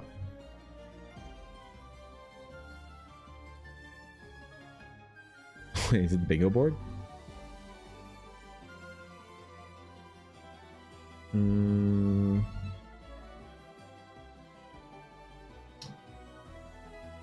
Should be the pirate ship. Okay, all right. Now I know what I'm looking for. Pirate ship. Ooh, Five Fish, the biggest combat I've ever undertaken. Never again? Why not? That's so cool, dude. You got a whole little scene going on there. That's rad, dude. The bingos got bored? Nah, you're good. That's cool, dude. That's awesome. Congratulations. I actually just got offered the biggest commission of my life recently, so I understand you. I understand the trepidations, but this is awesome. Multiple character scene. Let's go. That's fucking sick. Good job. Proud of you. Getting after it. That's sick. I like it. Evan approves. Official stamp of approval. I'm back. What did I miss? Yes. Smile. What'd you miss? The orb did not get canonized. Yeah, the orb's still a couple of hours out from being fully canonized. At the end of the stream, what does the orb mean to be at the end of the stream? The orb at the end of the stream needs to be because I need all next week. 4 days next week plus 1. So I need 25 hours by the end of the stream. So the orb is around, oh my god, the orb is around 2 to 3 more hours away from being fully canonized in this chat and the emote to be preserved forever. Oh god. This is too close. I don't like this. Hold on, let me fix that a bit. No. No. No. No. Nope. Nope. How do you avoid same face syndrome? Well, God damn, Mel, stop it. Stop it. Thank you for the bits. I appreciate it. Thank you. That's very, or that's subs. Why did I say bits? I saw bits and said sub, or saw bits and said the word out, even though I was thinking subs. I appreciate it. Thank you for the 5 gifted subs. Thank you for bringing 5 people into the guild, Mel, and saying, hey, no more bullshit for you. Okay, so here's the thing. How do you avoid same face syndrome? So I did this video a little while ago, right? Of a character named Hermitha Leafwine for Chelsea Bites, another streamer. Amazing person, lovely individual whom I am now a big fan of. So this is Chelsea's D&D character for the War of the Realms game. Look at it. Look at it. Thank you to follow, Anna. Appreciate that. So this is the game. This is the character I did. So this was the art. All right. Why is this important? Because if you go over the comments, you see cool things like Tank Tolman. You captured her likeness perfectly. What a legend. Loving the textured hair. Gorgeous. Favorite class. Look at all these nice comments in here. That can you draw a fairy? You don't have to if you don't want to. I love when people leave me these comments like, hey, like you should draw a orc. You don't have to though if you don't want to. As if I was like, oh, thank you for the permission to not do the thing you asked me to do in a comment. But then I got this. Hey, buddy. I think you might have same face syndrome. Bracket.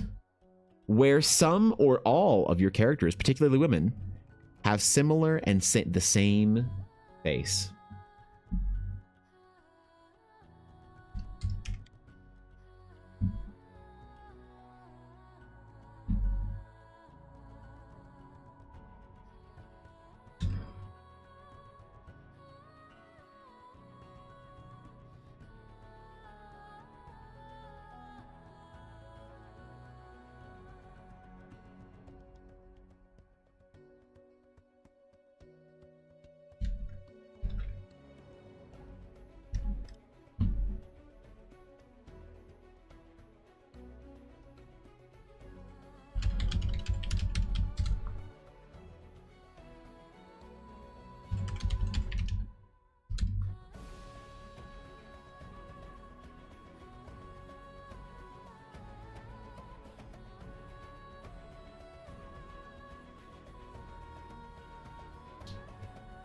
So how do I avoid same face syndrome?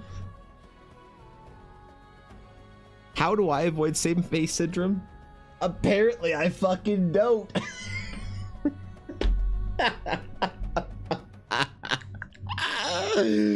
I don't know, dude. Hey, you should ask another artist that doesn't have same face syndrome. I can't tell you. Hey, that's a great question. If you figure it out, you let me know, all right? Mm-hmm. You let me know because yeah, hey, when I figure it out, let's see. We're gonna point this at art as we're gonna call this the comment Hall of Fame. Yep, we're gonna add that one. There's also one other comment that I want to add to the comment Hall of Fame, by the way. It's from YouTube as well. YouTube has the most unhinged comments and I don't know why. It's on this one. This is my favorite comment I've ever gotten on a video ever.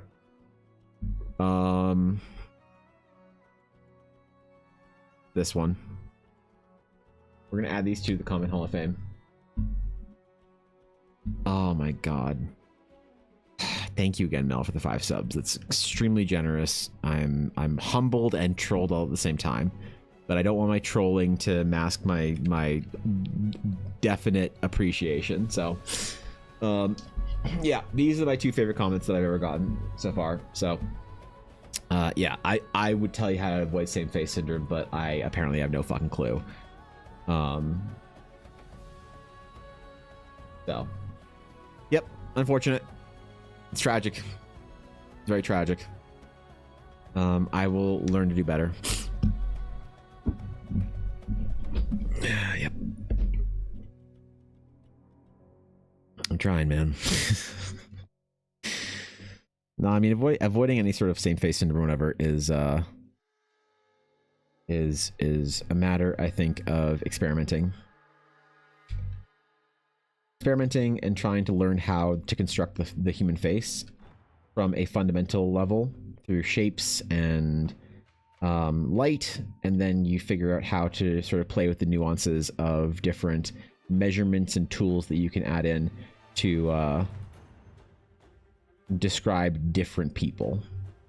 If you only know how to do the derivative stylized version, like if you just like draw something very stylized like anime or cartoons or whatever, that's how I think you get stuck with same face syndrome.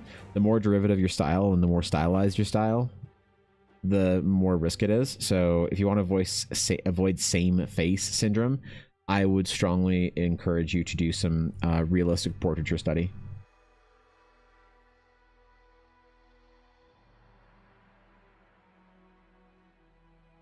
Yep. Yeah, not drawing Ella for a while. But TG comments for you, so many nice ones, then one goes to the jugular even if it isn't accurate. Yeah, YouTube is the unhinged one, Blues. YouTube, like more than TikTok or Instagram. And no one was surprised by this, by the way. I was the only person surprised. Everyone said, no shit, Evan. When we talked about this yesterday, I was surprised that YouTube would be the unhinged platform. I was positive it would be TikTok. Positive it would be TikTok that was the unhinged platform with the crazed weirdos, the strange critique. And it started off that way, but it quickly evolved into book talk girlies thirsting over bearded dwarves and hot barbarian women. So I guess I'm getting an aura of protection from book talk girlies. Who knew? I also add Earthsworn is a wonderful resource for more unusual facial features. Great addition, Thorkin. I want to apologize. We may have wondered we're wrong doing projects and caring only about money subject. No, you're good. You're good. You don't need to. No. Please don't even think about it again. It's you're totally good. No. Okay, sorry. Hold on. Definitely we're talking about you doing that kind of thing. We feel like we upset you. No. You're good. Sorry if you thought that was directed at you, because it's not how we wanted to come off or how what we're doing. You're freaking awesome, and we admire and the ambition. Look forward to playing in your world to clarify. Blue, you're a lovely individual. I appreciate it. The level in which you are attempting to and successfully clarifying, communicating your intent is awesome, and you're definitely, I admire that. But I hope desperately that you trust me when I say it's not an issue. The problem is sometimes that when we're in a conversation, something can be brought up, and if I see that it's in connection, right? Like you and I might be having a conversation and a comment here, but I'm also thinking about a meta narrative, and also the fact that like my stream is like a forever sort of capsule on the internet. So I'm always very conscious about sort of referencing certain things. And if like I'm talking about like how my favorite like flavor of ice cream is chocolate, and also then but chocolate ice cream is for losers, and those are different, like whatever, you know what I mean, right? Then people sort of draw conclusions. So I was just making sure there was a gap for the benefit of others to like, no, you're super good. You are all good. Y'all are lovely. Don't worry about it. Pleasure and an honor to have you on my stream, and I'd be remiss if I didn't mention that. So yeah, you're Gucci. Well, the fact that we aren't even on the list. Great job, everyone. Keep it up. What list? What do you mean list, Sleepy? After YouTube searching, you got to change the face proportions with bigger brow, different jaw shape, and different nose. But I wanted to know how you do it. If you draw realistic, in my opinion. So if you want to know how to do it, understand the construction of the Asaro head. So if you can build the Asaro head, I'm not going to build one on stream because that's annoying. Where's our Asaro head? Good enough. Copy image. Oh, I'm dumb. Copy image, paste. Zoop. So, if you can practice the Asaro head,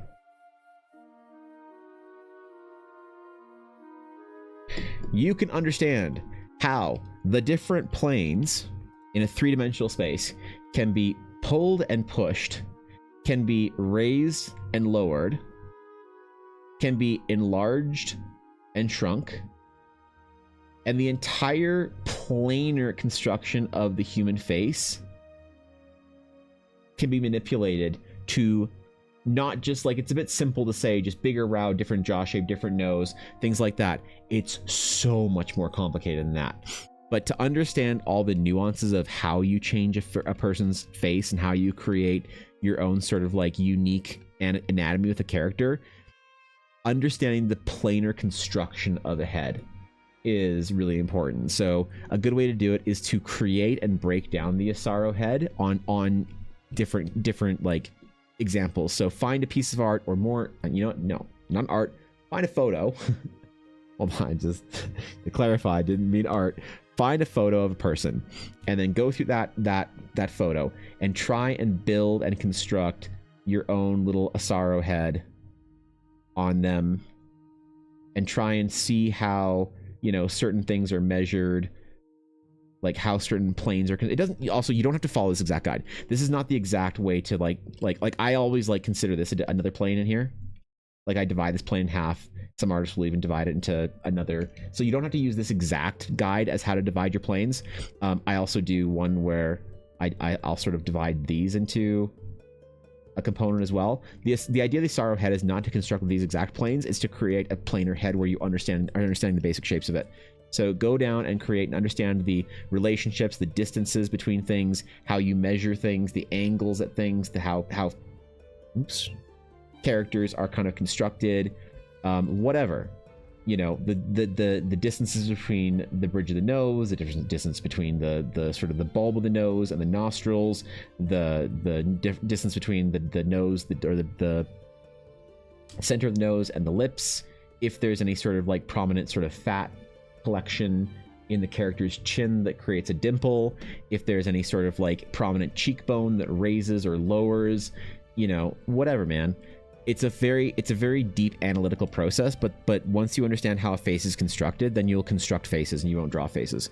You won't draw faces like the tutorials show you. You'll learn how to construct faces. And that's the difference between doing the what is it? What's this fucking method called? The Loomis method, where you like draw a face and then you like measure out the face and then you draw the whatever and then you know, measure that the halfway mark is where the eye hole goes, and then the third to the third of whatever and the third of this, then you measure and you construct a head and a face doing this like shit. Like this is great for like very early beginners, or if you're doing very like stylized work, but this doesn't teach you the components of how a human face is constructed without understanding how the anatomy works, how cheekbones work and how muscle collects over the cheekbones and how the jaw, you know, line is constructed via bones, muscle and fatty tissue,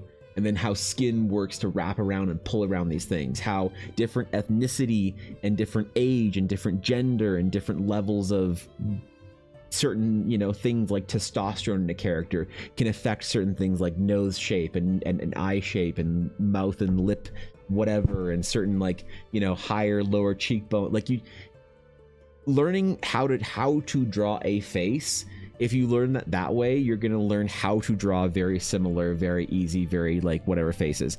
If you learn the construction of a three-dimensional face, which the Loomis method is kind of like the two-dimensional method of this in a very simplified derivative way, which is great for teaching. But I caution people that if you're going to spend the time and invest it into the Loomis method, I would very much encourage you to just spend the time studying the Asaro head and being able to like construct faces in planes, because once you do that, then you can begin to find anchor points. You begin to find places and ways that you construct faces, and you construct heads, you construct, you know, different characters and tell different stories about different types of people, and you know, you can kind of like find the anchor points that make sense to you, and then construct anatomy in a way. Oops, do this poorly. Construct anatomy in a way that is useful to you in your process, with the measurements that you want, with the, you know, the what's the word I'm looking for? The details that you want to portray, the story you want to tell about this character. Are they old? Are they young? Are they masculine? Are they feminine? Are they, you know, where from the world are they from? How what's their experience? What kind of story do I want to tell in silhouettes about this person? You know, and you slowly begin constructing an image of who this character is. Oops, I don't know why that fucking ear is so high. It's because I'm trying to do this in speed mode. Right.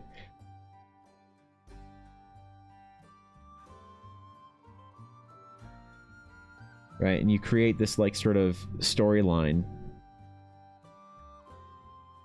that you can kind of like follow for a character based on the features that you give them, the proportions, the kind of like really speed run this shit again.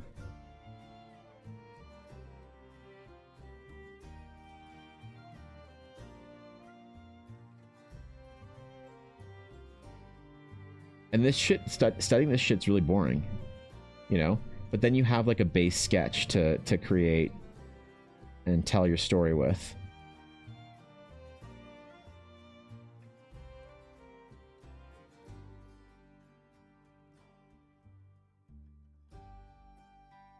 And then you can kind of like know how to create a character that doesn't necessarily fit into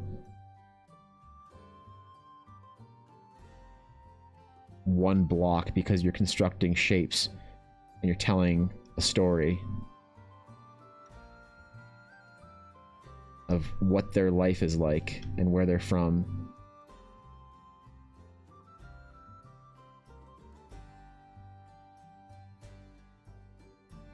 Oops. I also don't really like doing this in like super dark black.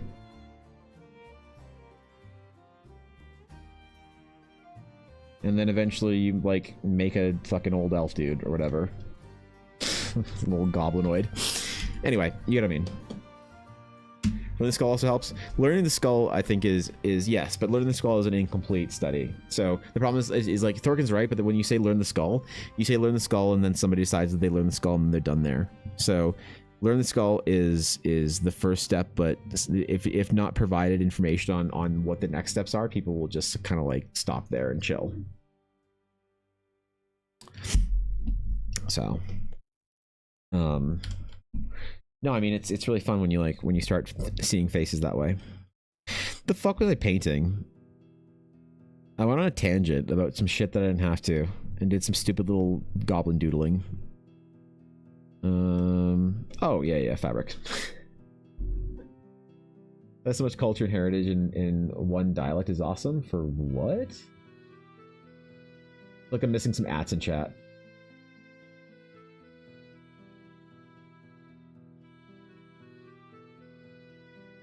Oh, Sleep was talking about Jamaican English. Okay, all right. Okay, got it. Got it. I'm caught up now. I'm caught up now.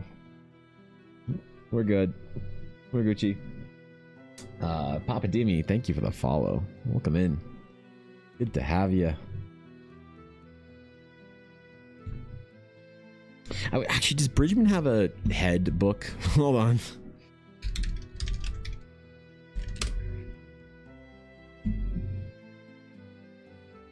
Bridgman have a head book?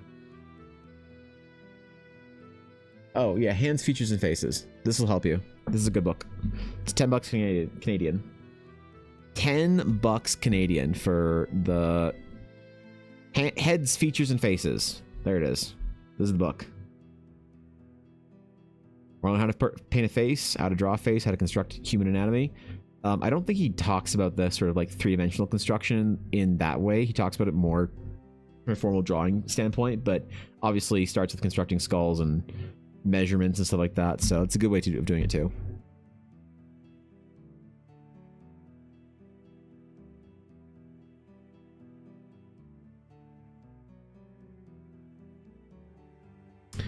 Holy man, this cough. I've been coughing all weekend, bro. I don't think the fam to think I'm sick. Also, I swear to God, if anyone this weekend is sick, I'm gonna fucking lose my mind. If I get sick from family again, I'm gonna actually fucking revolt. I'm gonna throw. Dude. I'm gonna throw a chair through a window.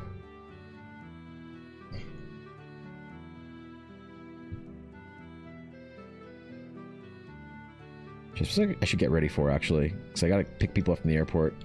So I probably shouldn't start anything new. Ooh, yeah, you know what? I probably should, because it's 3. Fuck. Okay, I gotta go to the airport soon. So, I monologued for far too long. I talked about far too much bullshit nobody cares about. Where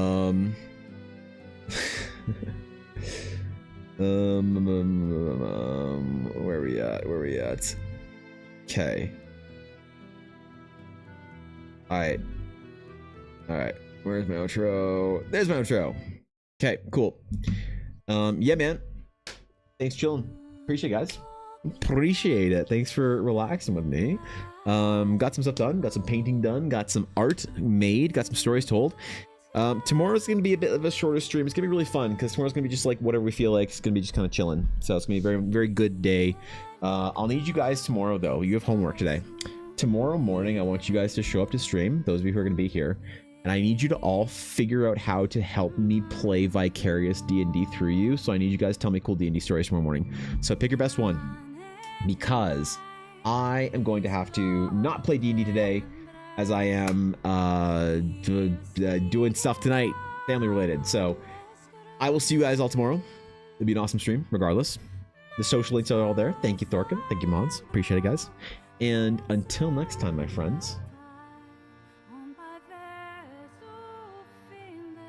Until next time. Farewell.